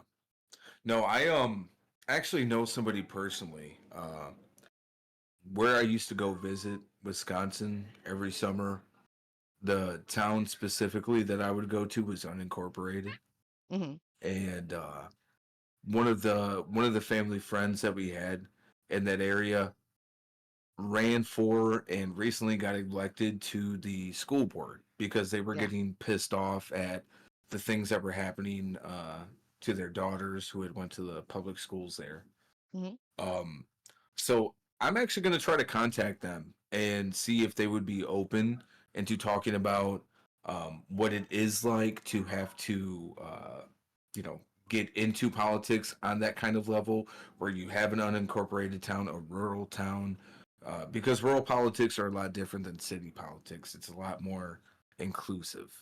So Yeah, that I would would love to definitely talk be, about that because I've ran for board of supervisors and I am in a unincorporated town. So I'd love to talk to her about that because the only one lower than that, it would be school board out here, and most of the people that run out here are just regular ass parents that are just sick of the shit. But we're a conservative area. We're very red district, so it'd be really cool to see somebody who's actually ran and won, because I don't want to talk to any of them out here for sure. Have more money to spend on hiring more workers, paying them higher wages, and of course, producing more goods. The general idea seemed pretty simple and maybe could have a monumentally good impact if Reagan had only factored in one little simple problem. Rich people don't like giving away their money. And I know, super shocking information here, but regardless of the fact, over his presidency, Reagan's administration and Congress drastically reduced the top income rate from 70% to 28%. And again, at first glance and in My short term, nerd. it seems She's like got the plan might have Quidditch worked, circles at least for some on people. the left. Obviously, the people in the tippity top 1% Those are of wealth in the United goalposts for Quidditch in Harry Potter. I Just just saying. noticed that. Take trans kids, for example, electing pro-trans school board members can help be the first line of defense. Exactly. I like that. Exactly. Exactly. I agree. We and here's the most important caveat to that, because people might try to take what you're saying and be like, well, we shouldn't put a trans person. We're not saying that, because we have seen time and time again, and I'm sure, Kayla, this is something you can speak better to than myself, but we have seen time and time again people who are trans themselves come out in favor of the Republican rhetoric of, removing trans people from sports, Caitlyn Jenner. anti-bathroom legislations. So, like, I think people are starting to realize that this whole idea of diversity for just diversity's sake isn't cutting it. The response shouldn't just automatically be like, let's just get a woman, because we've seen the women that they try purposely putting. They put the worst possible candidates as women because ultimately the powers that be are trying to rub it in the faces of women like, just shut the fuck up, it's not your time. Mm-hmm. Is basically what they're saying. It makes sense. That could be the only logical explanation, in my opinion, as to why the Democratic Party was like, hey, let's run a woman to see if we can get a woman elected, right? And they're like, yo, who can we pick?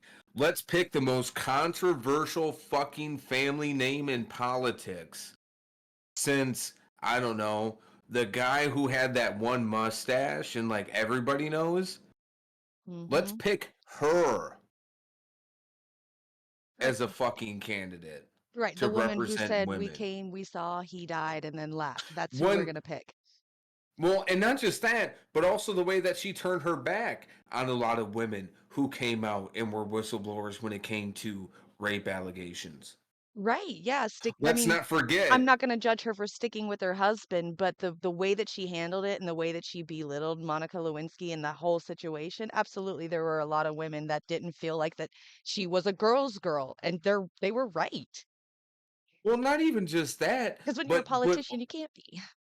Well, not even just that, but the numerous court cases that she had overseen herself working in the court system, where she specifically got a man off of a crime of pedophilia. Oh, good to know. This was something that Republicans used against her time and time and time again. Right now I'm blanking on the name of the case, but it was a very popular case that Republicans always loved using and flipping to try to get liberals' heads to explode.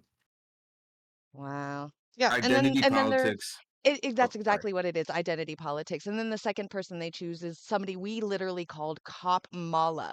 And the first thing that what do the first thing Republicans do? Oh, she sucked her dick up to get her way to the top. Which, yeah, like, fuck, like, yeah, you're absolutely right. The only logical explanation that could be of this is that we at least us women who are genuine about at least wanting to see what it would be like just to see have a girl run, run the country just to see what it would be like. They're going to put somebody there that's going to prove us wrong. It's just how it's going to happen. I mean, even if we take away the way that the system runs, the way the economy works, everything, all of that, and just put it, sexism, the men are not going to allow this to happen. I'm sorry. Not going to. Yeah. And I will just say one thing though to that statement. Yeah, It's not identity politics that doesn't help. It's more so aesthetic politics don't help because identity politics do play a role in class. It is not a separate issue from class, more so just a symptom and something birthed from it. So, in other words, identity politics is basically a means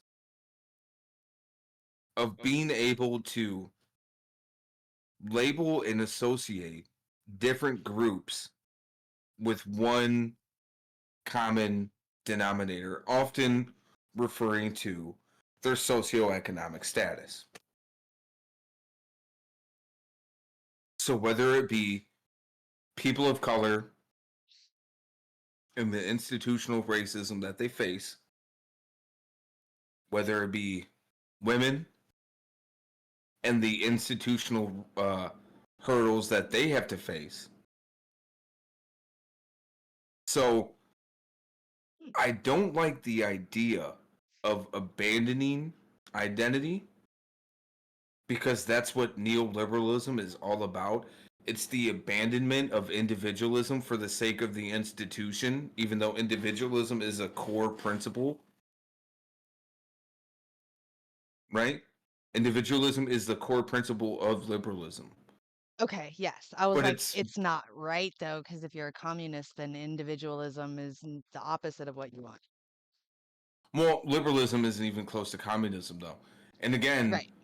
liberals are quick to throw away individual rights so long as it upholds the institution and Yes. societal norms. Yes. And Republicans are willing to throw away traditional values, which is the whole fundamental base of conservatism, for the sake of institutions, which again shows you that their allegiance isn't to an ideology, it isn't to a group of people, it isn't to whatever, it's to an institution. Right. The status quo. So what could be president? Can't do to not being born here. Well, and that's something I think more and more as we start seeing, hopefully, it's going to have to be post-Trump because there's no way it's going to happen under Trump. But post-Trump, we see an expansion in immigration, in a change in demographics. I do hope eventually America gets to a point where it's like, hey, maybe like we shouldn't have a rule where you can only be president if you're an American citizen. Or what would be really fucking cool is for, some sort of recipient of like the DACA program or something becoming president. That would be amazing. I think then you would see a lot of great reform when it comes to immigration policies. Mm-hmm. Ways that the system could be, because look, I get it. There's a lot of people that are very cautious of trying to put faith in government at all, Right. because government does represent the institutions. My only thing that I have to say to that is that the reason why I'm at least willing to say I think we could do it better is that right now and throughout history, we've never had protections from corporations written into our institutions. And because of that, profit has always been the common theme when it comes to government. And that's not how a government should be ran. like the ideas of roads itself, right? Like roads don't generate money. Even if you have a toll system, it's not going to be enough. Mm-hmm. So, oh, hey, thank you for the follow. I appreciate it. Welcome to the stream. Mm-hmm. Totally just lost my thought now because I fucking heard good news, everyone. But like, oh, but no, like roads That was me aren't earlier with even. the porn shit. My thing's the Pornhub song. Roads don't. You're basically operating roads at a loss, even with tollways. At the end of the day, but they're essential because it's the only way that you can get guaranteed transportation. Because let's be honest, the American rail system is complete fucking shit. Not every place is accessible by water or train as is. So it is important to maintain roads, and you can't privatize that. But there's eventually going to be a situation where that happens. Hey, thank you for the follow. Another follow. Let's go. What are we talking about? We are talking about Reagan, Ronald Reagan, and how we have turned into the country we are because of him. Yep. Currently talking politics, so trigger warning for those, because yes, we are talking about the neoliberal dream, Ronald Reagan himself. Nerd alert! But hello, welcome. I appreciate you following. Curious how you found the stream? Please let us know. United States. I think the Princess Kayla is Kayla. Or Kayla. Kayla Michelle is Kayla. Between 1989 to Oh, okay. 2019, the wealthiest 1% of Americans have become $29 trillion richer. That's trillion with a T, people, not a B, not an M, a T. And because I know I hear it, some folks already go, but inflation. No. This is not. This is adjusted with inflation. It's because of wealth hoarding. So there. Exactly. And that's another thing that always bothers me whenever inflation gets brought up. Because if you look at company profits, and they continue to make record company profits, you cannot simultaneously say that the dollar is losing value while companies are still sitting there saying, hey, we're thriving. Because when you do see effects of real inflation, companies feel the hit too. That's when companies start saying, hey, we're not having record profits. We have to cut, 8% of our jobs. So that means, maybe 50 to 70 stores have to close nationwide. Which is a huge chunk. It may not seem like a lot when you just hear the percentage number, but then you start hearing how many stores. It's a lot of employees, a lot of money. Yep. Backup account, who this? You're ridiculous. There. So, if this plan was to allow the wealthiest people in the country to get even more wealthy with no extra burden, then yes, the plan was in fact a success. But publicly, at least for what Reagan was preaching, that was not the plan. His plan was for the wealthy people, aka those who supply the goods, to hire more people, increase wages, and contribute to the lower classes. But that hasn't come to fruition at all. Instead, from 1989 to 2019, the working families in this country have barely seen any increase in their incomes or wealth. To be honest, I was already following. I think it was from a game you played previously, and I accidentally hit unfollow. Oh, you know what? I was gonna say because the Jesse 08 looks somewhat familiar. I'm wondering if it was maybe Fortnite, Apex. If not, maybe it would have been. Trying to think. Stardew, Sea of Thieves, maybe some State of Decay. One of those, perhaps. Well, anyways, welcome back. We missed you. Yes. He missed you Appreciate it. so fucking much. He missed you so much. This much. So nothing can come in between. Yeah, but it's we've been doing things a little bit different. I still do gaming streams from time to time. Been playing a little bit of Overwatch lately. State of Decay's been kind of a frequent thing. I do want to get back into 7 Days to Die. That's another one I've been wanting to get back into. And then I don't know, maybe Christmas I might get a couple new games. If I'm good, if Santa brings me something, we'll see. That's right. Meanwhile, the cost of goods and services has absolutely fucking skyrocketed. Dare we talk about literally just a month ago, which is still persisting, the whole egg drama right now? Eggs are so fucking expensive. And Oh, you sure, remember Reagan's that? plan You worked remember for the a egg few drama, seconds. and then it We ended up firmly coming did out. The companies were like, "Oh, hey, yeah, all that stuff we said, it was false. We were just trying to raise prices and increase has profits." increased inequality across the board. So much for making America, great. Despite this, some people still beg to continue to use. I think all they got was a small fine for it as well, which I mean, of course, makes sense. Yeah, that's American policy. Which again, as I said earlier, anytime that you have a crime and the severe punishment for it is a fine, like ultimately it's just a punishment for people who are poor. Like it's not even, nobody should question someone's morality for the violation of it at that point, because literally it's just a punishment for being poor. That's it. Yep. I played 80% of those games. Lords of the Fallen. Oh man, no. I don't. No. I did not play that one. See, now I'm gonna try to remember what game it was. Works wonderfully if you're at Challenge the top. accepted. Kind of like an MLM, or like a scheme. It only works really good if you're at the tippity top. And when it works wonderfully for you at the top and you now have power and money, you also have the magical ability to spin the narrative, aka lobby or bribe the government, and put the money where it needs to go to keep the economy shifted in your direction and your favor. But of course, there's more to Reagan's grand economic plan that has forever changed how the United States functions. He wasn't just here to cut taxes for the ultra-wealthy, he was here to cut social spending too. Because you gotta pull yourself up by your bootstraps, right? God, I fucking hate that saying so much. What saying was it? The old infamous "pull yourself up by the Yeah, bootstraps." this right here. Yep.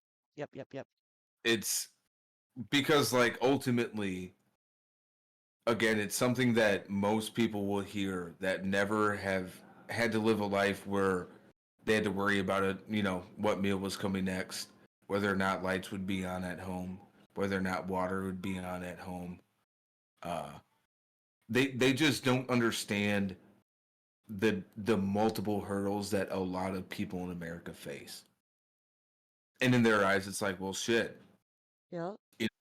You have a home that you go to and you have a bed. It's like, dude, a lot of people don't even have beds. A lot of people don't even have pillows, blankets, nothing. Yep. And it's not because of choices they made. Yeah. The choices they made have kept them from falling victims to the streets instead of just falling victim to the institutions that are literally supposed to be built to protect them. Mm-hmm.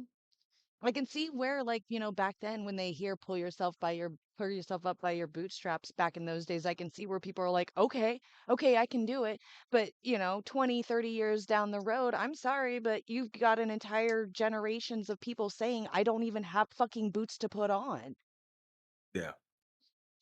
So, so for the purpose of this paid stream, what is your discussion in support of? So, overall, the purpose of a lot of these just chat streams is to increase a lot of political understanding. One thing that I've come across in a lot of discussions I've had with people is that a lot of times there's a lot of basic terminology that gets used and it's not really understood, and that's not coming from a place of judgment. It's more so a place of understanding, being like, okay, well, a lot of people have to work and they don't have the time to sit down and understand what these words mean or what this means. And it's, they don't understand not because they're stupid, but just because a lot of the language is purposely misleading. A lot of it is purposely used in a way that kind of excludes people, right? And overall, the view of this stream is to show different instances throughout history and current times to break down what societal norms are, to enhance the idea of empathy and being more compassionate towards people while being more ruthless towards institutions. And what I mean by ruthless is demanding the rights and the freedoms for everyone unapologetically and vigorously. So that's kind of like the overall like mission statement, I guess. And this particular stream, we are looking at the impacts of Ronald Reagan in modern politics. He was somebody in the 80s that was responsible for bringing a lot of these European ideas of privatization into America, globalization, and a lot of the talking points that are used, a lot of the issues that we see are direct remnants of his administration. So it's kind of a way to look at what's about to happen over the next 4 years by looking at the past and seeing what exactly happened then because of the similarities. Yeah. So, sorry if that was like a super long tangent, but I was trying to make sure I got a broad generalization. And if there's anything I missed, Jimmy, feel free to chime in. Reagan sucks. Yeah, Reagan does suck. Reagan does. But also, I will just quickly add, because I did forget to mention, excuse me, another big thing about this channel, we really, really want to see a lot of input from people in chat. We want to make sure that it's done in a way that is protective, one, of someone's identity. So if they don't feel comfortable sharing that kind of information, that's first and foremost the top priority. But we want people to be able to just kind of express themselves and come along with us on this journey of learning, right? Because I don't have all the answers. I don't know everything. There's a lot of stuff that I learn constantly as, we watch videos and we have conversation. I myself have friends from all different kinds of backgrounds and political beliefs. And so I'm trying to ultimately provide a space where people can have conversations so long as they, one, acknowledge the humanity in the person they're talking about and talking to. So if anybody tries to revolve their conversation from an ideology that dismisses the humanity and civility of a person, that automatically gets shut down and you're not allowed to speak here. But if it's just like small disagreements on like things that are actual opinions, like, well, I think, cutting taxes for the rich is good or whatever the case is, then we can have conversations. Or if you think, even though ultimately, in my opinion, it's a racist policy, if you want to try to debate voter ID laws, just because of a lot of the common misconceptions that get put onto that, it's like I'm at least willing to have that conversation because maybe they're open into being educated and opening their mind, and if they're not, they'll expose themselves, and I can just shut that shit down too. So. Okay, so for supply side economics or trickle down economics or voodoo economics, as George H.W. Bush referenced it. Which I don't really like that whole explanation, the whole like voodoo economics, because again, I think that's almost just kind of like a racist dog whistle. I don't know if that's just me being paranoid, but it just feels like it is. What is voodoo economics? What is he calling that? The Reaganomics? Yeah, that's what he was referring to it as. So like all the policies, everything like that, call it Yeah, why? yeah. He's calling, yeah. Well, I mean, It makes no sense. I mean, okay, let me put it in the lens of like a modern way. Because in modern lens, Ronald Reagan would be viewed as a rhino. And in that historic moment, in that present moment, the Republican Party had continued moving towards the right of political ideology, right? Okay. Because keep in mind, again, Ronald Reagan was a neoliberal. He had two terms. He did his thing, okay? That's right. And people were pissed. And people were pissed. Too. Yeah. Right? And they felt that he was soft on a couple things. Like ultimately, he wasn't hard enough, right? Yeah. Right. Okay. And we had seen the remnants of that. Yep. And so George H. Bush came in and he was like, "No, I'm much more. I'm much more than him. I'm much more Republican. I love God. But he's I'm calling George it H.W. voodoo economics. This is economics. This is numbers, statistics, analytics, things like that. How are you going to make it sound like Satanism and witchcraft, like they did in the 90s and the 2000s with, witchcraft? It's voodoo. It's all Satanism. Like, what? Well, what you also have to keep in mind is what was happening politically during the 80s and 90s, um, just to the south of us. Haiti was going through uh, natural disasters as well as United States governmental interference in their government, right? Like overthrowing the president, installing their puppet dictator, extracting all of their resources. Oh, look at Lady And Jessie all up in her chat with a fucking paragraph. I love her already. I don't even know who you are, but I love you. okay, this is perfect. Yep. Yes, let's. Please inform me. That's what I love about this show is like I'm smart, but I swear to God, like this motherfucker teaches me shit every day. He's gonna call himself stupid all the time. Do not believe him.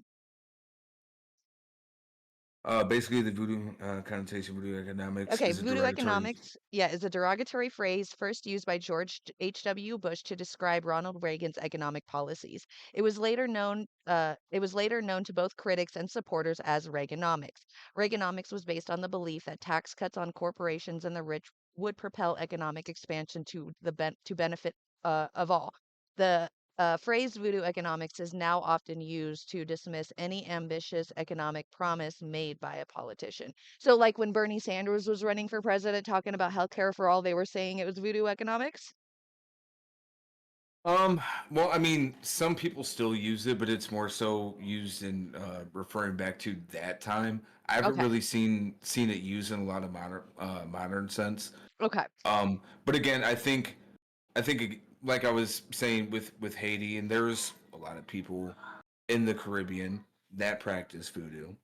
Yeah. Um, so it was a Louisiana. way, again, it was just kind of like another dog whistle, and it was a way to smear and just kind of be like, yeah, this whole mysticism, it's just a bunch of, Voodoo. hoopla. Yeah. Yeah, Hocus pocus. Okay. yeah. So it's a dismissal and kind of, a very backhanded Okay, dog for sure. whistle. The Okay. government needed to also cut its spending.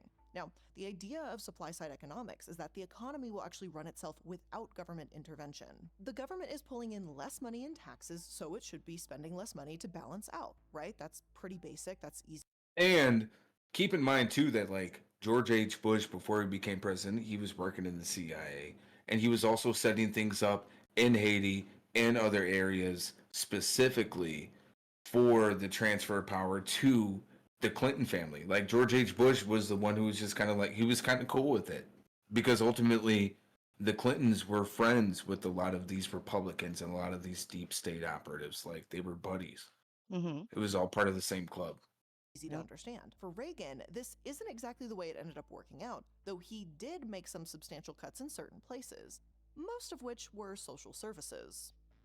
And I know, we can all clasp our pearls and gasp together that the same man cutting taxes for the rich would also cut assistance to the poor. Who knew that those things went hand in hand? Now, throughout his presidency, Reagan cut quite a few programs that we're actually still dealing with the implications of today. While cutting the spending for the ultra-wealthy, Reagan was also running around cutting spending on government programs like student aid. Did you know that between 1980 and 1985, his administration, along with some friendly Republican congresspeople and lovely conservative Democrats, cut $594 million in student assistance and another $338 million in Pell Grants? So if you suffer from, student loan debt, again, you can thank old glorious Ronald Reagan. This isn't something that's been around forever. And a lot of politicians will try to make that argument because, again, the idea of traditional values is important. Because if something has been established for a long time, how dare you try to change it? That's un American. All right. Now, instead of getting assistance from the federal government to attend higher education, freshmen were expected to take out student loans to cover their expenses. So, as we all sit here patiently waiting to hear if our student loans will even be partially forgiven, we actually have Ronald Reagan to partially thank for this whole mess. So, thanks. And because we can't stop at higher education, apparently, Reagan also introduced budgets that drastically impacted poor Americans' ability to get food, because Who needs food, right? Haven't we seen, what was it, a Bloomberg article or something that came out a month ago that was like, oh, trying to save money? Don't eat breakfast. Does anyone remember that? I thought that was absolutely fucking bizarre. And also keep in mind, too, that American food programs, specifically in schools, weren't an always thing. They were actually a response to a lot of the civil rights movements that were starting up kitchens and free breakfast and lunch programs for a lot of different poor communities. And the government saw the impact of it and how it swayed people's support. So that's when you ultimately saw the government response of like, okay, well, we'll do it. So then that way we can get votes. Mm-hmm. Because again, they don't see issues as they don't see politics as something that impacts people's lives. They just see it as talking points and things to fundraise on. Something they can send you an email and say, hey, we need $5, please. Mm-hmm. Like that kid at school that always be like, hey man, can I get $1, like, for lunch? Or, I was gonna get something to drink. It's like, motherfucker, I'm broke too. Right. Why do you do this? Yep. Bizarre. But anyway, that mentality existed in 1981.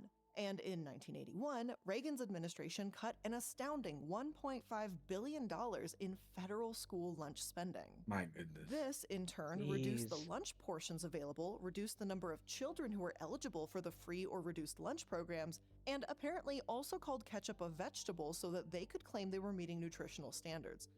Oh, God. Yeah, ketchup as a vegetable. And also, look, people can agree politically on stuff, but if you're gonna sit there and be like, yeah, you know what, kids shouldn't be able to get free lunch or breakfast at school.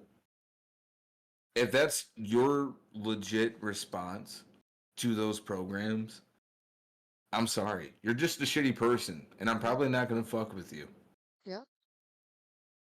Because regardless of what you might think of, like, oh, well, how come they have to rely on the school? Look, dude, that's not your fucking problem.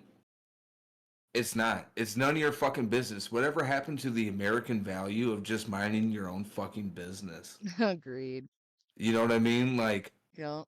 He's a kid. They're a kid. They should eat. Kids should not be starving. Yeah. For a lot of kids, the only time that they eat is at school. Yep. Because we have a fucking government that is held up and blackballed by corporations to where they can't do anything to actually help people. Because if they do, they get punished. Mm-hmm. They get kicked out of their fucking seat. They run somebody who's just going to come in and slash shit. Yep. Trust me, I wish I was kidding. You can double check my sources. They're always in the description box. But yeah, let me just repeat that in maybe sassier and shorter terms here. He cut school lunch spending for children. I'm not talking adults, even though adults also need to consume food. But for children, think of the children, protect the children, we love the children. Cut the food for them, because fuck kids, they don't need to eat if they're poor. That's your parents' problem. And also because they couldn't meet their own nutritional guidelines, they deemed ketchup to be a vegetable so that they could meet those guidelines. And that's why they also deemed French fries as vegetables, because it's a potato. Yep. It's crazy. 3 meals a day. Dude, exactly. Like, honestly, it's a huge reflection. By the way, hi PS2. It's a huge reflection of society when you're called radical for being like, people have a right to eat food. People have a right to drink water that's, healthy and clean. People have a right to go to, a publicly funded school.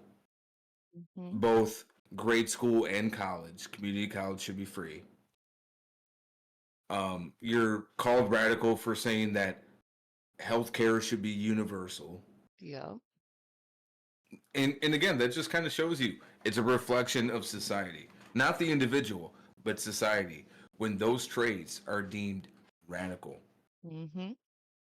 Not to mention lunchroom worker that was fired for feeding a child with no money. Yup. Or the different people who try to feed the homeless and then get arrested by the police because, it's against the law to feed the homeless. You have to get specific permits that you have to pay specific amounts of money for that goes to specific politicians or the agencies that they own and operate. Yeah. Fun times. Meanwhile, check out a video on what a video on for children looks like in South Korea. 100% no. And you look around different nations and you see how great those kids are eating at school, and it's like, holy shit, like I would eat that. Yo, why wasn't that at school for me? Right. All I had was shit on my plate. Mm-hmm. Microwaved pizzas, burritos, and baggies. I was in a communist country in Yugoslavia. This cafeteria school fed us and closed it. And PS2, I have a question for you because I've had people come in here from, quote, communist countries that were really more authoritarian than anything else. What was your overall like feeling when it came to like your basic needs? Did you feel secure in your housing? Did you feel secure like going to the doctor? Was it, something that your family was like, no, we can't go to the doctor, we can't afford it? Oof. Healthcare universal socialism. Yeah, exactly. And funny enough, we had a conversation earlier where it's literally people, anytime people try to complain about communism, they just bitch about capitalism and highlight the failures of it. They're like, communism is when people can't have houses of their own. So it's like, what? You mean right now? Communism is when people starve to death in the streets when there's food. It's like, yeah, it's kind of happening now too, but like, what? Yep. Keep going. Like we're describing right now. We're describing capitalism. Let's go. Yeah. You're doing a good job. High five. Mm-hmm. I was very young at the time I was there. I would love to talk to more people that come from communist countries and just kind of poke their brains out. That it just wasn't enough. Because we always hear in America how bad they are. Additional $750 million from the federal school lunch program and food stamp benefits. Because again, poor people don't need to eat; they're too busy. Because communism is when you're poor. Capitalism is when you're rich. Yep. Being poor, right? I know I said I was going to cut down on cursing. I promised. I said I was going to cut down on the cursing and try and chill out. Yeah, I can't cut down on the cursing either. It's all good. Oh my God. Expletive, expletive, expletive. Now, as the proposal was introduced, many experts, including the executive director of the Food Research and Action Center, warned the public that this would be the end of the school lunch program as we know it. It's funny if you rearrange that guy's name, it's Robert Fresh, and he was in charge of food. Cuts are correct. You can say goodbye to the school lunch program. And over the years, we have unfortunately found out just how right these experts were. School lunches have gotten progressively less nutritious in the United States, and the free to reduce school lunch program has become increasingly more difficult for people. And okay, people can say what they want to about Barack Obama. You know what? Quarrels are quarrels. Well, depending on what they are. If you're just saying some racist shit, get the fuck out of here.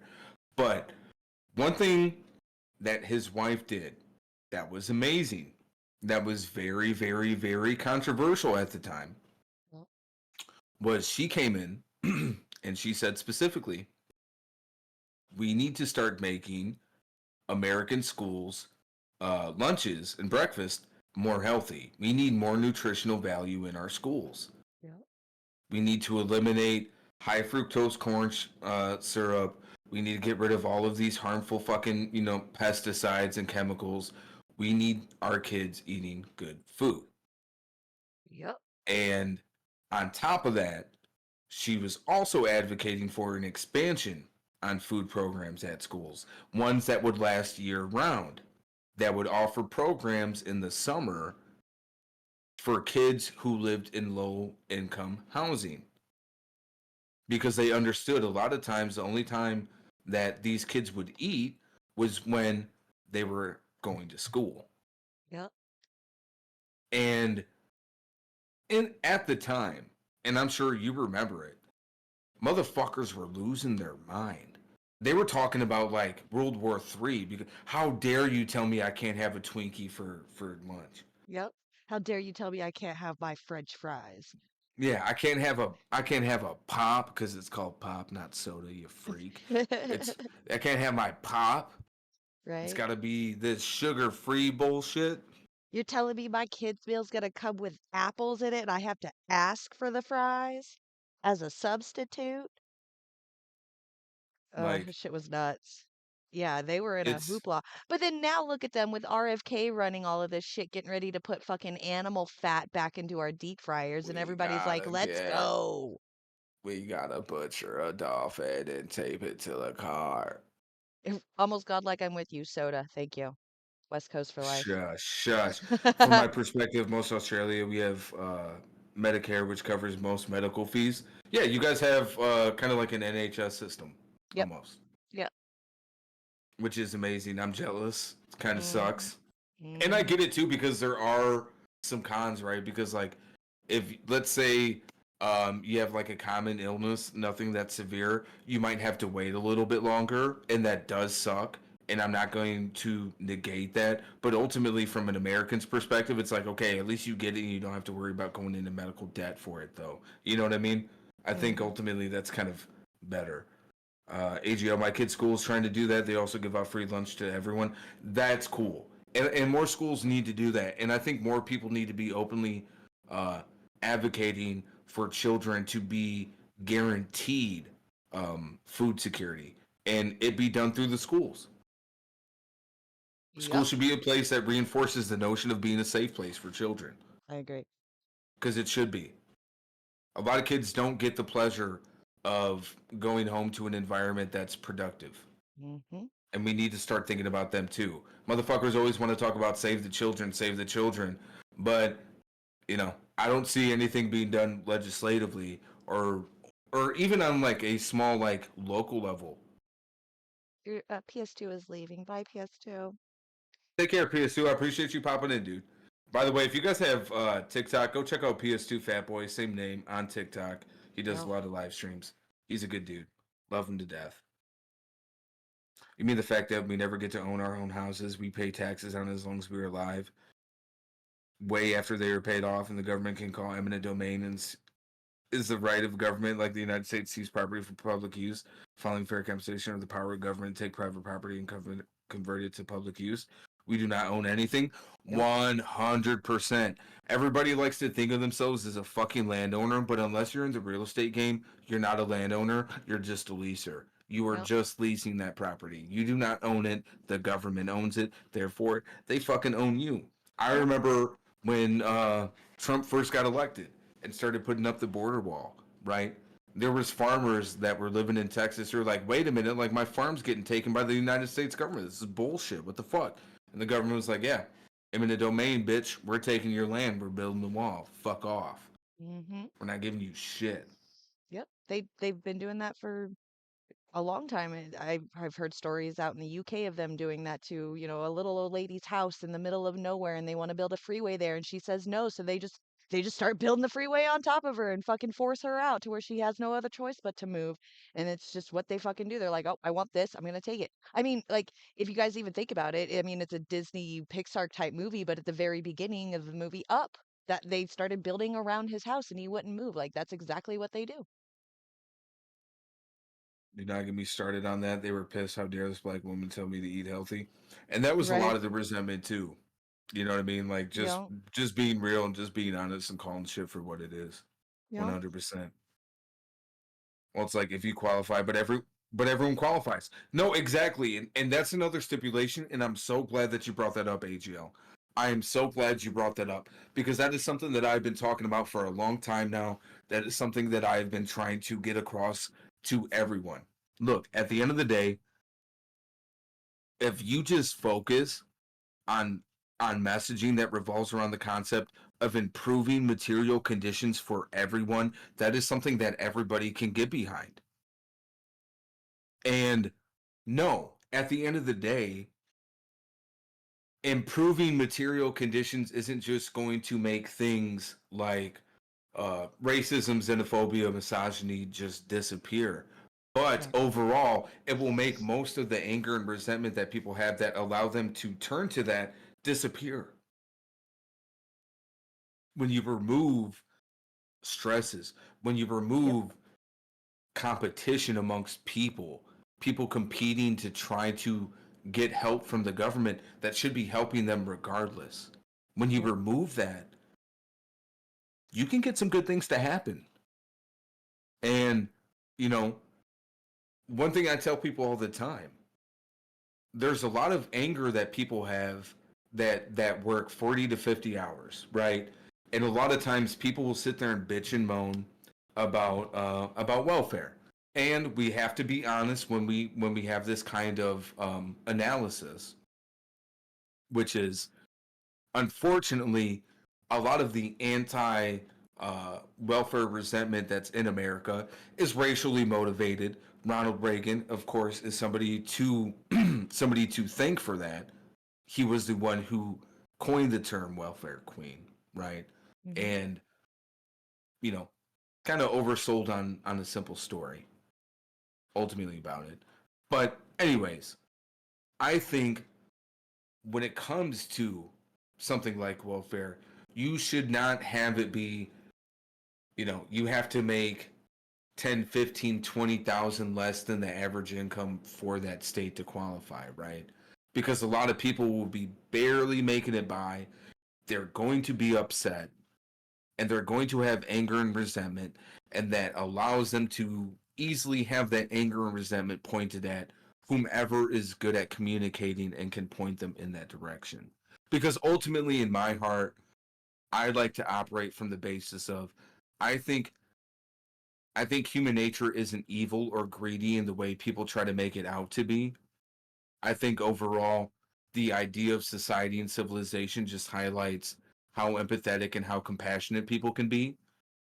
Because the whole point of society and civilization is one that understands there are going to be women, children, elderly who can't take care of themselves. We have to produce a society that is strong enough to take care of them by themselves if they don't have any. That was the whole point. So I like to think at least that there is hope for a good amount of people, but I do understand that there is just some that you will not be able to break through on and that you will not be able to convince, because a lot of the resentment is racial and is gender based. Mm-hmm. So it's important to highlight those things and not move away from them. When you do talk about material conditions, you have to acknowledge those things, because if you don't, then the material conditions part doesn't fucking matter, right? Like, if you don't address racism or misogyny, then when the material conditions improve for people who are affected by that, ultimately it's just allowing room for that shit to happen again, because nobody is aware of, the root causes of, the proper responses, the proper communications, the way to break down cultural divides, whatever the case may be. So as long as you can operate from a basis of improving those material conditions, I think you can at least get your foot in the door. There's a politics category in Twitch now. Cool. I'll have to make sure to use that next time. Mm-hmm. Yeah, basically just want everyone to fill out the form. I'll share the information as you make the program better. But unfortunately, I think a lot of parents don't want to fill out the forms. Yeah. And I think, and I wonder how much of that has to do with either like them feeling shame for trying to get the program, or they just don't want their information out there, which is also understandable. But I'm just kind of curious what the data analysis is on that. Right. Also, in most cases, the father cannot be part of the household, or the mother is always yes. Yep. And the it's paperwork for it too is absolutely ridiculous for welfare. The well, and Q3s going in every 3 months. If you actually get a job, then you have to show how much you're making, and then they'll take that much off each month comparative to how much you've made at your job. It's just, if you don't have a job, you have to be proving that you're out there looking for jobs. It's the black and white with all of it. It's just absolutely ridiculous just to qualify and be a part of it. well, ultimately too, it just it incentivizes the the requirement. Mm-hmm. You're incentivizing that to be the outcome. A lot of people, I know, for example, for like insurance and shit like that, medical debt. People get divorced after being together for 20, 30 years because they don't want their medical debt to pass on to their partner, right? Mm-hmm. I think I think it's very redundant to only have stipulations for, excuse me, single parents. I think instead, you should have programs for families that are together, and while still offering programs for people who are single parents, regardless if they're single father, single mother, whichever. Mm-hmm. Like, you can do both. It is very much quite possible. Mm-hmm. And I would like to think at least the majority of people would agree with that. People to take advantage of without facing some sort of financial or other repercussion.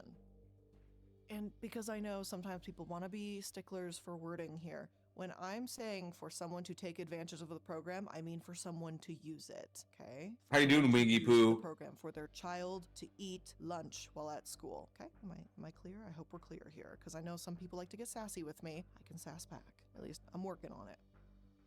Hell, we've even seen stories of schools threatening to put children into foster care because their parents couldn't afford to pay off their lunch debt, which again, that's another crazy thing to say. Like, that's just insane that that exists, because these are children and their parents are going into lunch debt because they're poor, because, congratulations, we have Ronald Reagan to thank for cutting this shit literally decades ago before the kids being impacted by this were even born. So again, thanks, Ronald Reagan. We love that poor kids aren't able to eat lunch because that's the American way. But wait, there's more, because, of course there is. His welfare spending cuts didn't stop at just the school lunch programs. He also decided to cut the 7-year-old Comprehensive Employment and Training Plan, which provided federally subsidized jobs to unemployed people. And just for some perspective here, this was a time where the unemployment rate was nearly 10%. And to just put that in more recent terms, in April 2020, like the very start of COVID-19, remember that little sketchy time? The unemployment rate, was 14.7%. So remember what we did then? Yeah, we increased welfare to help people, but Reagan, in a very similar situation. And you know what? I'm glad that they said that, because when the United States government came out and said, you know what? The economic impact of COVID-19 has been so severe and has impacted families. We need to step in and do something for everybody. What was that thing that they did for everybody? Stimulus checks. Mm-hmm. That was a great thing. It was. It was a phenomenal thing. Yeah. In fact, it was so great that a lot of people that voted in this election said that that was one of the things that convinced them to vote the way that they did now. Mm-hmm. Shit. Just to give a little bit of context, when you give people money directly, regardless of what amount it may be, that affects people. People remember that shit. Mm-hmm. Because any adult knows, even when you get older, like, nobody gives you money for your birthday. You don't get none of that shit no more. You're a fucking adult, right? So when you do get money, you remember it. And when George W. Bush was in office, he sent out, it was like $200 or $300 or some shit to every tax-paying American. Oh. And my dad to this day is like, well, people say what they want about George W. Bush, but that motherfucker sent me money. No other president ever did that. He's not a Republican anymore. He's a Democrat now. But still, he remembers it. But he still remembers it. Right. And he still uses it as a means to be like, yeah, like, at least he sent money. So, like, again, people, it's not that people, like, hate or stigmatize handouts in the sense of, they hate help. It's just the way things get portrayed to them and the way they get portrayed in media affects people's receptiveness to it. Mm-hmm. But, like, the stimulus checks, that was a welfare program. And the same people that are constantly bitching about welfare programs sure loved it. Yep. A lot of those motherfuckers complain about welfare programs. You know what they did? They got PPP loans. And then they got their buddies in fucking Congress to be like, yeah, we're not worried about you paying that back. It's all good. Right. Hey, baby hands. Hello, welcome. Baby How's hands. you? Enjoy your lyric. Yeah, Chronica Lewinsky. She's good people. I call her Baby Hands though. Baby She's hands. a little, yeah, she's a little person like you. Oh, okay. Yay, little people. Yeah, little people stand up. Still can't see you, but stand up. We out here. If you use your vote for 1200 from 4 years ago, that is sad. I'm sorry, but it is sad. Was It's it good for the true. time? Yes, but there's so many other ways to look at that. No. 100%. I agree with that notion. It's just again, it's a reflection of just how desperate people have become. Mm-hmm. I I'm agree. drunk and sad, but I'm happy I caught you. Well, you know what? I am stoned and mellow. So you know what? You can hang out with us. Maybe it'll rub off a little bit. Just don't rub off on me. I took a shower. I don't have to clean up again. Yeah, little JJ, she's doing well. She's seepies. She's a little seepy bear. Getting ready for Thanksgiving. You can rub up on me. I just only one of your good little hands, though. Yeah, just one. Just one. Then we for Jada we got these muffins that have like veggies and stuff in them. They're frozen and then you just throw them in the microwave or the oven for a couple minutes, warm them up, and she loves them. They Nice. smell good as fuck too. I haven't tried one yet, but she's all about them. So Hell yeah. we're getting her ready for Thanksgiving. She's been fucking meal training. She's getting hype. Like the Olympics, but for eating Thanksgiving Yep. food. And like she'll take a couple bites, and look. I don't like when she runs around and she has a mouthful, but she does not like being constricted. And when we're out in public, she's a lot better about it. Like if we have to put her in a chair, she chills. So when we're at home, like my policy with her is I try to refrain from putting her in like a high chair to eat. I just let her kind of roam and do her thing and kind of eat as she wants to. Okay. It works, sometimes it doesn't. Mm-hmm. Sometimes it backfires. Mm-hmm. Like certain days where she has chips. She loves her chips. Okay. Yep. Except for when she smashes one into the couch because she lost her balance, right? Man, or just spits them out on the floor because like she puts like 2 or 3 pieces in her freaking mouth at once, and I'm like trying to get it and she runs away, and then she's like, okay, that's too much. Yeah. Oh, kids. They're great.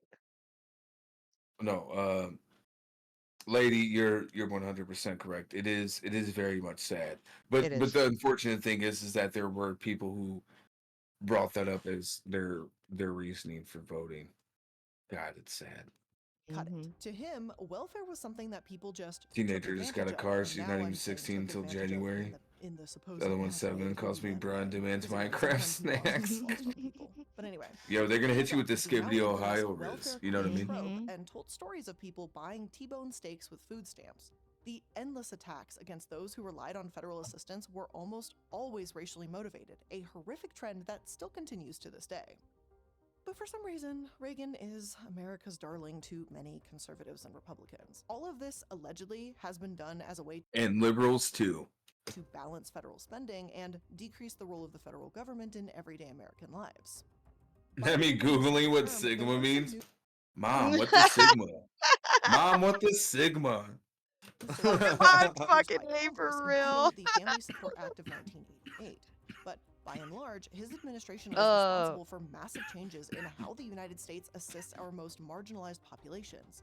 Theoretically, that all could have worked the way he planned and balanced the American budget too. But while Reagan was busy cutting food stamps, unemployment, low-income housing, and basically anything that could help people get out of poverty. And as we're hearing all of this, I just want you to keep in mind the thing that people have been throwing out the most during the election cycle, right? Project 2025. The unfortunate part is that a lot of the media tried presenting it. Thank you for the follow, Chronica Lewinsky. Did you push it with your good little hand? Only with your good one, though. Okay. Sorry. Oh God, that's so bad. Sorry to cut you off. I just completely lost what I was thinking, so I'm gonna go back for a second because that. There were some new social services introduced by Congress, Whoa. including the Family Support Act of 1988. But only give me the good one. that It's all my could good have worked the way hand. he planned and balanced Hey, it's the almost American budget, Thanksgiving, too. all right? We got to practice our But good while hand. Reagan was busy cutting food stamps, unemployment, low-income housing, and basically anything that could help people get out of poverty, he was... Oh, so with people were trying to present Project 2025 as a Trump thing. Okay. When in actuality, like it's not a Trump thing. It's been the Republican project since Reagan. It's all about cutting what they deem unnecessary spending. It's about cutting social safety nets and punishing poor people. Right. That's all it is. Yeah. In the hopes of giving money to rich people because they're going to make the country better because of trickle down And that's economics. why you hear, both Democrat and Republican talk about, the small business. It's the small businesses that are the backbone of America. Like, no, and the corporations, Right. they run everything. Right. There I is mean, no backbone. It's just one entity. technically small businesses socially is the backbone of America, but we're not helping the small businesses. When they say small businesses, what they mean is Amazon and Tesla and SpaceX. Like that's their Yeah. version, their idea of what a small business is. Because, I Yeah. just got a small loan of $1 million. No. It's well, and two, they keep redefining what a small business is. Before is you can have more than 50 employees, and then it started becoming you can't have more than a certain amount of stores in a certain amount of states, and Right, right. But the there's just media always doesn't help changing either. rules. Yeah, and the media doesn't help either because they'll say like, California is raising its minimum wage and the small business owners can't handle it. Like, obviously McDonald's can fucking handle it, but Channel 5 local fucking news wants to put little Tina who owns the fucking antique store down the road saying that she's got 3 employees and she can't afford it. Like, I get it, Tina, we know you can't afford it. It's not about you, girl. It's about fucking McDonald's forcing these fucking kids to have to work for fucking $7 an hour. Get the fuck out. Why did you do that, KTLA 5 morning news? Fuck you, bitch. Sorry, that was my rant. Well, my whole thing is no, you're good. My whole thing is though, if it was really about small businesses, okay, if small businesses were that important, how come more law writers, legislators aren't doing anything to protect them from being brought up Taken in advantage corporate of. consolidation? Yeah, very If true. that's really the issue and that's something that they're really concerned about, Very true. because at the end of the day, political parties have no issue using law to implement any sort of political gain they want. I mean, shit, look at colleges across the United States right now. States everywhere are starting to implement new laws to ban people from protesting on college campuses. Or if people do protest, revoking state funding. Yep. So, at You the end of make the me day, I happy think we too, have to start Chronica calling bluffs. Lewinsky. Let's be friends and we'll share cute little hand pictures and make fun of our teenage kids. Oh, God. Was also spending the new influx of government cash. Take my strong hand. This is my good hand. Make room for Fanny. It's Yes, and Thanksgiving. and Everyone again, happy. why are colleges more cost more to attend? Because of Reaganomics, literally. Because he decided to start cutting funding when colleges started seeing less funding from the state or from the federal government. Actually, because what Reagan did was he cut federal funding and put it on the state. And when state budgets weren't allowing them to put that money into education, started becoming a bit of a problem. So they had to make up for the difference, and the only way that they could do that is by raising tuition. And again, that was something that Ronald Reagan started. He was kind of like the trendsetter. He was the one that basically was, yeah, this is cool. This is okay. So when Republicans say like it was neoliberal policies that fucking made college tuition inaccessible for working people, ultimately they're right. But there's a caveat to it. And what's that caveat, Jimmy? I pooped today. I have no idea. Oh I'm my sorry. fucking God. While Reagan was perfectly content with cutting I'm certain things cooked. within the American healthcare system, there was one thing he was dead set on putting more money into, and that is the military. As he entered the presidency, Reagan was by no means quiet about his outward hatred of the Soviet Union. In the first few years of his presidency, he denounced them multiple times and called the Soviet government an evil government and the focus of evil in the modern world. As relations between the US and the Soviet Union grew increasingly sour, Reagan had a plan: peace in strength. He believed that peace and foreign policy could only be achieved through a rebuild of the US defense system. In essence, he thought that the US arms buildup would inherently put a strain on the Soviet Union. They would not be able to catch up to the money we were spending and therefore would be forced to come to some negotiation. Industrialists totally wouldn't be down in trying to have a pissing contest who could build the most shit. Not at all. Well, No, like we they haven't been never in do a that. fucking race with No, Russia forever anyway. no. And you know what the best part is? Like, you remember that whole speech that he had where he's like, well, the problem is that Soviet Union, they have all these nuclear weapons now. It's like, Yep. yeah, because you got in a fucking race with them to see who could get the most, you fucking moron. Yeah. Like, Even what do you expect? Neil deGrasse Tyson just recently talked about that. The reason why we haven't invested so much money into going to Mars is because there's no reason to. And the smart thing to do is for some kind of politician to say that China or Russia is going to head to Mars. And all of a sudden, you're going to see a bunch of fucking government money going in because that's all it's ever been about is beating China or Russia. It's that whose dick is bigger contest. And I hate it.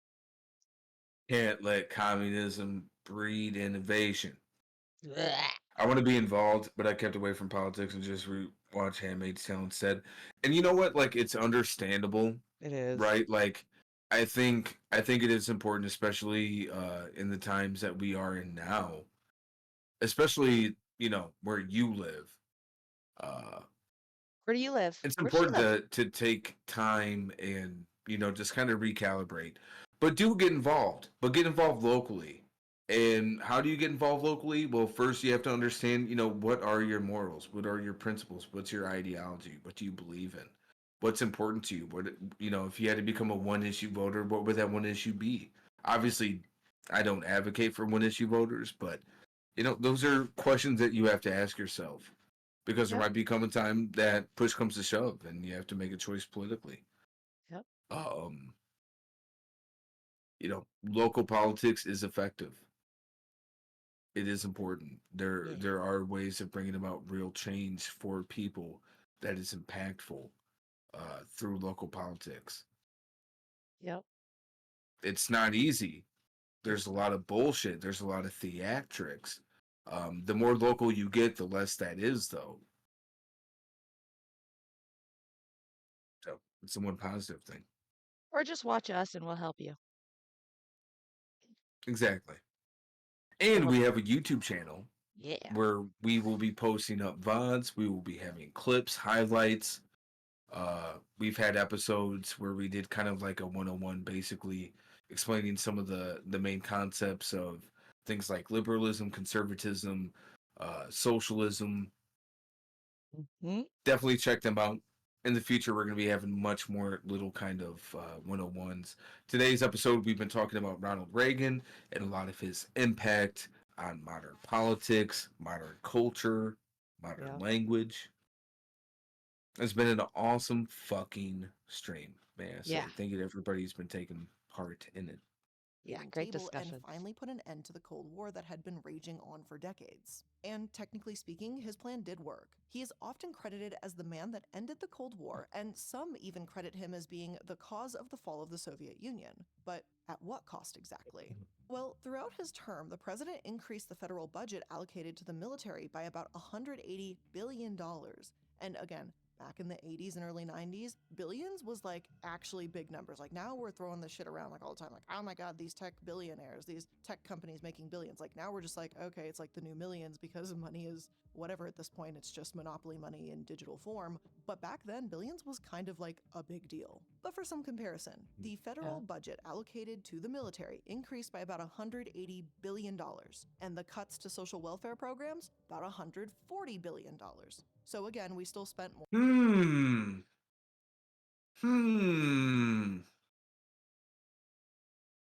It's almost like when you have a president who focuses more on global conflict and gives all of the government contracts, to his buddies in the defense industry. It's almost like the government will start prioritizing more because it generates the most money and employs a great amount of people. It's almost as if when you have the privatization of the Defense Department, you no longer have any jurisdiction, transparency, and just exactly what they spend their money on.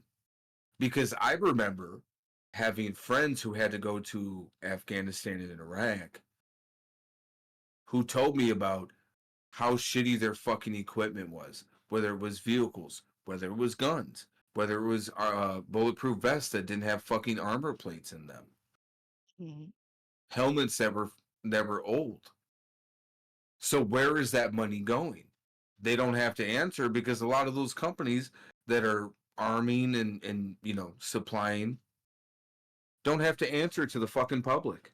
More than we cut. Yep. Typically American, love that for us. Even as he introduced this new exploded budget and his development of what he deemed the Star Wars program, which yes, I'm dead serious, that was the name, economists around the country held serious concerns about how this exorbitant spending could impact the United States economy. To pay for the increase in defense spending, the domestic economy would need to see some massive growth. As Vasily Leontief, a Nobel Prize-winning economist, said at the time, Reagan hopes our gross national product will expand so much that we will be able to pay for higher defense spending without raising taxes. This is not likely to happen. In fact, I personally guarantee that it will not happen. And oh my God, what a shock. A Nobel Peace Prize-winning economist knew their shit. And guess what happened? Well, not what Reagan wanted. What did happen, though, was his outlandish military spending ended up ballooning the American deficit, and he wound up having to raise taxes to offset the economy. Now, this again is the same man that ran on helping the American people, on smaller government, and on lower taxes. But here we were doing the complete opposite. By the way, they had brought up Khan Academy. I'm pretty sure they're a right-wing think tank. I think so, yeah. Pretty sure they are. Could be wrong.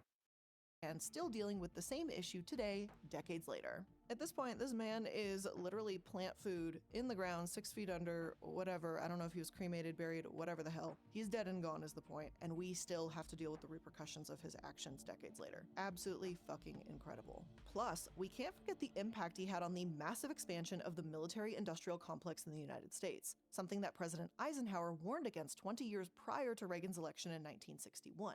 He said, "In the councils of government, we must guard against the acquisition of unwarranted influence, whether sought or unsought, by the military-industrial complex. The potential for the disastrous rise of misplaced power exists and will persist." Jesus. And yet, ta-da, here we are. Reagan seemed to develop a system that relied on cutting help to the poor to fund the growth of the military, something that has only continued. The military became more controlled by weapon firms, Washington representatives, and lobbyists than ever before, and it focused primarily on profits than the people who actually served. And I don't know if you guys know this, again, I don't like to insert a ton of myself personally into here, but I grew up a military brat, right? My dad was in the military. That is literally how I grew up. And the military does not treat their military folks well, and it does not treat their veterans well. Nope. Yep. And again, if we want to talk about government efficiency, why is it that we're giving the government, specifically the military, $824 billion, and people who serve the military can't even get fucking their prescription drugs covered? Yep. They can't get wheelchairs. They can't get surgeries performed to fix their backs, to fix their limbs. Yep. I mean, Damaged if tissue. women are assaulted in the barracks, they're ignored and told to shut up. Yep. So. It's disgusting. Pretty much, you are nothing more than a tool. I have friends in the military. I have my other friends who are also military brats. I've seen their parents in the military. There's still a lot of military around in my life in the Girl, American military. same. And let me tell you, it sucks all around and nothing's gotten better. Nope. So, let's just be clear. The profits that, this money that's going to military is not going towards actually helping the people that are in the military. They just get to suffer and rot. And they all come out with fucking PTSD, different levels of disability, and they're all fucked up. And I'm like, how weird is that you go to work for a job and you come out permanently disabled, and it's a large number. This isn't some minority. A lot of people end up fucked up. And we're just like, no, that's totally normal. If that was any other job, any other privatized job, that you come out disabled, fucked up to some degree, whatever's going on with you, you're just not okay, you're not the same person you used to be beforehand, we'd be up in arms about that. But it's the military, so apparently we give that a pass. But I digress. Now, over the years, this problem has only grown, and today, the military industry has become one of the top 10 lobbying sectors of the United States. They spend over $100 million every single year to lobby the United States government to continue putting more money into buying more weapons and developing more divisions that lay dormant just waiting. Mm-hmm. Lobbying should be illegal. I agree. It should be illegal. It's just another word for bribing. That's all it is. For something to maybe theoretically happen. In fact, in 2020, the US military budget made up almost 40% of the world's spending on military. And that's in comparison to all countries in the entire world. And our spending on military, it vastly outweighs what we spend on education, public health, scientific research, infrastructure, etc., and it shows. And again, sorry to harp again, but while we're spending all this money on the military, 40% of the world's spending on military, we spend here domestically in the US, and we still can't even take care of our military folks that are currently serving and the ones who have served. That's fucking horrific. Now, while Reagan may have started this trend, nearly every president since has continued it, and it doesn't matter if you're red or blue or whatever, all of them have continued it. Sadly, though, this isn't the only trend that Reagan has brought to the country. With a hypothetical focus on small government and a love for supply-side economics, Reagan also introduced a new phenomenon, decreasing corporate regulations. And before we go on to talk about those corporate deregulations and what Reagan has been up to and kind of concluding this whole mess that we're still dealing with today, I'm going to take a moment to thank today's sponsor. Your mom's a sponsor. Damn right. Sponsor my ass. Lobbying in any corporate supportive government. Corporations should not be allowed to influence elections. You know what, lady? The more you type in chat, the more I like you. Yep. Just absolutely stating fact after fact. Yep. Because the only way to really be successful, especially in these days with lobbying, is to have money. And I'm sorry, but there is no way to progressively be able to get enough money to lobby. Like what you see, like the reels and TikTok videos of Medea Benjamin running around the halls of Congress, following around a politician, asking him to support Palestine and stop, sending weapons to Israel, and those politicians ignoring her. That's about as close to lobbying as us progressives are literally ever going to fucking get. It's so hard and it's so much fucking money. Especially as an example with that, APAC. Oh my God. They'll spend so much money on politicians to go to these conventions for 3 days and wine and dine them with food and parties and alcohol. And then they're like, here's this bill we want you to pass. Please take it to your state. And these people will take it to their state with this paper with a bill on it. And all of them they're all word for word exactly the same. And they'll all pass it because they got wined and dined for 3 days. You can't expect people like you or people like me to be able to do something like that. It's just impossible. There should be a cap on how much a single entity is allowed to donate to any candidate. Yeah, honestly, I think it should just be made that any individual and any tie that they have to any, entity is only allowed to donate a certain amount. So, if the company, the company donates, that amount gets held against the total donation and cap it at, $2, $3, $4,000. Mm. I don't think a company should be donating or spending any money. At all. No. But I'm And saying, Citizens United. yeah, Citizens United needs to get 100% removed. Mhm. But But yeah, I a cap. think I think there were people running around saying like we should have like voting credits or something where everybody gets like a certain amount of money. Every single person in the country gets a certain amount of money that you get to spend every 4 years only on campaigns that you want them to win, whether it's local or national, and that's how much you get every 4 years. Everybody gets the same amount. That way it's equal. Everybody has an equal say. Nobody pays more in anything like that, and that money can only be used for campaigns and donated to campaigns. See, I'm more along the lines of I think it's about time that politicians start working a little bit more. I agree. And I think it's time that they start coming out to us and start engaging with us and start listening, not talking to us, but listening to us. Hmm. Um, I think that's what needs to be done. I I agree. think money needs to get removed from politics in the form of, like you said, Citizens United, corporate PACs no longer allowed, lobbying no longer allowed. No max donations over, between $2,000 and $4,000, Hmm. regardless of company person, if the person works for the company or has former relations with said company, private or public. Agreed. Absolutely. Yeah. Governor, are you prepared to take the constitutional oath? I am. I, Ronald Reagan, do solemnly swear that I will faithfully execute the office of President of the United States and will, to the best of my ability, Advertising candidates should be banned. All you should be able to do is attend when they visit in your state and should be televised by partisan news, debates, constant barrage of media, mudslinging. When Yes. Ronald Reagan was elected to the presidency in 1981, he was clear.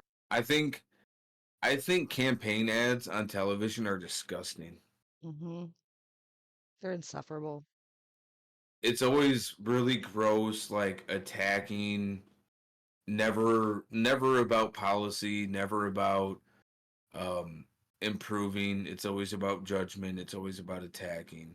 Yep. Or these vague promises that don't really mean anything.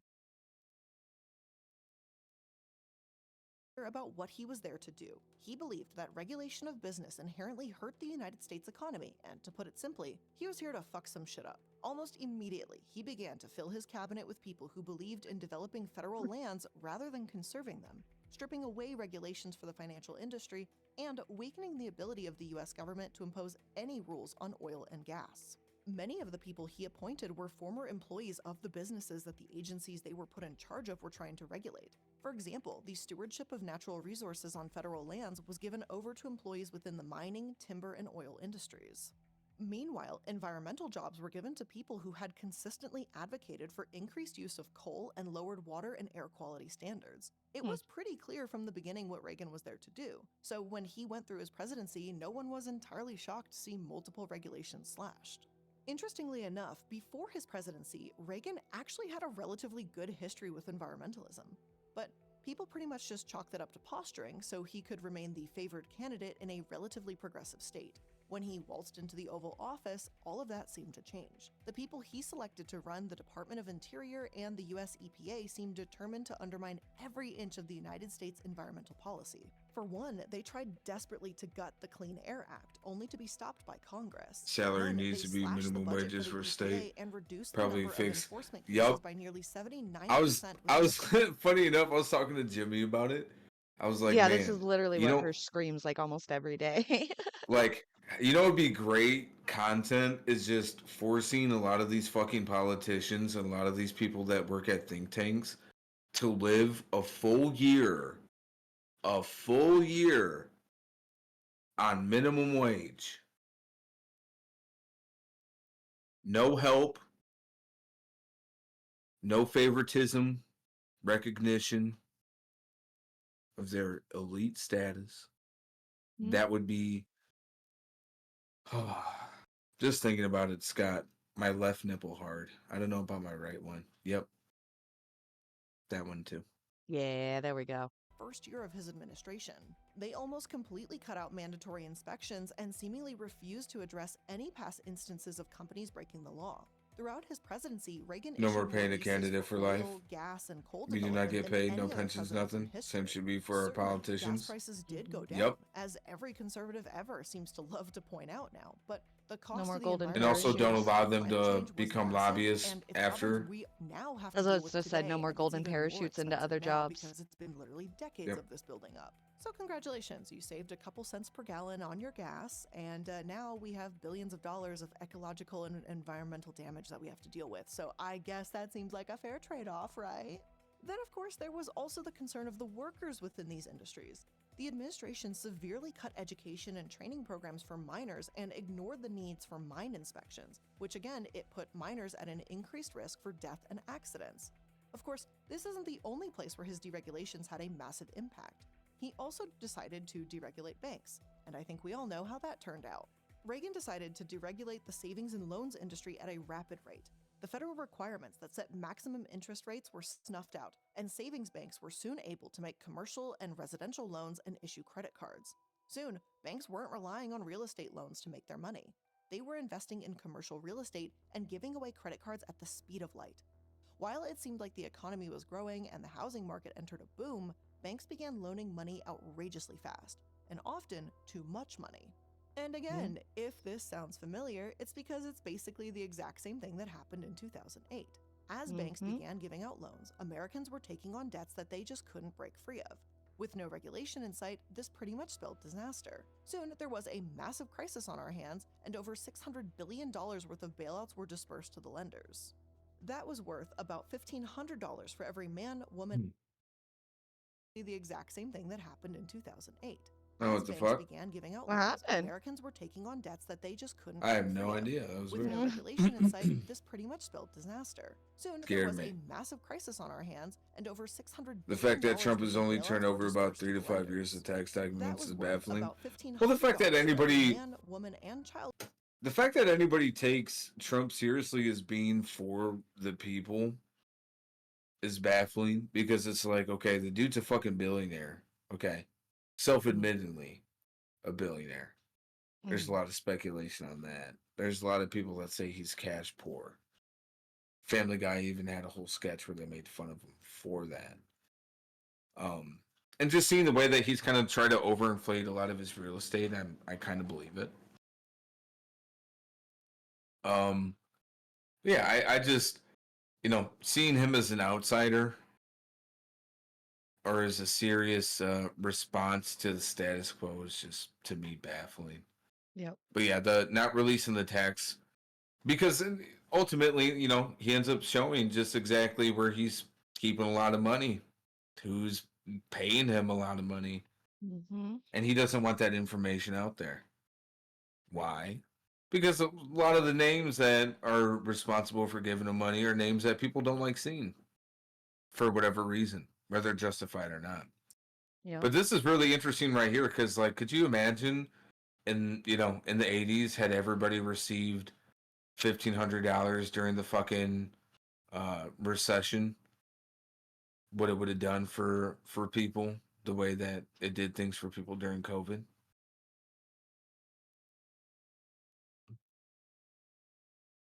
In the United States. And this was coming from the same man that allegedly didn't believe in handouts. Unless, of course, apparently, it's a business. But of course, there's more because, of course there is. It should come as no surprise. It played back because it was worth repeating. Damn right. Damn right.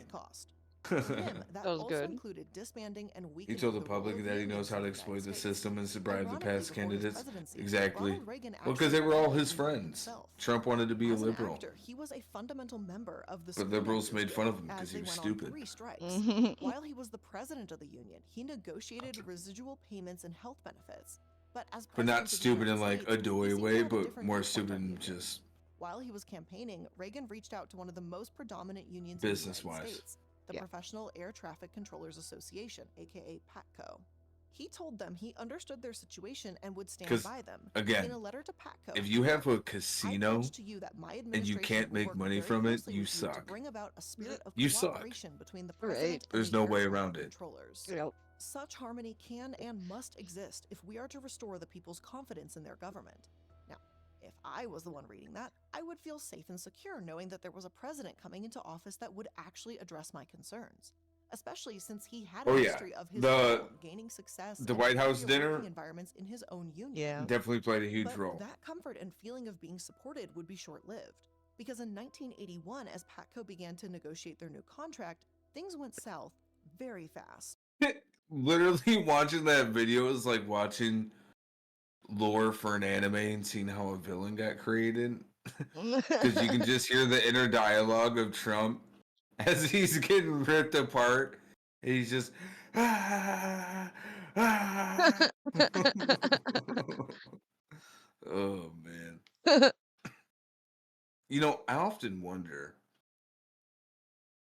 what life would be like had Obama just not ripped into Trump as bad as he did. I often wonder. And you could probably turn that into an anime. It'd be fun. It would.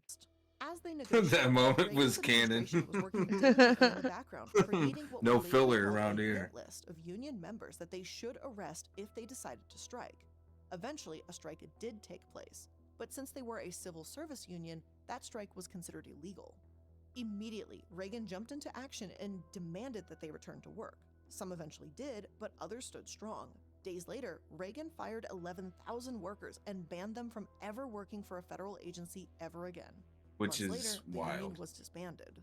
And the country reacted in shock as the former union president took one of the toughest stances on union workers in decades. Almost immediately, strikes seemed to disappear as negotiation tactics.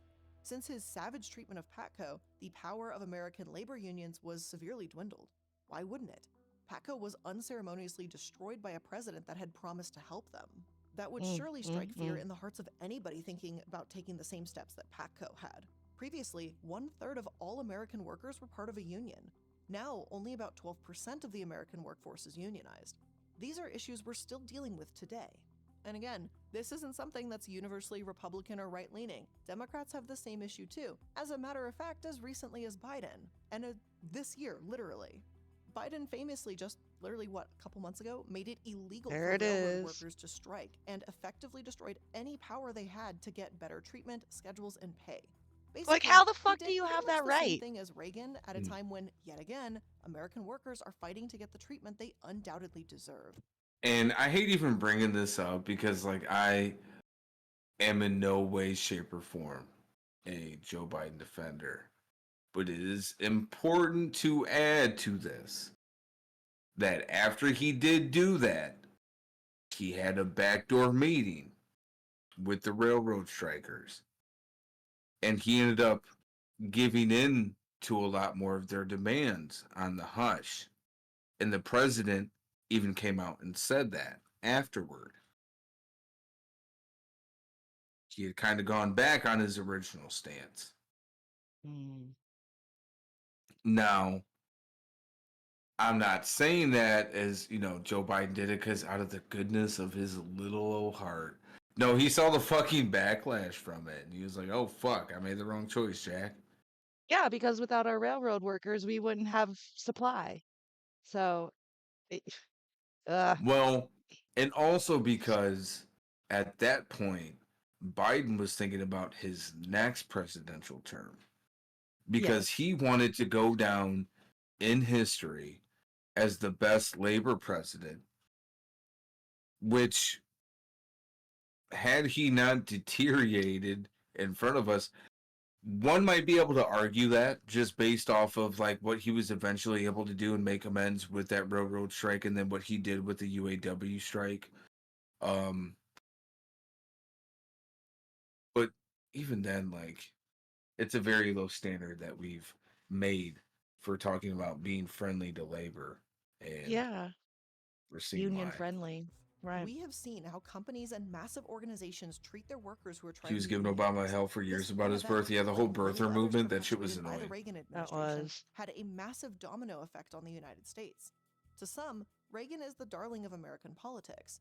Certain scholars see his presidency at a time of prosperity and massive change. But those scholars are also the same ones who also seemingly ignore the massive inequalities now plaguing the United States.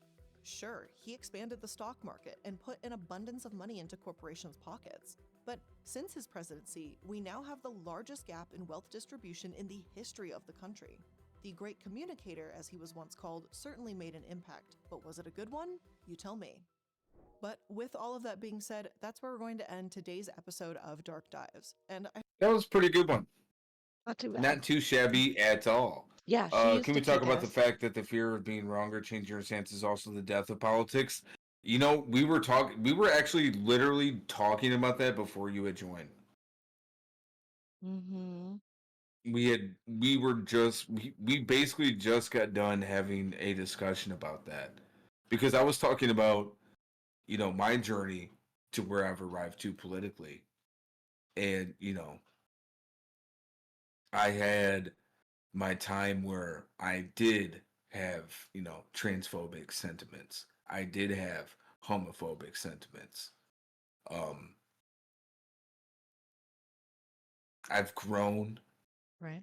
Obviously, I've got more. I've gotten more educated on the topic, so I operate from a much different path now, Mm-hmm.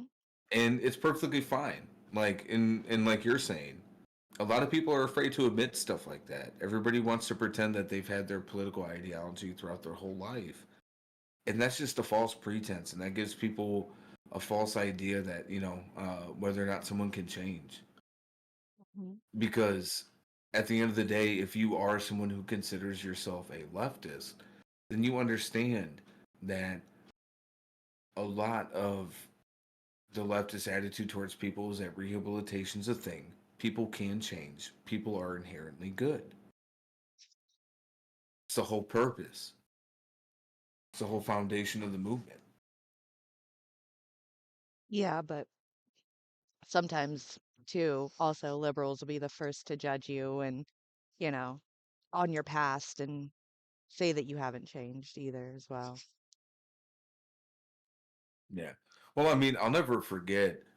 This was the first time Trump had got elected, and I had a friend from high school um, who always wanted to comment on whatever Facebook post I'd made, and he was like, "Yo, what the fuck, man? Like, back in high school, you were different, and like you used to laugh at stuff like this or whatever the case is." I was like, "Yeah, dude, I was a teenager. I didn't know shit. I was fucking stupid."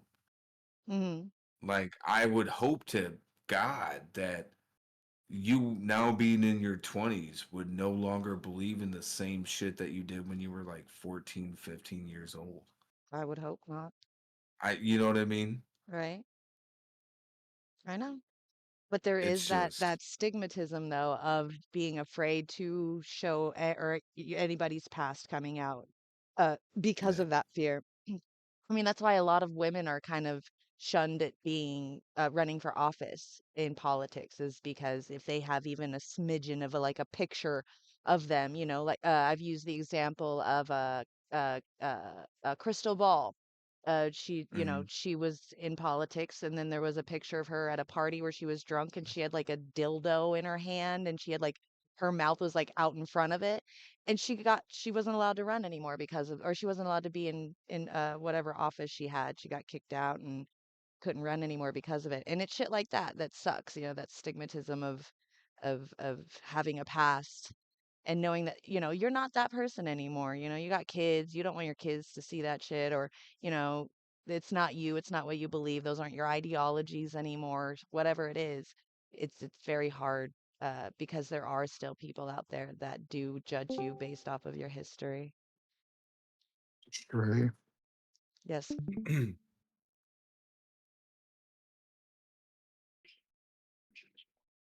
No, I Mute. think overall we had a very good stream. Yeah, I agree. I did not expect to go this long talking about Ronald Reagan, but I'm glad that we did. And funny enough, I think there is still enough in the future that we can go some more deep dives into Reagan. I just kind of wanted to do a basic coverage, and just a little toe test, a little toe tap into the water Agreed. on Ronald Reagan and his impact, and also again just to kind of show and highlight um, what the next 4 years are most likely going to look like. So a lot of the situations that you saw in the 80s, the ramifications of tax cuts to the wealthy, increasing of taxes on those who are working and considered the quote middle class.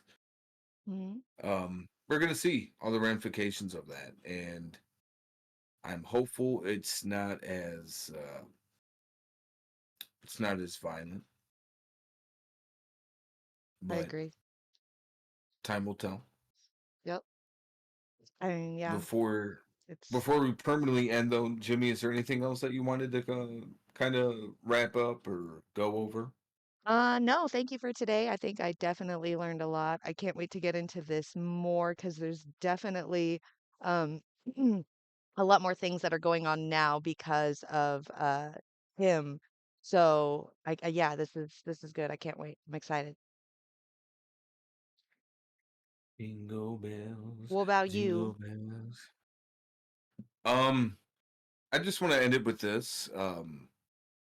At the end of the day, a lot of the problems that we face and that we will face are going to be trying. They're going to try to present it as new issues, new problems that we have to address. But understand that we've been here before. We cannot panic. We cannot fall victim to the propaganda machines that try to get us against one another. Um, if anything, I think the lesson from Reagan, or just the lesson from conservatism, neoliberalism in general, is to uh, be able to focus both on individual growth and compassion, as well as an emphasis on community. And to decipher that a little bit more is to understand how important it is to develop a strong sense of community. How do you do that? And what do I mean? People knowing each other, having a strong connection, good schools that provide programs both before and after school for children, drug treatment programs, programs that help people find jobs, that teach people trades, that help people get into school, finish out their, get a GED or a diploma if they're still able to. There are numerous things that you can do that have been done before. And if you look around in your area and there isn't something that offers that, start looking into ways that you can maybe find somebody that's trying to do that, or maybe even do it yourself. Right. Because the change is going to have to come from both an individualistic and group effort. It can't Mhm. just be one. Because if it's Agreed. just one, they're going to find a way to silence it. But Yep. if you have strength in numbers, it's going to be a little bit harder. Right. I agree. But on that note, love, peace, and chicken grease. I appreciate the shit out of everybody who came by today. Um, much love to everybody who was in chat, who took part in it, all the lurkers. You guys are amazing. Thank you for the follows. Mm-hmm.